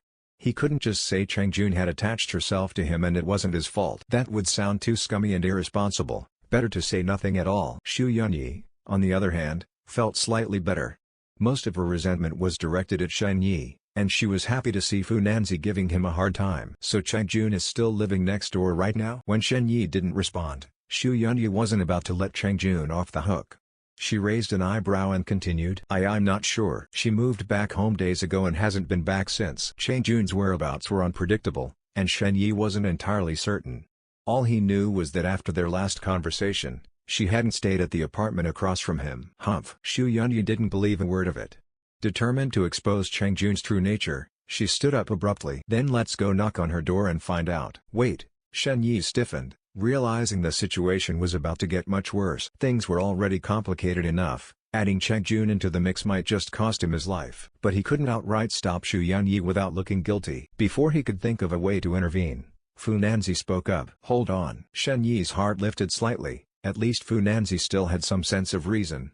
Knocking on someone's door in the middle of the night wasn't appropriate. But his relief was short-lived. Fu Nanzi turned to him and asked, does Chang Jun know about your situation? About the dream explanation? Chang Jun did know. In fact, she had been the first to figure it out. So Shen Yi answered truthfully. She knows. She knew before we did? If we hadn't run into each other today, how long were you planning to keep this from me? Shen Yi's response set off another explosion in the tiny apartment. Fu Nanzi and Xu Yunyi fired questions at him one after another. Sensing the tension rising again, Shen Yi quickly raised his hands in defense. Chang Jun is too sharp. I didn't tell her. She figured it out on her own. Chang Jun's situation was different from theirs.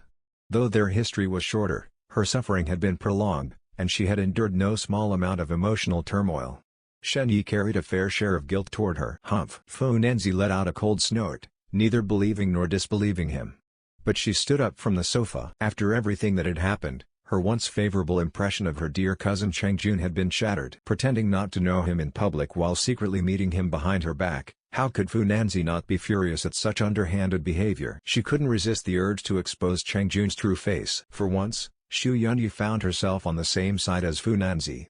She quickly stood as well, following her to the door. Shen Yi had no choice but to follow behind, watching helplessly as Fu Nanzi and the others crossed over to the opposite side. He couldn't intervene to stop them, so he could only pray that Chang Jun hadn't lied, that the person was indeed still staying at home. Fu Nanzi and Xu Yunyi approached Chang Jun's door one after the other. Fu Nanzi reached out and knocked several times on the door. Thud, thud, thud. The silent struggle. The dull sound of knocking echoed through the empty hallway. The motion sensor light in the corridor flickered on, casting the shadows of 3 figures at their feet. No one answered. After a pause of over 10 seconds, Xu Yunyi stepped forward and reached out to knock on the door again. Still, there was no response. She might be asleep, Xu Yunyi guessed, lowering her hand. Standing nearby, Shen Yi tried to dissuade them.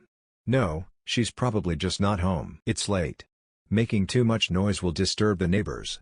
Let's go back. With no other options, Fu Nanzi reluctantly turned away and gave up. Seeing this, Shen Yi secretly sighed in relief. He had been genuinely worried that if the door opened and Chang Jun's face appeared, things would escalate beyond control. The 3 of them would surely argue until his head exploded. This was the downside of coming clean. Nothing would ever go smoothly again. Back inside, the 2 women sat down again, showing no intention of leaving. Shen Yi checked the time. It was already midnight, and tried once more to persuade them. You should go rest. It's late. If they kept dragging this out, he'd be the one suffering in the end. His best bet was to convince them to go home. You're right, Fu Nanzi said, feigning ignorance of his hint. She stood and slipped off her cardigan, making a show of preparing for bed. Time really is getting late. Darling, we should rest now. Even though Chang Jun wasn't here, Fu Nanzi wasn't about to let Xu Yunyi off the hook. She was determined to drive her away. You want me to leave? Well, I won't. Xu Yunyi thought to herself. They were practically an old married couple by now. She had no reason to feel embarrassed about staying. Calmly, she stood and asked Shen Yi, Xiaoyi, is the bathroom over there? Yeah, this way. Watching the two women lock horns again, Shen Yi could only point silently to the left. As soon as Xu Yunyi closed the bathroom door behind her, Fu Nanzi swiftly crossed the room and stood before Shen Yi. Hiss! Shen Yi sucked in a sharp breath. Looking down, he saw Fu Nanzi's fingers pinching the tender skin at his side with brutal force. The fact that he didn't cry out was a testament to his endurance. Serves you right. Fu Nanzi knew she'd been harsh, but she hardened her heart and glared at him. She loved him so much, yet he had betrayed her like this. The thought alone made her teeth ache with fury. Nanzi, I'm sorry. I never meant for this to happen. Love was never logical. The more he explained, the worse it would sound. Right now, all Shen Yi could do was apologize. He had chosen multiple answers on a question that only allowed one. What teacher wouldn't give him a 0? Fu Nanzi's heart was a mess. Of course she was furious, but what could she really do to Shen Yi? All she could manage was to vent her frustration. Just as she opened her mouth to speak, Xu Yunyi's voice drifted from the bathroom. Xiaoyi, these toiletries are yours, right? Before Shen Yi could answer, the sound of running water followed. She had already started washing up, clearly signaling her intention to stay the night. Fu Nanzi had just declared she was staying, and now Xu Yunyi was countering without backing down an inch. If their earlier confrontation had been an open battle, this was now a covert war. Recognizing the blatant provocation, Fu Nanzi stomped her foot and tossed her cardigan into Shen Yi's arms before storming off toward the bedroom. Hey, Nanzi! Shen Yi called after her, but she ignored him. Hanging her clothes on the hook by the wall, Shen Yi peered into the bedroom. Fu Nanzi was already on the bed, shoes off, reclining against the headboard. If you respect me an inch, I'll respect you a mile. Fu Nanzi didn't care what tricks Xu Yunyi had up her sleeve. She had claimed the bed first. The message was clear: if you're so clever, Xu Yunyi, conjure up another bed. Otherwise, get lost. Just then, the bathroom door opened. Freshly washed and teeth brushed, Xu Yunyi felt invigorated. Noticing Fu Nanzi's absence from the living room, she frowned in suspicion. Hearing the noise outside, Fu Nanzi deliberately patted the empty space beside her and called out, Darling, come here. I saved this spot just for you. Nanzi, what are you doing? Shen Yi sighed, rubbing his temples. Xu Yunyi wasn't deaf. She heard the words meant for her loud and clear. But she wasn't one to back down either. Sitting back on the sofa, she remarked pointedly, who goes to bed without washing up first? That's just unhygienic. Xiaoyi, don't follow her example. Go clean up. Even as she spoke, Xu Yunyi subtly gestured for Shen Yi to come closer, as if she had something to say. Confused but compliant, Shen Yi leaned in. Before he knew it, Fu Nanzi suddenly sat up, wrapped her arms around his shoulders, and bit down. This time, Shen Yi braced himself, enduring the pain without a sound. Her teeth clenched tightly, refusing to let go. Even through his clothes, he knew the mark would be deep. Ha! Xu Yunyi finally released him, her warm breath brushing against his ear. Her lips parted, and she spoke slowly but firmly. Xiaoyi, you're mine. No one can take you away. Without waiting for a response, she settled back onto the sofa, propping her chin on her hand and closing her eyes. She had no intention of fighting Fu Nanzi for the bed. She would rest right here. One woman inside, the other outside. Neither was willing to leave. Caught between two goddesses at war, Shen Yi's suffering was unimaginable. Perhaps noticing how long he'd been standing there, Fu Nanzi's voice floated from the bedroom. I've already warmed up the blankets for you, darling. What are you still doing out there? Come in already. Shen Yi was still massaging the bite mark on his shoulder when Xu Yunyi cut in sharply. Don't you dare go. Sit here with me instead. Their demands were completely opposite. Agreeing to one would upset the other, and vice versa.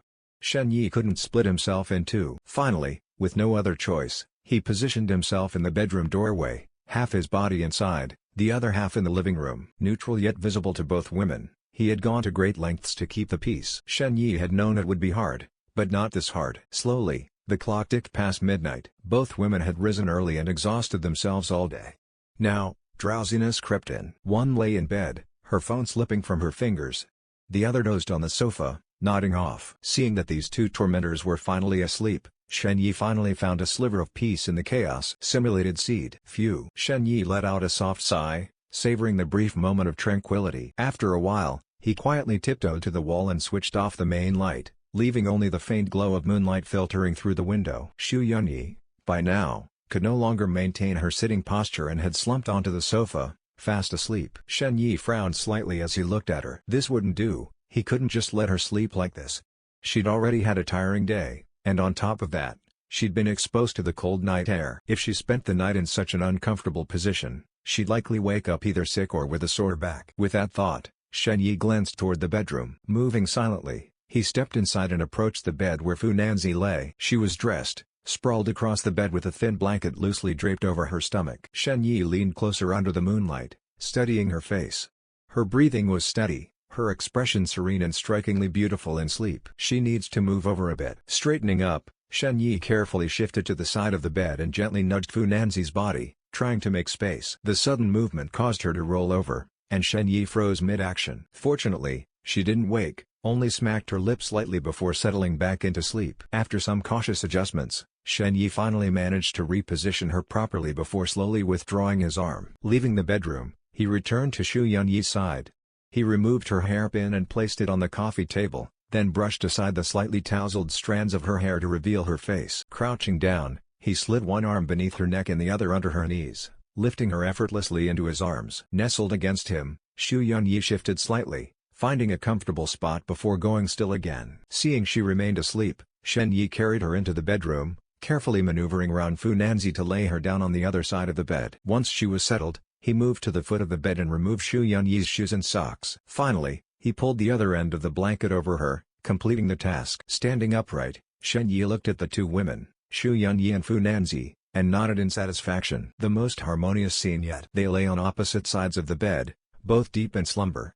Perhaps because of their equally striking beauty, the sight was oddly pleasing and balanced. Shen Yi drew the curtains shut and retreated. Back in the living room, with the bed occupied, he resigned himself to spending the night on the sofa. Not that it mattered much, his physique could handle a sleepless night without issue. The bed, a standard rental unit, was just big enough for two.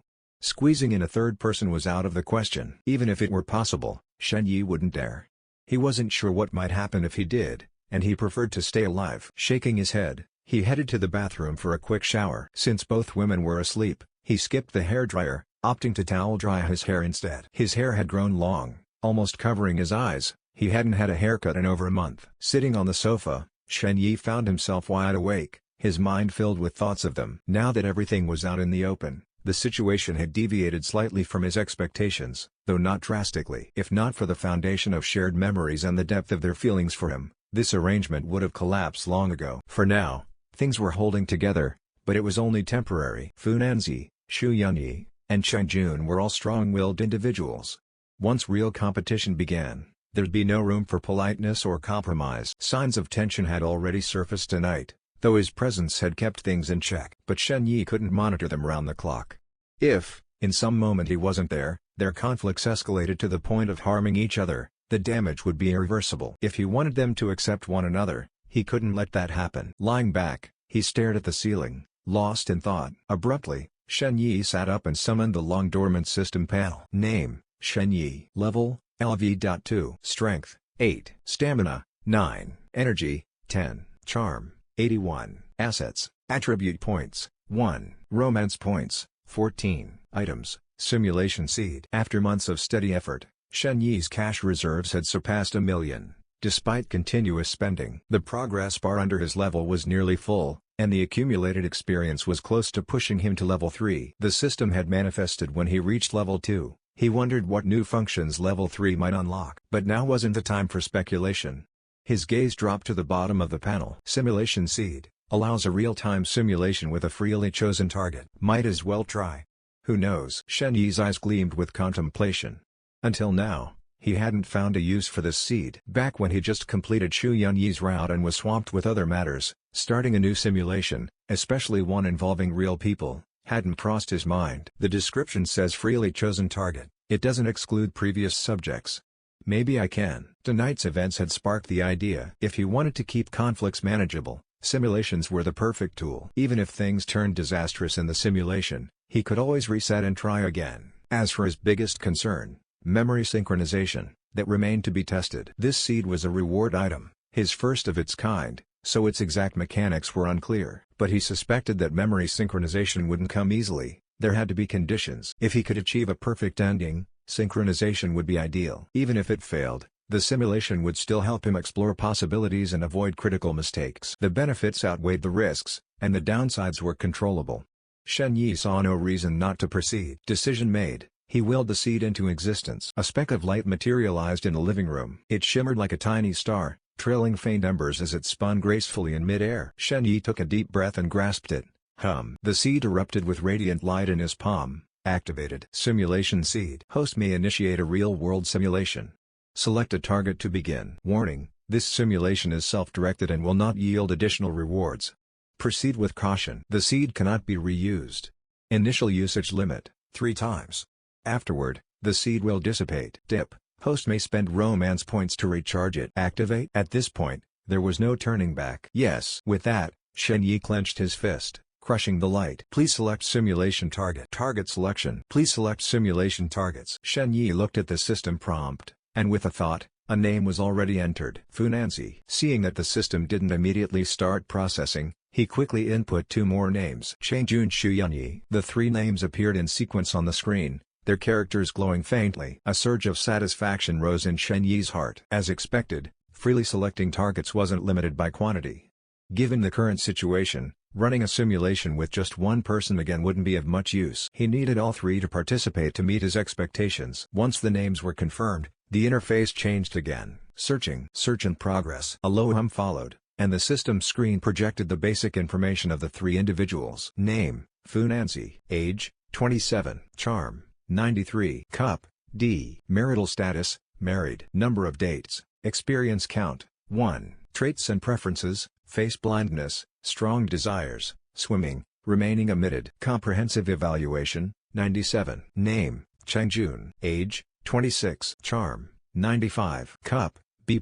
Marital status: single. Number of dates: 3. Experience count: 0. Traits and preferences: intelligent, reasonable, gaming, remaining omitted. Comprehensive evaluation: 98. Name: Shu Yanyi. Gender: female. Age: 34. Charm: 90. Cup: E. Marital status: married. Number of dates: experience count: 1. Traits and preferences: disciplined, cheerful, traveling, remaining omitted. Comprehensive evaluation: 93. The attribute list wasn't long, but Shen Yi scrutinized each entry carefully. He had seen Fu Nanzi and Shu Yanyi's profiles before, but now, with the new simulation, some of their information had changed. Certain traits had even disappeared, replaced by new ones, all positive improvements. It seemed the lifelong simulation had significantly benefited them. As for Changjun, this was his first time seeing her details.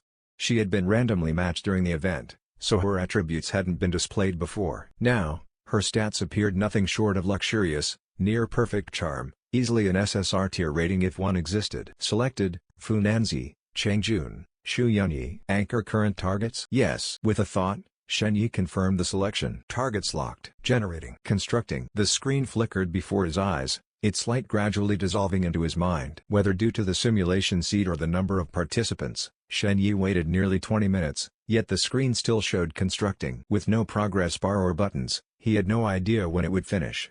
He could only wait silently. After a long while with no change, Shen Yi recalled the last system upgrade, which had taken a considerable amount of time. He closed the system screen for now, letting it load in the background. Glancing at his phone, he saw it was already past 2 a.m. Shen Yi got up, used the bathroom, then lay back down on the sofa and slowly drifted to sleep. The next morning, despite the late night, his well-trained biological clock woke him promptly at 7 a.m. Sitting up on the sofa, he first listened for movement beyond the wall before standing. Quietly pushing open the bedroom door, he approached the bed. Overnight, the 2 women showed no signs of waking, sprawled in different positions under the covers. Up close, they each clung to a corner of the blanket, still deep in sleep. Since it was early, Shen Yi decided to let them rest a little longer and retreated. In the bathroom, he brushed his teeth while checking the system screen. As expected, after hours of waiting, the bottom now displayed, "Construction complete." The text glowed. He could start the simulation with a single tap. But he didn't act immediately.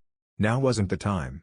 He needed to send the two women off first. Once the simulation began, it wouldn't end quickly, and his real-world self would be largely unresponsive, immersed in the process. He couldn't afford distractions, solitude was essential. After finishing his routine, Shen Yi ordered breakfast via delivery app. Soon, a knock came at the door. He accepted the food and set it on the table. Now, timing it just right, he went to wake them. Back in the bedroom, he gently shook their shoulders and whispered near their ears, "Hey, hey, hey, time to wake up.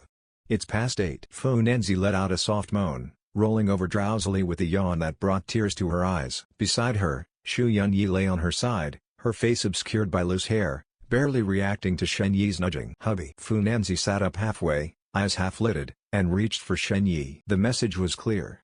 Sighing, he wrapped an arm around her waist and half-lifted, half-dragged her up. "Need to pee." She clung to his neck, murmuring sleepily into his ear. Resigned, Shen Yi carried her to the toilet and set her down. Fu Nanzi was still half asleep, seemingly oblivious to Xu Yunyi lying beside her all night. In the bathroom, she unself-consciously pulled down her pants and sat, looking like she might doze off mid-task. Shen Yi watched for a moment, listening to the sound of running water, then assured she was fine, said, "Toiletries are on the sink. Come eat once you're done.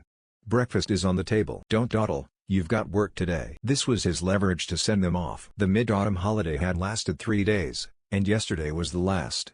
Today, both Fu Nanzi and Xu Yunyi had to return to their jobs. No more lazing around his place. Fu Nanzi, clutching tissue paper, barely registered his words, nodding absently. Shen Yi left, then turned to rouse Xu Yunyi. Brushing the hair from her face, he nudged her again, calling her name. Only then did she stir, blinking in confusion before her gaze settled on him. Running a hand over the blanket, she sat up slowly, rubbing her temples. Her voice came out hoarse. "Wasn't I on the sofa? How'd I get to bed?" Shen Yi steadied her as she straightened, answering dryly, "I carried you. You refused to go home. Where else were you supposed to sleep? The sofa's no place for you." Xu Yunyi pushed the covers aside. "Where are my shoes?" "Here." Shen Yi crouched to retrieve them. While she was putting on her socks and shoes, Shen Yi stepped out to fetch her a glass of water. He'd already noticed the dryness in her throat earlier. When the cup was handed to her, Xu Yunyi took it and drained it in one go. The sweet water soothed her throat, and she immediately felt better, finally fully awake. Gathering her thoughts, she glanced around and noticed only Shen Yi was present. A puzzled frown crossed her face as she asked, "Where is she? Did she leave?" Though she hadn't mentioned a name, Shen Yi knew exactly who she meant. He gestured toward the outside and said, "No, she's in the bathroom washing up." Then, looking at Xu Yunyi, he added, "Since you're up, you should go freshen up too. Breakfast is already ordered." "Do you have classes at the university today?" The reminder made Xu Yunyi frown. She smoothed her hair, thinking for a moment before nodding. "Just one." Shen Yi pulled the hair clip he'd taken off her the night before from his pocket and handed it to her, saying, "Then I'll drive you back to campus later." Start simulation. The water splashed against her face, bringing a cool sensation that instantly cleared Fu Nanzi's mind. She wiped her face clean in front of the mirror, picked up a comb to smooth her hair, and then pushed the door open to go out. As she entered the living room, the aroma led her to the table. Breakfast was ordered by Shen Yi, beef pan-fried buns and steamed dumplings along with chicken and egg soup. Fu Nanzi reached out, picked up a steamed dumpling, and put it in her mouth, chewing with puffed cheeks while glancing around, suddenly realizing something was missing. So she walked to the door in a few steps, intending to ask Shen Yi, "Honey, what about?" A pretty face bumped into her, cutting off the rest of her sentence. Xu Yunyi's expression remained unchanged, bypassing Fu Nanzi as if she hadn't seen her at all. Fu Nanzi, irritated, turned her head to speak, but Xu Yunyi had already slammed the bathroom door shut. At this moment, Shen Yi came over, and Fu Nanzi had no choice but to direct her frustration at him. "Wasn't she gone? Where did she pop up from?" Fu Nanzi asked Shen Yi directly. She hadn't noticed Xu Yunyi's presence since waking up, assuming she had left last night. Shen Yi replied helplessly, "It was so late yesterday, where could she have gone? She definitely slept here." "Slept here?" Fu Nanzi's expression changed, suspiciously asking, "Where did she sleep?" "Next to you." Shen Yi casually pointed to the bed to inform her. "What? When did she come in?" "Just last night when you fell asleep." Seeing her curled up on the sofa, Shen Yi explained further. Fu Nanzi rubbed her arms, feeling uncomfortable, having slept next to her rival. What kind of situation was this? Immediately, she punched Shen Yi's shoulder with a small fist, saying irritably, "Humph! You're the one who likes to play the good guy, central air conditioning, huh?" Saying this, she couldn't hold back her anger, grabbing Shen Yi's ear and asking, "Shen Yi, Are you on my side or hers? I'm on the side of reason. The grip wasn't strong, and Shen Yi shook his head to break free, then led her to sit by the table. He opened the lid of the egg soup and handed it to Fu Nanzi, changing the subject. Eat quickly, or it'll get cold. Fu Nanzi glared at Shen Yi while biting into the pan-fried bun. It seemed as if the bun in her mouth was him, and she wanted to chew him up and swallow him so he couldn't attract anyone else. Shen Yi, unnerved by her stare, pretended not to see it and focused on drinking his soup. At this moment, the bathroom door opened, and Xu Yunyi came out after washing up. After tidying herself up, her hair was twisted and pinned up high with a clip, restoring her usual elegant demeanor. Shen Yi turned, resting his hand on the back of the chair, calling her, "Come over and have some breakfast." Xu Yunyi smoothed the wrinkles of her clothes from sleeping, frowned, and glanced over. "I'm not eating." "I'm not hungry, you eat." Shen Yi pointed at the soup bowl on the table, trying to persuade her, "It's already ordered, don't waste it. Come on." "I said I'm not hungry," Xu Yunyi replied impatiently, then started patting herself, suddenly asking, "Where's my phone?" Shen Yi glanced at the phone that had been sitting on the table since last night, picked it up, and slipped it into his pocket without hesitation, saying, "Stop looking for it. I have it." Xu Yunyi turned around upon hearing this, walked up behind Shen Yi, and stretched out her hand. "Give it to me." Shen Yi didn't budge. Instead, he gestured toward the seat beside him. "Sit down. Eat breakfast. After you finish, I'll give you the phone." Xu Yunyi frowned in frustration. "I'm not eating. Just give it to me." No matter how much Xu Yunyi protested, Shen Yi remained unmoved. Fu Nanzi, who had been silently watching the entire exchange, lowered her head and took a sip of soup, secretly laughing to herself. She enjoyed seeing Xu Yunyi get shut down like this. But then, as she thought about how Xu Yunyi had once monopolized Shen Yi's life, the soup in her bowl suddenly didn't taste so good anymore. Realizing she couldn't talk Shen Yi into handing over the phone, Xu Yunyi sighed and plopped herself down into a chair. She pulled the soup bowl over and lifted the lid. Shen Yi didn't say anything to provoke her further. He quietly handed her a spoon. The three of them ate breakfast in silence, finishing within 10 minutes at lightning speed. Xu Yunyi didn't eat much. After finishing her egg soup, she wiped her mouth and said, "Give me the phone." Shen Yi pulled the phone out of his pocket and placed it on the table, then got up to clean up the mess. Fu Nanzi grabbed a napkin to wipe her mouth, stood up, walked over to the wall, and took her cardigan off the hook to put it on. Only then did she turn to Shen Yi and say, "Take me to the office." Xu Yunyi, who was busy clearing out unnecessary messages on the phone, looked up and said, "Take me first." "And why should you be first? Otherwise? Should I let you go first?" Both of them were equally insistent. Seeing the argument escalate, Shen Yi couldn't help but sigh. Not again. He swept the leftover food scraps into a trash bag, tied it up, and decisively announced, "Stop arguing. Whoever's destination is closer gets dropped off first." Letting them bicker endlessly wasn't going to get them anywhere, so Shen Yi quickly put an end to it. Grabbing his car keys, Shen Yi put on his shoes and picked up the trash bag before heading out the door. Downstairs, he tossed the trash into the bin, got into the car, and started the engine. Xu Yunyi was quicker on her feet and managed to grab the front passenger seat, leaving Fu Nanzi to sit in the back. Fu Nanzi didn't mind the seating arrangement too much since, based on the route, Shen Yi would have to drop her off at the office first. This rental apartment was chosen by Shen Yi, and it was naturally closer to Yanchang Corporation, where he used to work. After some sluggish maneuvering, the car finally exited the neighborhood. It was already 9 o'clock. Shen Yi turned the steering wheel and sped down the road, stopping the car in front of Tianchang Corporation. Fu Nanzi opened the door and got out. As she passed Shen Yi's side of the car, she leaned in and whispered, "I don't care what you're planning to do today. Tonight, you must come to Peaceful Lake Residence. I've already handled everything with Mom.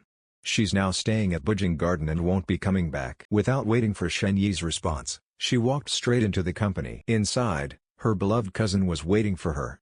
Fu Nanzi planned to spend plenty of time bonding with her today. After dropping off Fu Nanzi, Shen Yi drove toward Jingyuan University. On the way, Xu Yunyi crossed her arms and turned her head to look at Shen Yi. "What did she just whisper to you?" Shen Yi kept his eyes fixed ahead, worried that if he spoke, it would lead to another argument, so he said, "Nothing." Xu Yunyi didn't believe him at all. Even though she only heard bits and pieces, she could guess most of it. "Xia Yi, don't listen to her nonsense." Her expression was earnest as she continued, "No one loves you more than I do. I would never hurt you. Why don't you move in with me?" Shen Yi still shook his head, denying, "It's nothing, don't overthink it." The car stopped. They had arrived at Jingyuan University. Xu Yunyi unbuckled her seatbelt but didn't hurry to get out. Instead, she turned to him and said, "If you're worried about being uncomfortable at school, we can also stay at my mom's place. It's spacious and has plenty of empty rooms. I'll talk to Mom about it. I mentioned you to her yesterday, and she won't mind." Xu Yunyi's words were sincere, doing her utmost to persuade him, fearing that Shen Yi might be swayed if she wasn't careful. Shen Yi didn't outright reject her but instead evaded, "I'll think about it." This answer obviously didn't satisfy Xu Yunyi, so Shen Yi added, "In the meantime, I promise not to go to her place either." Xu Yunyi's lips moved slightly before she finally nodded. She knew it would be difficult to achieve her goal in one go, but at least she couldn't let Shen Yi lean towards Fu Nanzi. Watching Xu Yunyi enter the campus, Shen Yi then drove back home. He couldn't fulfill either of their requests for now. Agreeing to one would hurt the other. For now, he could only simulate a path forward. Tossing the keys onto the table, Shen Yi sat down and opened the simulator. The light screen unfolded, and the simulation seed glowed brightly within. The night had passed, and everything was already loaded. With a determined gaze, Shen Yi pressed the button. "Start simulation." "You did well." Selected, Fu Nanzi, Cheng Jun, Xu Yunyi. Simulation begins. You are Shen Yi, a 25-year-old high-quality human male, now standing at a crossroads in life, facing the most critical decision. Every choice will lead to different outcomes, and finding a perfect ending is your goal. Choosing the right approach is the top priority. After some contemplation, you decide to A. Slack off when faced with difficulties, sit back and watch the tigers fight. B. Go all out while alive, charge forward recklessly. C. Neither initiate nor reject, let heaven judge your sincerity. D. Free action. Looking at the options before him, Shen Yi stroked his chin in thought. After reading them carefully a few times, it became clear, these choices might seem flashy, but their meanings were obvious. They boiled down to three approaches: letting things drift, taking active action, or playing both sides. Without experiencing them firsthand, Shen Yi couldn't know which was the right one. Fortunately, the simulation could be repeated, giving him room for trial and error. Trying them one by one isn't a bad idea. Thinking this, Shen Yi chose the first slacker option. If it didn't work out, he could always restart. At least he'd eliminate one wrong choice. After making his selection, the narrative began to shift. After the previous confession, Fu Nanzi learned the whole story. Feeling deceived, she confronted her cousin Cheng Jun at the company, demanding an explanation. Cheng Jun felt wronged. Though she had some intentions, she believed her relationship with Shen Yi was innocent. She tried to explain, but Fu Nanzi saw it as an excuse. After several failed attempts to reason, Cheng Jun grew impatient and dismissed Fu Nanzi's complaints. Always quick-witted, she sensed an opportunity and dropped the act entirely. Cheng Jun joined the battle. The situation was now out in the open. On the surface, the three women remained composed, but behind the scenes, each was secretly maneuvering. Faced with their advances, you remained unmoved, feigning exhaustion and holing up in your rented apartment, ignoring their overt and covert invitations. Fu Nanzi and Xu Yunyi had no choice but to frequently visit your humble place, engaging in subtle power plays and emotional appeals, only to be coldly rejected. Cheng Jun, however, cleverly moved back into the apartment across from yours, betting that constant proximity would eventually win you over. Her move alarmed Fu Nanzi and Xu Yunyi, who quickly realized the threat and scrambled to secure nearby residences. But upon inquiry, they discovered Cheng Jun had already bought the entire floor, including your apartment, when she first moved in. Their only option was the floor above, leaving them frustrated and powerless to intervene. Shen Yi couldn't help but widen his eyes at this, marveling at Cheng Jun's shameless extravagance. She bought the whole floor? No wonder the landlord had messaged him earlier about selling the place and asked if he wanted to buy it. At the time, Shen Yi naturally refused. The tiny apartment was barely enough for two people. Now it was clear the buyer had been Cheng Jun. This wasn't about money but a fundamental difference in mindset, a habit of casually throwing wealth around. Shen Yi didn't know whether to be touched or exasperated. He clicked his tongue and kept reading. Fortunately, your stance remained unchanged, and the two women sighed in relief. At least you weren't favoring any of them. To counter Cheng Jun's sneak attack, they moved into your place, crowding the tiny space until you were forced to sleep on the floor at night. With Cheng Jun now in the mix, the atmosphere grew even more tense. Even a simple meal felt like a scene from a spy thriller. As days passed, their rivalry shifted from covert to overt. Only your presence kept them from physical fights, but snide remarks, arguments, and dramatic scenes became daily occurrences. The three women balanced each other out, treating you like contested territory, yet none could claim you for themselves, leaving the situation deadlocked. Your passive attitude infuriated Xu Yunyi, but she had no way to force a decision. She was the first to realize endless bickering was pointless. If she couldn't sway you directly, she'd target those who could influence you. Xu Yunyi took a detour, quietly leaving to visit your parents back in your hometown. Fu Nanzi and Cheng Jun, unaware of her plan, initially thought she'd given up, until Shen's mother called that afternoon, revealing the truth. Faced with Xu Yunyi's underhanded move, they had no time to fume. They dragged you back to your hometown in a hurry. Upon arriving, Xu Yunyi was already by Shen's mother's side. Fu Nanzi clenched her fists at the sight. Cheng Jun, visiting for the first time, stood in line with the other two as they made their collective debut in your family home. Shen's mother clutched her chest, dizzy, and would have collapsed if Fu Nanzi and Xu Yunyi hadn't caught her on either side. At this point, Shen Yi's vision blurred as he was pulled into the scene, a familiar transition by now. The small courtyard of his family home, with its white walls and red roof, was unusually lively today. The comings and goings of the women had old man Lu scratching his head in confusion by the gate. Shen's father grimly signaled the neighbor to keep quiet before shutting the door tightly. If word got out, the Shen family's decades of reputation would be ruined overnight. He wasn't taking any chances. After securing the door with a shovel, he slowly made his way back to the living room. Inside, Shen's mother sat on the sofa, catching her breath. Xu Yunyi and Fu Nanzi flanked her, murmuring reassurances, while Cheng Jun, unfamiliar with the situation, hid half behind Shen Yi, staying silent. Once she'd recovered slightly, Shen's mother glared at Shen Yi and snapped, "Well done. Really well done." The dagger is unsheathed when the map is unrolled. "Mom, are you okay? Please calm down." Seeing this, Shen Yi quickly stepped forward, speaking in an appeasing tone. Lu Huan looked at her son's face and felt an unfamiliarity she'd never experienced before. She truly wanted to peel back Shen Yi's face to see what was inside. Where had her once so honest son gone? Lu Huan waved her hand dismissively and snapped, "Stop. I'm not your mom, and I don't have a son like you. I still want to live a few more years. Hurry up and get as far away from me as possible." Hadn't she said it before? 2 wasn't enough, soon there'd be 3, 4, even 5. And those words hadn't even left her mouth a month ago. Lu Huan shot a sidelong glance at Cheng Jun, unable to suppress her inner grumbling. Look at this, 3 of them standing right here, popping up in the blink of an eye. Her heartache wasn't entirely feigned. The Shen family was just a modest household, they couldn't handle so many immortals causing chaos. "Mom, facing his mother's scolding, Shen Yi wore an ingratiating smile. "Everyone's watching. Can't you save me some face?" Shen's mother only grew more furious, glaring at him and shouting, "You still care about face? Do you think what you're doing now is something to be proud of? Face is something you earn, not something you throw away yourself." Unable to contain her anger, she kicked Shen Yi in the shin and barked, "Get out. Go as far as you can. Don't let me see you right now." Seeing Shen's mother's temper flare again, Fu Nanzi and Xu Yunyi, standing nearby, quickly tried to soothe her. "Auntie, please calm down." "That's right, it's not good for your health. Scolding him a couple of times is enough." Though Shen's mother's outburst had secretly pleased the 2 women, they still felt obliged to offer some comforting words. Cheng Jun, meanwhile, was at a loss. This was her first time witnessing such a scene, and she wasn't familiar with Shen Yi's family. She could only sit silently in a corner, saying nothing. Ahem. Shen's father, who had been standing by awkwardly, finally stepped in to mediate. "Lower your voice. Say less, won't you?" Fu Nanzi, Xiao Shen, and this Xiao Cheng are all here. He stumbled over Cheng Jun's name. After all, this was his first time meeting her, or even hearing about her. It was only after Shen Yi whispered a reminder that he managed to say it. "So what if they're here?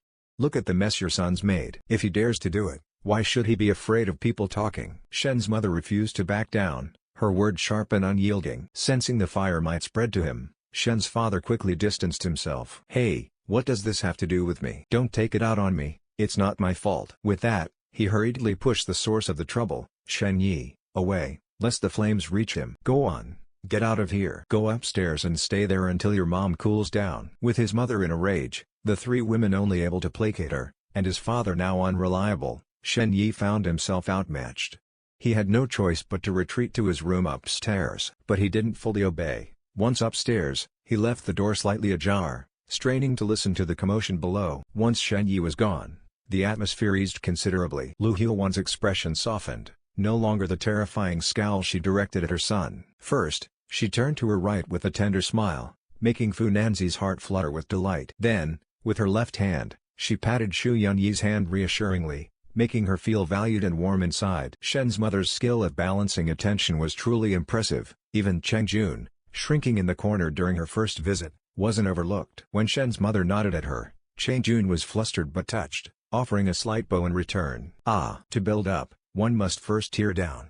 Sitting in the center, Lu Huan let out a long sigh. That sigh sent a jolt through the women in the room, tightening their chests. "All of you are first-rate young women, Good girls. The kind that's hard to find even with a lantern in broad daylight. Tell me, what has that rotten boy done to deserve? Fu Nanzi leaned closer to Shen's mother, hugging her arm as she spoke up for Shen Yi. Auntie, it's not his fault. I'm here willingly. Lu Huiwan smiled warmly. She had always held Fu Nanzi in high regard. There wasn't a single thing about her she didn't like. Xu Yunyi gritted her teeth, annoyed that Fu Nanzi had beaten her to it. She quickly added, that's right. Right or wrong, we made our own choices. Auntie, don't upset yourself over this. Lu Huiwan's expression darkened slightly as she sighed. How can I not be upset? Since you're all here, I won't beat around the bush. Her gaze swept across the faces of the three women before she suddenly turned solemn. Auntie wants to ask you one thing. Do all three of you really have a relationship with Xiao Yi? He hasn't done anything unforgivable, hasn't deceived you, has he? The three women exchanged glances, realizing Shen's mother was shocked by the situation. Of course, any ordinary person would struggle to understand this scenario. They couldn't very well explain the intricacies to her, so they took turns reassuring her, trying to stabilize her emotions. No, Auntie, please don't worry. Exactly. We're all in this freely, there's no coercion at all. That's right. Shen Yi is wonderful. How could he possibly do anything bad? Ahem. Shen's father, who had been sitting quietly, suddenly coughed, nearly crushing the beads in his hand. This exchange shattered his worldview. He knew his son was two-timing, but he never expected that after meeting, the boats wouldn't just stay afloat, they'd actively work together to steady the waves. When he lifted his head, he met Shen's mother's sharp glare and immediately straightened up, falling silent. Lu Haiman, satisfied with their answers, secretly gloated but maintained a sorrowful expression as she sighed. Ah, that foolish boy, what kind of nonsense has he gotten into? Your uncle and I can't control him. Then, pressing her lips together, she put on an apologetic face. To raise a child without teaching is the father's fault. Here, old Shen and I apologize to all of you on Xiao Yi's behalf. We're sorry. It's all our fault. With that, Shen's mother stood, pulling a bewildered Shen's father up to bow in apology to the three women. The women were stunned. The sight moved them deeply, and they hurriedly rose to stop the elderly couple, exclaiming, No, Uncle, Auntie, this isn't necessary. Right, there's no need for this. Xu Yunyi and Fu Nanzi flusteredly supported Shen's mother, while Cheng Jun, closer to Shen's father, helped steady him by the arm. After much fuss and polite refusals, Shen's mother, from looking ashamed to glowing with relief, was finally persuaded to sit back down. After all the build-up, Lu Huiwan finally revealed her true intentions. She muttered under her breath, such good girls, all such good girls. But there are three of you, and only one Shen Yi. This is just too chaotic, isn't it? Then she shook her head and murmured, No, this is absurd. Cheng Jun watched as Shen's mother alternated between muttering to herself and speaking aloud, her own heart in turmoil. Finally, she spoke up, Auntie, why don't you just say it plainly? Yes, it's all right. We can handle it. Xu Yunyi and Fu Nanzi chimed in as well. Under their urging, Shen's mother hesitated before stammering out, All three of you, are you willing to be Shen Yi's girlfriends? Things have come to this. The moment these words were spoken, an awkward silence fell over the room. Becoming Shen Yi's girlfriend, or even his wife, was something they were all more than willing to do. Otherwise, why would they be here? If Shen's mother had asked them individually at another time, any one of them would have been overjoyed. Being Shen Yi's girlfriend was certainly a wonderful prospect, but adding the word all to the equation made it far less appealing. How could such a thing be discussed with all three of them at once? It was downright uncomfortable. But then again, Shen's mother had just apologized and laid out the pros and cons clearly, without forcing any of them to make a choice. Besides, they hadn't even gotten started yet. How could they just admit defeat so easily? Unless they chose to back out now, it seemed the only option was to grit their teeth and accept it. Yes, Auntie, I'm willing. Fu Nanzi was the first to react and agree. Not only was she the least resistant to the idea, but she also refused to fall behind in front of Shen's mother. I'm willing. Auntie, I'm willing too. Xu Yunyi and Cheng Jun answered almost simultaneously. What else could they do?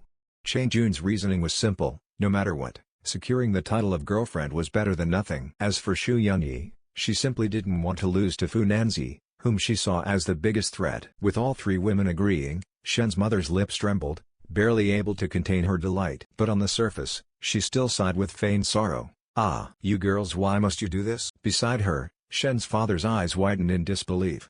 He couldn't believe his wife's maneuvering had actually convinced all three women to agree. What kind of sorcery is this? Is this even Chinese anymore? Not just Shen's father, even Shen Yi, who had been eavesdropping from upstairs, clenched his fists in excitement. Nice. Mom really knows how to handle things. As expected, a mother's love for her son runs deep. No matter how harsh her words, her heart was always on his side. Watching this scene unfold, Shen Yi felt even more encouraged. His earlier warnings to Shen's mother hadn't been in vain. Not only had she remained impartial toward the three women, but she had also gone above and beyond, balancing things fairly among all three. How could he not be thrilled? The scene continued, and Shen Yi quickly suppressed his grin to keep watching. In the living room, Shen's mother spoke earnestly, "Forgive me for saying this, but our Shen family is just ordinary folks. We've never seen anything like this before. It's always been one girl pursued by 100 suitors. For Shen Yi to earn the favor of all of you is a blessing from 8 lifetimes of good karma." Then she turned to Cheng Jun and asked, "This young lady is Cheng Jun, right?" Cheng Jun sat primly with her hands on her knees and immediately replied, "Yes, auntie. You can call me Ju-yun, it's my nickname." "Good, good.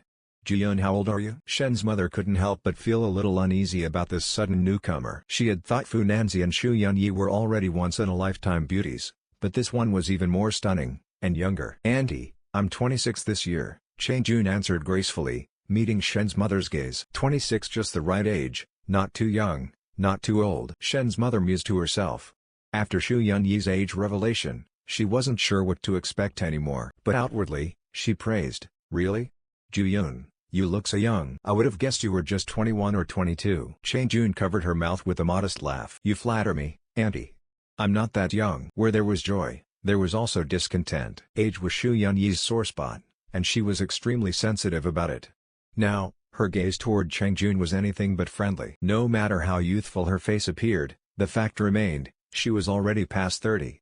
In a direct comparison, it was indeed a disadvantage. After exchanging a few pleasantries to learn more about Cheng Jun, Shen's mother shifted the conversation.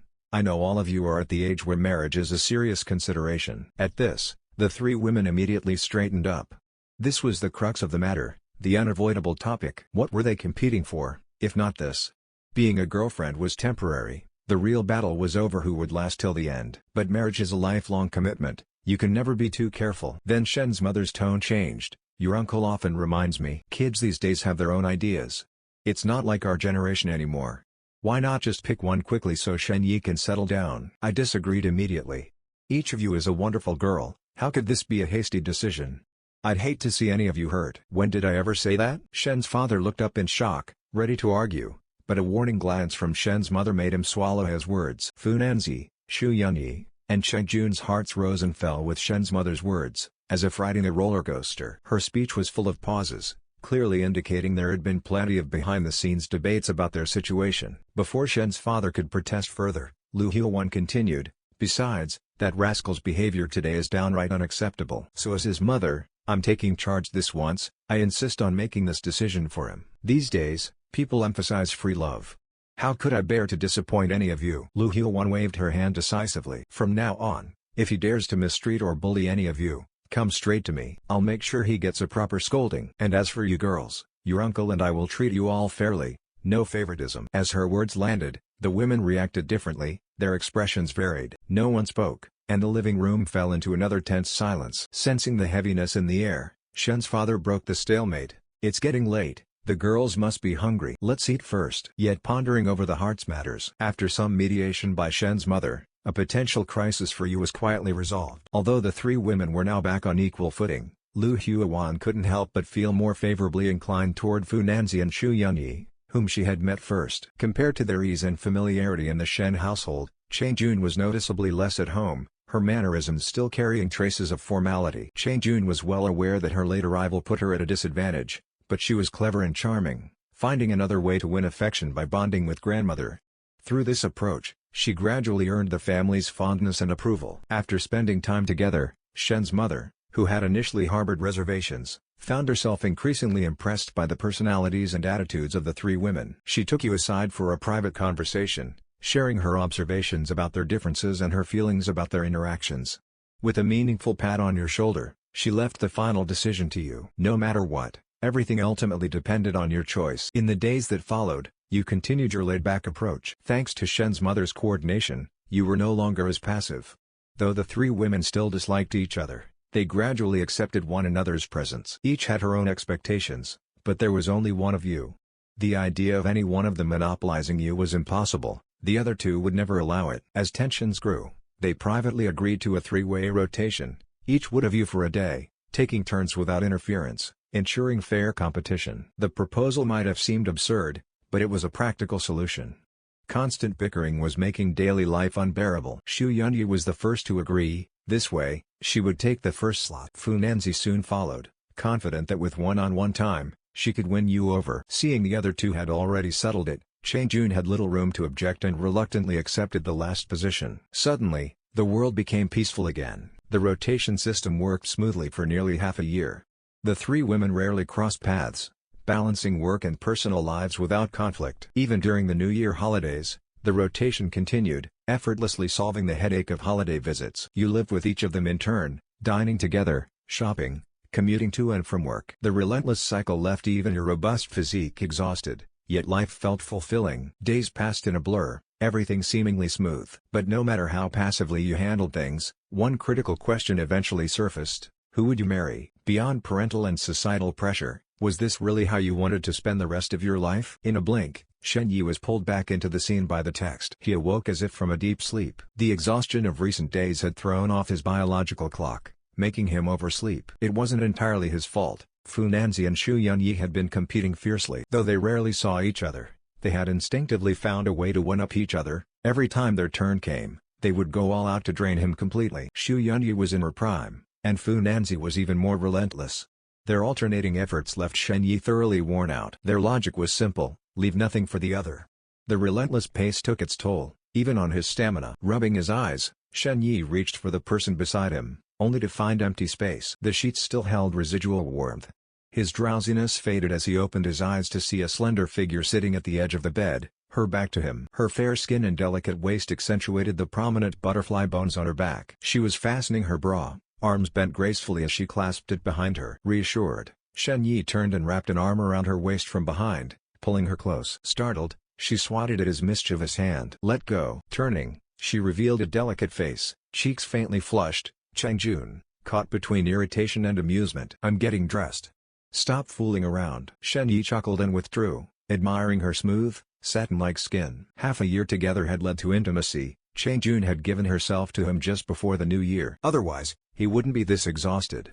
On the surface, it seemed like two women, but in reality, it was three. She had done so willingly, and it had felt like the natural next step. During New Year's dinner, Chang Jun had mentioned Shen Yi again. Though Chang Tianwei remained skeptical, he held back his disapproval for the holiday's sake, even inviting Shen Yi over for a meal. He respected his daughter's choice and didn't want to interfere too much. With this acknowledgement, Chang Tianwei began paying closer attention, frequently asking about their relationship. The answer was always the same: everything's fine. A businessman at heart, Chang Tianwei believed nothing was certain until formalized. With Chang Jun nearing 30, marriage became a pressing topic. Now dressed, Chang Jun sat at the vanity, brushing her long hair. As she combed through the silken strands, her thoughts wandered. She glanced at Shen Yi's reflection in the mirror, hesitating before speaking. Shen Yi, do you love me? He looked up from his phone. Of course I love you. Why do you ask? Chang Jun set the comb down, murmuring, nothing. Then, picking up a pair of earrings, she added softly, my dad asked about us again yesterday. I told him everything was fine. A pause. I'm 27 now. Not young anymore. 30 isn't far off. Family pressure aside, I just want to know what you think. Shen Yi slowly sat up, puzzled by her sudden seriousness. He had managed to keep the fragile balance between the three women. Upsetting it now would be disastrous. Marriage wasn't an option. He could only stall. You know the situation, Nanzi and Yunyi. They just wait a little longer. I'll give you an answer. Chang Jun stiffened, her back still turned. Every moment she felt brushed off, she couldn't help but retreat further. Taking another deep breath, Chang Jun faced the mirror, attempting to put on her earrings, but today, they seemed determined to defy her. No matter how many times she tried, they just wouldn't stay in place. Frustrated, she flung them aside with a sigh, giving up entirely. For the first time, she steeled herself and turned around, her eyes locking onto Shen Yi's as she asked, clinging to a fragile hope, are you actually willing to marry me or not? Unpredictable partings and reunions. Shen Yi's hand hovered mid-air, his words trailing off. He was sweating. Of course, Shen Yi was 100% willing, but bigamy was illegal. Chang Jun stood up, her eyes gleaming with hope and longing as she faced him. You're willing, aren't you? As long as you marry me, I'll do anything. I won't dwell on your past with them. I promise I'll love you more than they ever could. Her expression was resolute, as if she were the sole performer under a grand spotlight. Whatever Fu Nanzi and Xu Yunyi could offer, she could match. No, surpass houses, cars, savings. You don't need to worry about any of it. We'll have everything. My father has no other children. Once he's gone, Tiancheng Group will be yours, and so will I." Cheng Jun murmured dreamily, clutching Shen Yi's hand. "Thuan." Shen Yi shook her hand, but she kept talking, lost in her own fervor. "I won't make things difficult for you with Nanzi and Yunyi. We can leave this place forever, never come back. How about living abroad? We'll bring your parents too. We'll go somewhere no one knows us, just you and me. I'll give up everything as long as I have you." She poured out her heart, yet it still didn't feel like enough. Desperately, she searched for anything of value to throw onto an invisible scale. "Cheng Jun." Shen Yi pried her hand away and raised his voice. "Calm down." Her gaze sharpened instantly, locking onto his face as she waited for his answer. Shen Yi paused, then spoke solemnly, "Having you would be my greatest fortune. Of course I'm willing." Cheng Jun's eyes flickered, but she knew there was more. "But," Shen Yi continued, "but you know Nanzi and Yunyi have also shared dreams with me." Cheng Jun's enthusiasm drained away. She raised a hand, cutting him off. "Stop. I know your answer." She had charged forward with the resolve of a soldier marching to their death, and now, she accepted the outcome. Cheng Jun understood Shen Yi's dilemma, but she refused to accept it. Love, after all, was selfish. Her first vow had always been never to settle, then and now. Over the past 6 months, she'd gradually seen the truth. Everything she'd done was just a last, desperate struggle. Love couldn't be won by waiting. Calmly, Cheng Jun stood and walked to the table to gather her bag. Shen Yi followed, scrambling to explain, "I know you don't want to hear it, but this is the reality. You're smart, you figured out this secret yourself." Cheng Jun kept her head down as she slipped on her shoes, ignoring him. "Turns out, love that's too obvious only pushes people further away." That damn dream had bound them all together, bringing them closer yet torturing them in equal measure. If she could, she'd erase that dream entirely. Maybe then, they could have met as strangers or drifted apart peacefully. Once her shoes were on, she grabbed her bag and headed for the door. Shen Yi blocked her path. Her emotions were too volatile, he couldn't let her leave like this. "Thuan." Cheng Jun paused by the door, staring at the arm barring her way. She placed her hand over his and whispered, "Time's up. I have to go. Nanzi will be here soon. I can't take her time." Then, without hesitation, she pushed Shen Yi's arm aside and stepped out. Your passive response left Cheng Jun disappointed. Her heart grew cold, and she ignored you for days. Every message you sent vanished into the void. Outside the simulation, Shen Yi, seated on the sofa, took a deep breath. It was easier to see clearly from a distance. From this god's eye view, the situation was a dead end. Choosing to do nothing had its perks. It smoothed over conflicts, letting the three women coexist, if not harmoniously, then at least without open hostility. But the cost was complacency. He'd shirked responsibility, expecting them to resolve things on their own while he avoided taking action. Love, at some point, demands an answer, just like Cheng Jun had moments ago. Fu Nanzi and Xu Yunyi weren't rushing for a resolution because they'd seen the future. Cheng Jun, however, couldn't afford to wait. Sigh. Shen Yi noted this segment, exhaled heavily, and kept reading. Several uneventful days passed. When the next rotation day arrived, Cheng Jun still didn't show. Assuming she was still upset, you called, only for her to hang up immediately. After several persistent attempts, all you got was a busy tone. You went to the Yancheng Group but were told she was on leave. With no other options, you decided to visit her parents' home. Cheng Tianwei received you. He seemed to be holding back anger, calmly informing you Cheng Jun wasn't there. You pressed further until his patience snapped. His only reply, "She doesn't want to see you." Unsatisfied, you pleaded your case, arguing passionately. Cheng Tianwei shook his head, spat out a single "get out," and you were thrown out. In the days that followed, you ignored everything else, obsessively messaging Cheng Jun and redialing that eternally busy number. You searched the world for her, but she'd vanished without a trace. Later, through Fu Nanzi's connections, you heard an unverified rumor: Cheng Jun might have gone abroad. No further details surfaced. You wallowed in heartache for a long time. Eventually, with Fu Nanzi and Xu Yunyi's care, you moved on. Yet in the quiet of night, her mark remained, unfaded by time, only growing sharper with the years. A year later, Xu Yunyi became pregnant as planned. You accompanied her to prenatal checkups. You'd done all you could, the rest was up to fate. Fu Nanzi heard the news, her face falling with envy.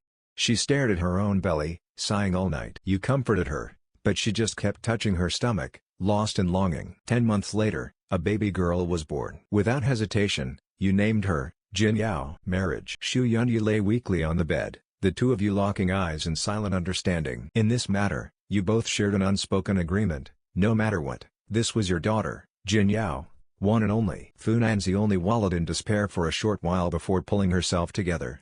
Though she never fully came to terms with her own shortcomings, she had grown accustomed to them over the years. Both of you had experience raising children, but Xu Yunyi, being an older mother, needed a longer recovery period after childbirth. The newborn was utterly adorable, and Fu Nanzi couldn't resist her charm. Fu Nanzi threw herself into caring for little Jin Yao, barely leaving her side.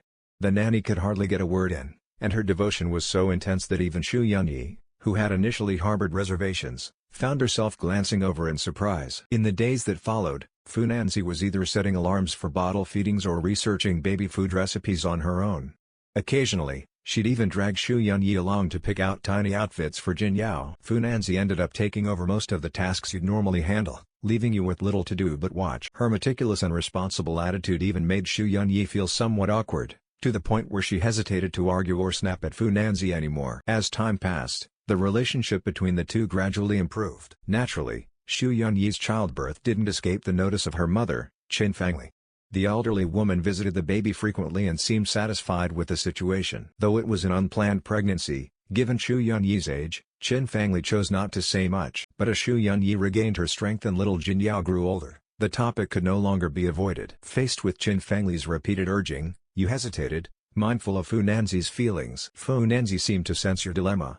One day, she suddenly pulled you aside and told you she agreed, you should marry Xu Yunyi. Stunned, you stood frozen in place, only believing her after repeated confirmations that she wasn't joking. Baffled, you asked her why. Fu Nanzi glanced at little Jin Yao, who was crawling around on the floor, then turned away with a faint smile, refusing to answer. You never learned what private agreement the two had made, but under Qin Fangli's relentless pressure, you and Xu Yunyi eventually registered your marriage. Perhaps to avoid upsetting Fu Nanzi, Xu Yunyi chose to keep things low-key, just as she had in her past life. No grand ceremony, just a simple meal together. From then on, Fu Nanzi and Xu Yunyi grew even closer. Little Jin Yao also formally recognized Fu Nanzi as her godmother. They no longer clashed but instead often teamed up to tease or challenge you.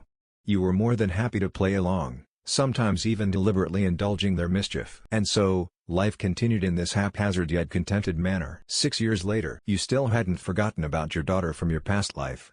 Counting the days, you prepared all the necessary documents to begin the adoption process. As much as you adored Jin Yao, she wasn't Fu Nanzi's biological child, and deep down, Fu Nanzi longed for one of her own. You hadn't forgotten Fu Nanzi's sacrifice back then and hoped that finding little Lingdong would bring her some comfort. Fortunately, after some twists and turns, you managed to adopt an infant right on schedule, just as you had in your previous life. Overjoyed, you brought the baby straight to Fu Nanzi. The scene shifted before your eyes once more. Another 6 years had passed. Fu Nanzi was now in her 30s, her demeanor refined by the passage of time. After parking the car, she stepped out and circled around to the back seat. Her hair was meticulously styled, sleek and pinned flawlessly in place. She wore an elegant emerald green satin dress adorned with intricate embroidery. Her movements were graceful, her posture poised, exuding an effortless sophistication. The back door swung open, and little Jin Yao, unable to wait any longer, burst out of the car, her oversized backpack bouncing against her backside. "Godmother, catch me!" she cheered, sprinting toward the house. Fu Nanzi locked the car, smiling softly as she called after her, "Slow down, be careful not to trip." Her words were met with Jin Yao's gleeful giggles. Shaking her head in amusement, Fu Nanzi made her way inside. Children at that age seemed to have boundless energy, always so lively. Originally, Shen Yi was supposed to pick Jin Yao up, but he was tied up with work, and Xu Yunyi was on shift. Since she had free time, Fu Nanzi had gone to fetch Jin Yao after school. As she reached the doorway, still slipping off her shoes, she heard Jin Yao's excited voice from inside. "Wow, there's a baby here. Shh, keep your voice down, don't wake her up." "Isn't she cute? Her name is Little Lingdong." Shen Yi's voice followed, gently scolding Jin Yao for her outburst. Fu Nanzi's heart skipped a beat. A premonition stirring within her, she hurried inside, not even bothering with her slippers. As she turned the corner, Shen Yi heard her footsteps and turned around, revealing the tiny infant cradled in his arms. She was small, her skin slightly wrinkled and dark, her wispy hair tousled, but to Fu Nanzi, she was the most beautiful thing in the world. Trembling, Fu Nanzi reached out, and Shen Yi quickly handed the bundle over. Wiping his brow, he chuckled, "Finally, you're here. It wasn't easy, I barely got this little one to sleep." Then, tapping Jin Yao's curious head, he added, "And then this big one comes barging in, shouting like crazy. almost woke her up again. Fu Nanzi cradled little Ling Dong, her heart swelling with familiarity. Every tiny feature, her hands, her feet, seemed unbearably precious. Tears welled up, spilling down her cheeks. She quickly wiped them away before they could fall onto the baby. Shen Yi hurried over, his voice warm with concern. "What's wrong? Why the tears?" Then, feigning hurt, he added, "Was it me? Did I mess up? I just wanted to surprise you, not make you cry." Fu Nanzi's lips trembled, too overwhelmed to speak, but she managed a light kick at Shen Yi in playful retaliation. Instead of protesting, Shen Yi grinned like a fool, as if he'd been rewarded. Meanwhile, Jin Yao, feeling left out, squirmed free of Shen Yi's hand on her head and tugged at his pants, straining to see. "Let me look.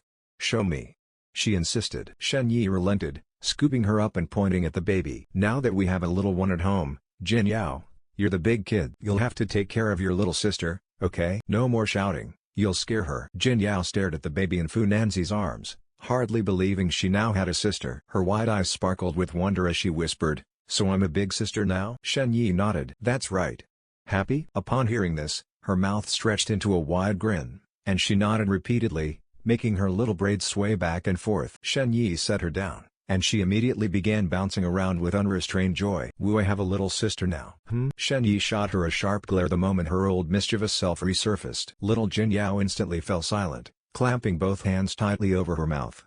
Her small face tensed up, and she didn't dare even breathe too loudly. Watching her big eyes dart around restlessly, Shen Yi stifled a laugh and whispered, "Shouldn't you go finish your homework? I'll let you come see her after she wakes up." Jin Yao was about to respond eagerly but, afraid of being too loud, settled for nodding her little head vigorously instead. As she tiptoed out of the room with exaggerated caution, Fu Nanzi and Shen Yi exchanged an amused glance, both thoroughly entertained. Once the laughter subsided, Fu Nanzi adjusted the swaddled baby in her arms and leaned back against Shen Yi. The room fell into a peaceful hush, broken only by soft breaths. At that moment, she felt as though life couldn't possibly be more complete. The thief of youth. Ever since they got married, it was impossible to stay in the small apartment they used to live in. Xu Yunyi was also not suited to continue living at the school. Shen Yi bought a house next to Jianyuan, which was closer to Jingyuan University. 6 or 7 years passed, and Xu Yunyi had officially been promoted to professor, taking on a few new students, and was now busy until late every day. Meanwhile, Shen Yi was busy in the kitchen preparing dinner, leaving Fu Nanzi in the room to take care of the child. Little Jin Yao, having finished her homework, was hovering around Shen Yi. "Dad, remember to take a picture of my homework and upload it to the group later, don't forget." And read a fable story to Mom, "We need to record a video of it." Shen Yi was seasoning the food in the pot when he turned his head and said, "The teacher assigned video homework again. Huh?" He gently patted her little head and smiled, "All right, Dad knows." Little Jin Yao hugged Shen Yi's leg, sniffed the air, and took a deep breath, saying, "It smells so good. What dish are you making today?" Shen Yi replied casually, "Garlic scapes stir-fried with beef." As he spoke, he took a little broth with a spatula, tasted it for saltiness. "Really?" Jin Yao's eyes sparkled as she bounced around, saying, "Let me taste it, let me taste it." The seasoning was just right, no need for her to taste it, but Shen Yi still indulged her, pinching a small piece of beef and placing it in her mouth. "Here you go, little glutton." The beef was tender, becoming more flavorful with each chew, and she ate it with great enjoyment. Seeing her playful demeanor, Shen Yi patted the back of her head and said, "Go wash your hands, it's time for dinner. Call Mom and ask where she is." "Okay." Shen Jin Yao agreed, hopping out of the room. Only then did Shen Yi turn back to serve the dish, using kitchen paper to wipe the sauce off the edge of the plate before carrying it out. He prepared 3 dishes and a soup for dinner, more than enough for 3 adults and 1 child. Both Xu Yunyi and Fu Nanzi had small appetites and couldn't eat much, so if he made too much, he would have to finish it himself. After setting out the bowls and chopsticks, Shen Yi went to the door and gently pushed it open. The room was dark, and the light streaming in made Fu Nanzi look up. She was holding little Ling Dong. Shen Yi walked to the bedside and whispered, "Asleep?" Fu Nanzi nodded gently, looking affectionately at the little one in her arms, saying, "Yes, just woke up for a feed, and now she's asleep again. This is the time when she can eat and sleep well." Shen Yi bent down to brush away her falling hair, patting her shoulder and saying, "Let her sleep on her own, dinner's ready, come out and have something to eat." Fu Nanzi was about to say she wasn't hungry, but then thought she might have to get up in the middle of the night, so skipping dinner wouldn't do. She carefully put little Ling Dong down, and the two of them went out to the living room. Just then, Xu Yunyi also returned, with little Jin Yao opening the door for her. "Back already, just in time for dinner." Shen Yi called out, while Fu Nanzi had already gone to the kitchen to serve the rice. "Yeah, after a busy day, I'm definitely hungry." "Timing really is everything," Xu Yunyi cheerfully agreed, placed her bag on the shoe rack, and squatted down to change her shoes. Now at 42, having had a child, fine lines had begun to appear at the corners of her eyes. Yet, her beauty was radiant, her demeanor exceptional, and with years of teaching experience, she naturally exuded an aura of elegance and grace when serious. Her smile was like the thawing of ice and snow. After changing her shoes, she bent down and gave little Jin Yao a peck on the cheek. "I have some good news to share with you." Xu Yunyi was standing by the sink washing her hands when Shen Yi spoke from the doorway. "Good news? What is it?" Xu Yunyi turned her head, wiped her hands, and raised an eyebrow. "I brought little Ling Dong home." "Little Ling Dong?" Xu Yunyi frowned, thought for a moment, then suddenly realized, "Oh, the one you mentioned before." Having lived together for so long, Shen Yi had mentioned it before. She smiled and said, "That's great. Where is she?" "In the inner room, let me take a look." Shen Yi quickly stopped her. "No, no, no, she just fell asleep." "Let's eat first, and then you can see her after dinner." "All right." Xu Yunyi nodded and followed him to the dining room. As soon as she sat down, she smiled and said, "Congratulations, Nanzi. Finally, a burden off your mind." Fu Nanzi picked up her chopsticks, her eyes curving like crescent moons as she replied, "Yes." Shen Yi brought her back without a word. "It really surprised me." Shen Yi laughed heartily, looking pleased, and gestured with his chopsticks, "Let's eat first, we'll chat while we eat." Xu Yunyi picked up some food with her chopsticks and placed it in little Jin Yao's bowl, saying, "Now the nursery can be used again." All the things Jin Yao used back then are still there. We can use them for a few days before gradually replacing them with new ones. These were all things Fu Nanzi had helped organize back then, and now it was her turn to lend a hand. Fu Nanzi had already made up her mind and replied after swallowing her food, "Ling Dong is still too young, so I'll take care of her for now and wait until she's a bit older." Little Jin Yao, hearing some keyword, sat up straight in her chair and patted her chest, saying, look at me, I'm already a big sister. Taking care of my little sister is my job." Shen Yi turned his head and gently tapped her head with the end of his chopsticks, saying, "Rely on you? You can't even take care of yourself. If you don't make your sister cry, that'll be a blessing." Everyone laughed, and the table was filled with a joyful atmosphere. "Humph! Underestimating me." Jin Yao grumbled, holding her rice bowl, and quickly took a bite to comfort herself. Xu Yunyi, sitting to her right, heard this and pointed to the fine lines at the corner of her eyes, teasing her, "See this? These are the wrinkles your mom got from taking care of you. I've even got wrinkles now, and you don't even feel sorry for me. You just keep making me worry." Shen Jin Yao pressed her delicate fingers against the shallow lines, not yet understanding what they meant. Sensing Xu Yunyi's emotional fluctuation, Shen Yi quickly interjected with a smile, "Not at all. I think our teacher Xu is still in her prime." "Right, Fu Nanzi?" Fu Nanzi covered her mouth and nodded with a laugh. "Forget youth, it was stolen long ago by who knows what." Xu Yunyi rolled her eyes at Shen Yi in mock exasperation, but the playful banter at least lightened the mood. Little Jin Yao couldn't quite grasp the teasing between adults. Her innocent heart only wanted to comfort her mother, so she stood up on the chair and declared loudly, "I'm not the thief who stole Mom's youth, I'm her second youth." Long time no see. After little Ling Dong came into her life, Fu Nanzi found herself busy once again. Raising a child was exhausting work, requiring constant attention day and night. Xu Yunyi helped whenever she had free time. Despite the fatigue, Fu Nanzi felt genuinely happy and fulfilled. Since moving here, Fu Nanzi had rarely returned to her own home. She had fallen out with her family. Years ago, she had a fierce argument with Ji Shulan, during which her inability to conceive was revealed. After that, she moved out of peaceful lake residence. But no matter what, parents were still parents. After little Ling Dong's first month, Fu Nanzi took her to meet the elderly couple. Time was the best remedy for all wounds. With Fu Yuanyu's mediation, mother and daughter finally reconciled. The twists and turns of their relationship left them both deeply moved, bringing them even closer. Respect begets respect, as the saying goes. Grateful for Fu Nanzi's past concessions, Xu Yunyi decided to return the favor. After living together for several years, their relationship had stabilized. Spending every day together, with you and the child as a balancing presence, they might not have been as close as sisters, but they had become a familiar, comfortable family. So Xu Yunyi privately discussed it with you, and the two of you quietly went through divorce proceedings. Xu Yunyi was already in her 40s. After so many years of ups and downs, she no longer clung to formalities. Even without the title of marriage, the bond remained. With Xu Yunyi's cooperation, You surprised Fu Nanzi by registering as husband and wife once more. Middle-aged and weary of complications, you simply informed both sets of parents and celebrated with a simple meal at home. That night, after putting the child to sleep, you became a groom again.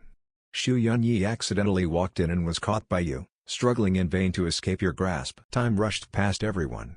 In the blink of an eye, 5 more years had passed. One day, while picking up the 2 children from school, you unexpectedly received a letter. It was hard to imagine anyone still sending letters these days, and you couldn't think of any friends who would write to you. Back home, you examined the envelope and found it was sent from abroad, by standard mail, a slow and rarely used method. Opening it, you tipped out a postcard, square in shape, featuring a scene of azure waters and pristine white sand under a clear sky. Though there was no other information, the address gave you an inkling.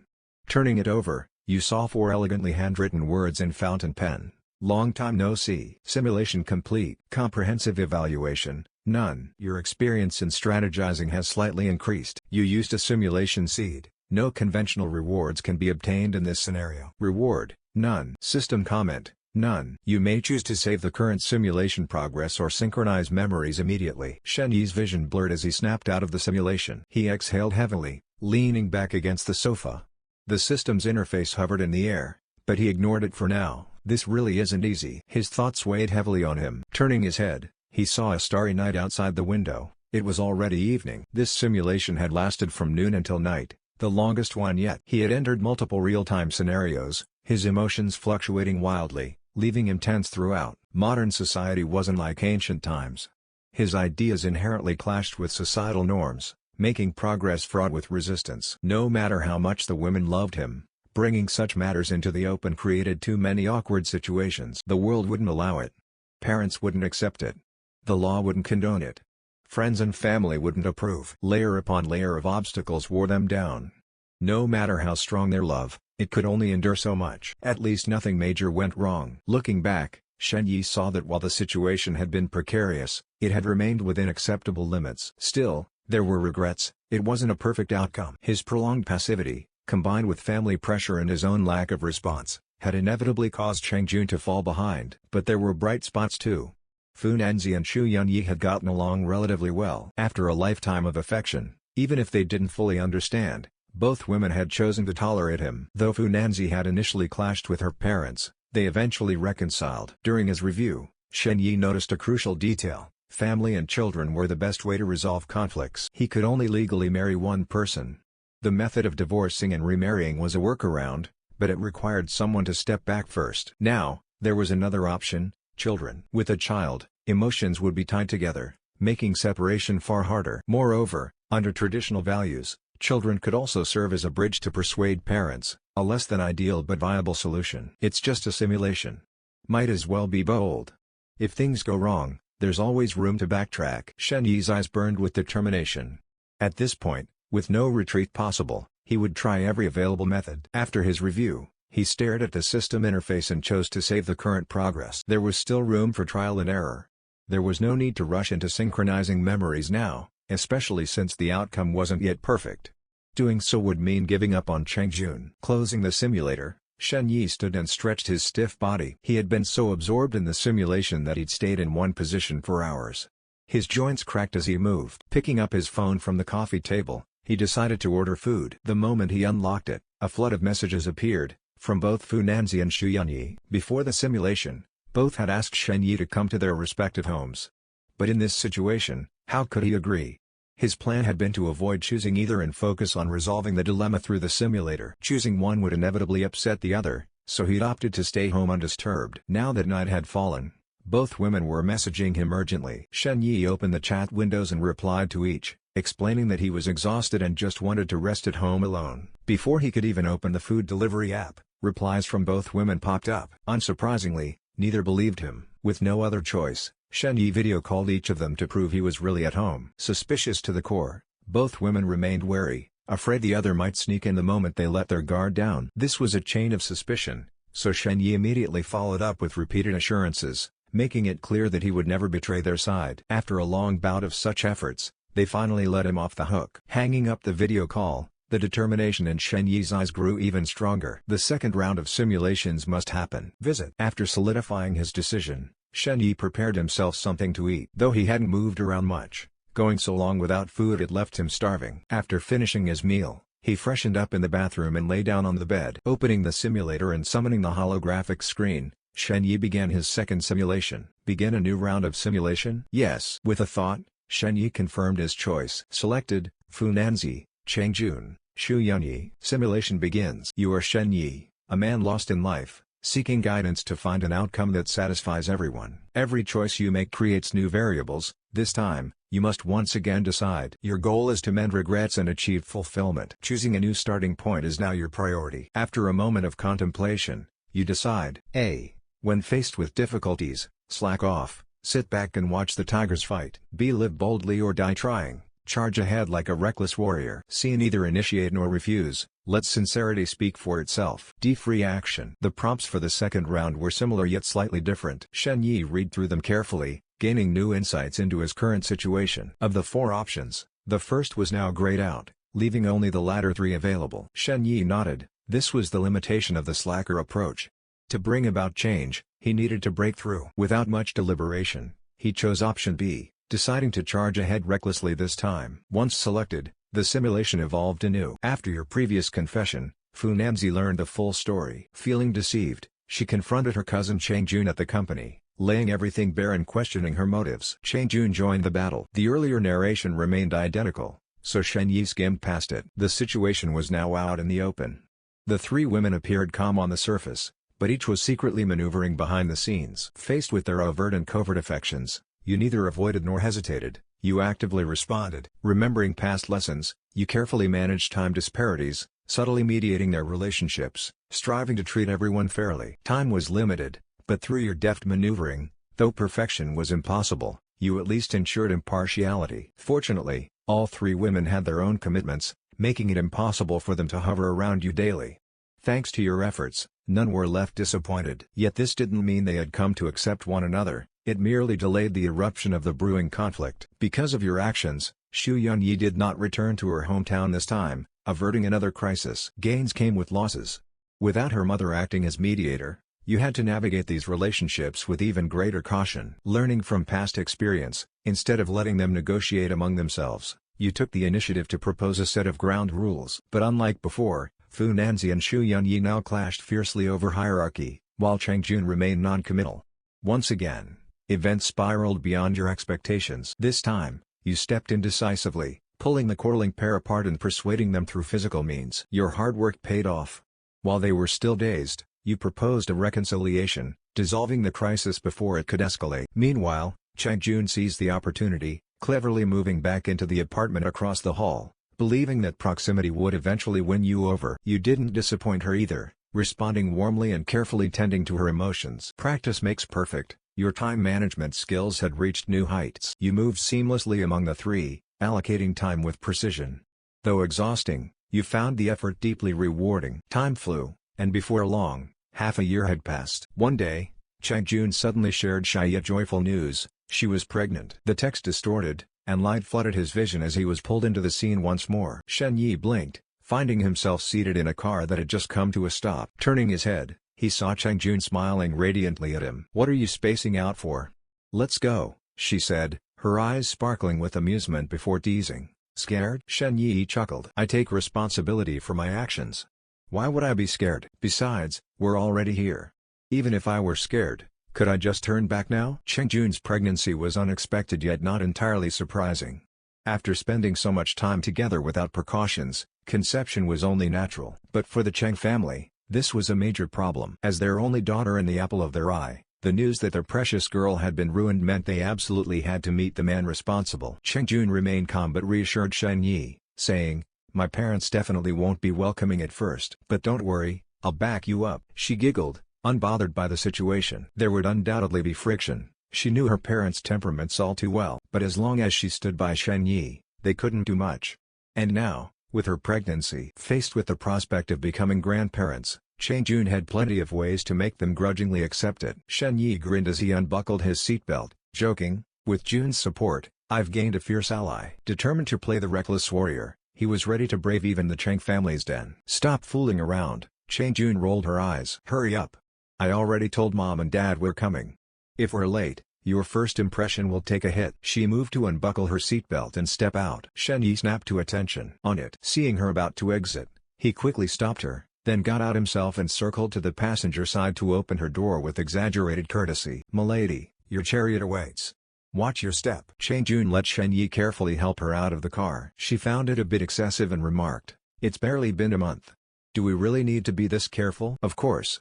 There's no such thing as too much caution right now. Though she thought it unnecessary, his attentiveness still pleased her. Shen Yi then retrieved the gifts from the trunk. He had no idea what Chang Jianwei liked, so Chang Jun had prepared them. It was just a formality, he'd simply place them in a corner later. After straightening their clothes, they approached the door and rang the bell. Laugh last. The sound of the doorbell rang, and soon the door swung open. "Mom, I'm home, Tilda." As soon as the door opened, Chang Jun called out in a voice so sweet it could rot teeth. Wenya's face appeared, her gaze sweeping past Shen Yi before settling on Chang Jun, her smile gentle. "You're here.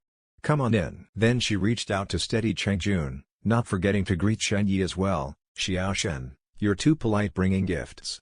Don't just stand there, hand them to Auntie and come inside." Wenya was naturally well acquainted with Shen Yi, as Chang Tianwei had thoroughly investigated him when the pregnancy came to light. Not only did she know about him, but she was also aware of his occasional interactions with old Fu's daughter. His frivolous attitude toward relationships left her with unspoken reservations about her daughter's infatuated boyfriend, though her manners kept her from voicing them outright. "Ah, yes, Auntie," Shen Yi responded, handing the gifts to the housekeeper nearby before slipping into the offered slippers. Following the mother and daughter inside, they arrived in the living room. Chang Jun glanced around before turning to Wenya. "Hey, Mom, where's Dad?" Wenya replied, "Your father's upstairs in the study, wrapping up a video conference.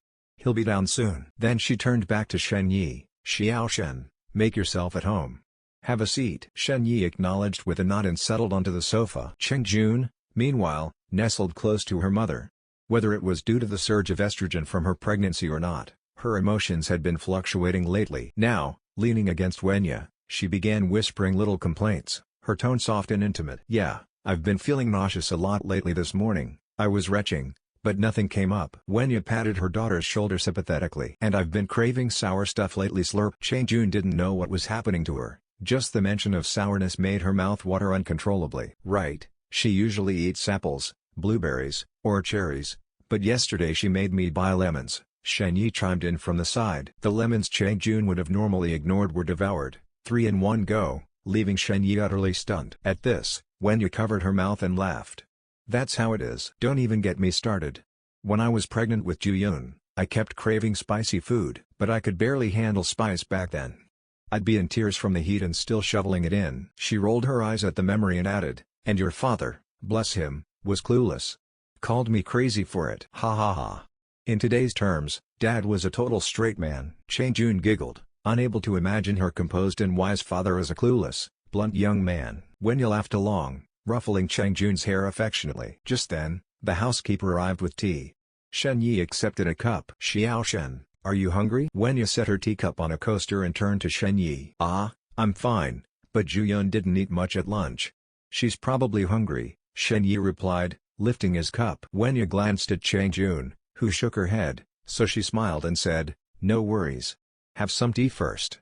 Dinner will be ready soon." It was just past 5:30, too early for real hunger, so there was no rush to eat. Chang Jun clung to Wenya's arm, murmuring about her recent troubles. "I've been feeling so emotional lately." "Not like angry, just off. And my period's late." "Mom, my chest has been sore too. It hurts when I press on it." With Wenya, Chang Jun had no reservations, pouring out every little concern. Wenya, having been through it all before, rested a comforting hand on her shoulder. "That's normal. Everyone goes through it. Some have it worse, some have it easier, just depends on your body. You're still early on. Just be careful. If anything feels wrong, go straight to the hospital. Stay active, don't stay up too late, and don't overthink it." Then she couldn't resist adding, "I told you to come stay with us. Between me and Auntie, you'd be better taken care of than on your own." Chang Jun brushed it off with a playful grin. "I don't like crowded places. Besides, Shen Yi's looking after me. I'm barely pregnant, I'll ask for help when I can't move around as easily." Her eyes curved mischievously as she teased, "Your daughter's a grown woman. I know to eat when I'm hungry and hide when it rains. Relax, I'll be fine." After 2 cups of tea, Chang Tianwei still hadn't appeared. Clearly, The company meeting was running long. Shen Yi excused himself to use the restroom. Wenya pointed the way, waiting until he was out of earshot before turning back to Cheng Jun, her expression serious. Ju-yun, you and Xiao Shen haven't lately, right? Cheng Jun froze, then flushed crimson, ducking her head. Of course not. I know the risks. Wenya relaxed. She hadn't wanted to ask in front of Shen Yi, but now she pressed on. Good. The first 3 months are critical. If something happens, it'd be a tragedy. Cheng Jun nodded vigorously. I know. Shen Yi said it's bad for my health too. Lately, Shen Yi had been teaching her all about pregnancy do's and don'ts, and she'd absorbed every word. She didn't know where he'd picked up the knowledge, assuming he'd researched it just for her. Though she didn't say it aloud, the thought warmed her heart. Effort spoke volumes. Shen Yi's attentiveness reassured her more than anything. As for cousin and Shu Yunyi, they're just sore losers. Let them squabble. Cheng Jun had always kept a level head. In this game, the early bird got the worm. What was the point of infighting? In the end, she was the one who came out on top. Shen Yi returned, drying his hands, oblivious to their conversation as he took his seat again. Then came the sound of footsteps, Cheng Jianwei descending the stairs. His expression was calm. The meeting clearly concluded. His face softened as he looked at his wife and daughter. You're back. What were you two talking about? Wenya waved him off. Women's matters. None of your business. The word women made Cheng Jianwei's heart ache, but he'd known this day would come. He could accept it. Shen Yi quickly stood to greet him. Hello, uncle. Cheng Jianwei turned and saw the culprit himself. His mood soured, but his composure was unshaken. He smiled politely. Xiao Shen, you're here. Make yourself at home. When Shen Yi nodded, Cheng Jianwei turned to Wenya. Is dinner ready? Wenya stood, sighing. Long ready. We were waiting for you. Ah, my fault. The meeting dragged on. Cheng Jianwei apologized to the women before clapping his hands. Enough talk.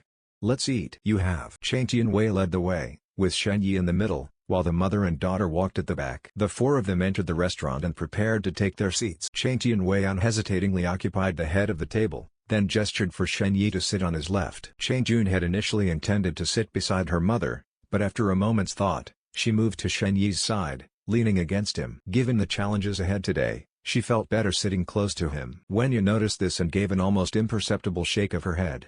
A grown daughter no longer heeds her parents. Today's carefully planned confrontation might not go as intended. Still, as the saying goes, it's better to tear down 10 temples than ruin a single marriage. Her intentions were ultimately for Cheng Jun's sake, not to make things difficult for Shen Yi. Cheng Jianwei, seemingly oblivious, waved his hand cheerfully and said, no need for formalities, let's eat. Picking up his chopsticks, he turned to Shen Yi and added, just a simple home-cooked meal, hope you don't mind, Xiao Shen. Shen Yi quickly replied with a smile, Uncle, you're too kind. Home-cooked meals are always the most satisfying. Glad to hear it.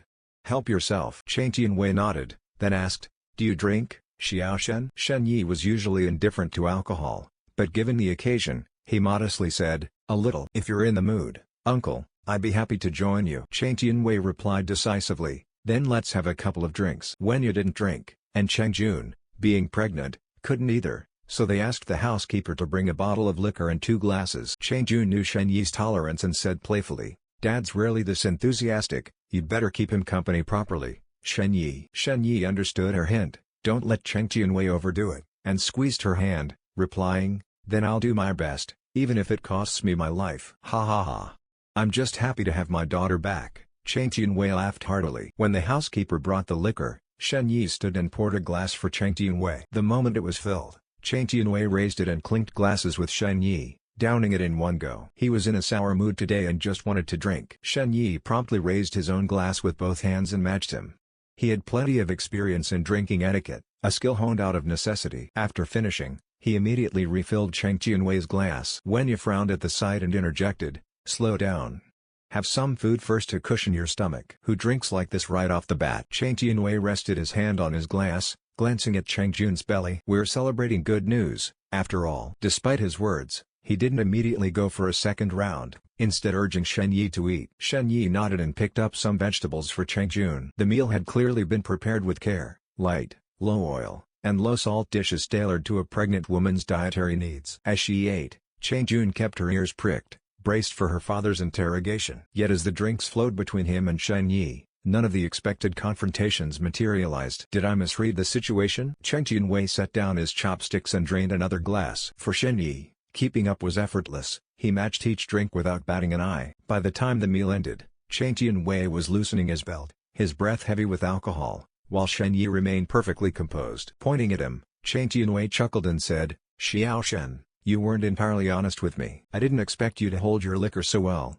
You'll definitely be a great asset at business dinners with me." Shen Yi felt a slight chill at the words but quickly laughed it off. "I wouldn't dare boast without knowing your limits, especially since you're my elder. It's better to stay humble in front of you." Chang Tianwei clapped Shen Yi on the shoulder repeatedly, nodding in approval. "Humble is good, humble is very good." Then, with a tilt of his chin toward the upstairs, he added, "Come, let's go to my study for some tea to sober up.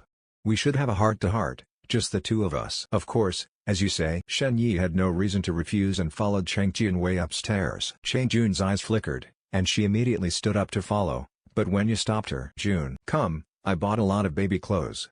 Let's go take a look." It was far too early to fuss over such things. She was only about a month along, but Wenya had been too anxious after hearing the news and had rushed to buy baby supplies.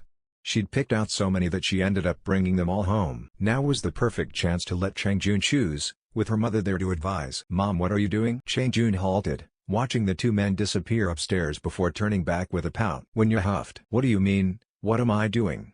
It's all for you. You're pregnant now, about to become a mother, yet you still act so carefree." Chang Jun frowned in protest. "I'm not. I'm worried Dad might give him a hard time up there." Wenya shot her a glare. "Why would your father give him a hard time? He's just concerned about your wedding. You'll start showing soon. Do you really want to wait until your belly balloons before squeezing into a wedding dress?" "I'd die of embarrassment." Chang Jun's worries eased slightly, and she grinned. "I'm just overthinking things because I care." "You care about him, huh?" Wenya scolded her with a sigh. "Your father's face is red as a monkey's backside from drinking, and I don't see you fussing over him." Chang Jun unfolded a tiny outfit, examining it distractedly before deflecting with a laugh. "Dad's just celebrating today, a little wine to liven things up. Besides, he's not even that drunk." Meanwhile, Shen Yi followed Chang Tianwei into his study. Though modest in size, it was exquisitely decorated, a cozy space for receiving guests, with an inner area for work and reading. The moment the door closed, Chang Tianwei's cheerful expression faded. He loosened a button at his collar and settled onto the sofa. "Shen Yi, sit." Sensing the shift, Shen Yi took a seat across from him. Chang Tianwei studied him for a long moment before exhaling. "To be honest, I didn't think much of you at first, Shen Yi. I've looked into your background. You have your strengths, but your resume is unremarkable. These days, people say status doesn't matter, but I still feel you're not good enough for my daughter." Before Shen Yi could respond, Chang Tianwei raised a hand and continued. "In this day and age, hard work alone won't get you anywhere. To rise above, you need either good connections, sharp wits, or a powerful mentor, maybe all three. That's the harsh reality. Fall behind once, and you'll keep falling. And even then, you'd need a stroke of luck to stand out among millions. Do you want to remain just another face in the crowd?" He spoke bluntly, every word cutting but undeniably true. Chang Tianwei was brimming with confidence.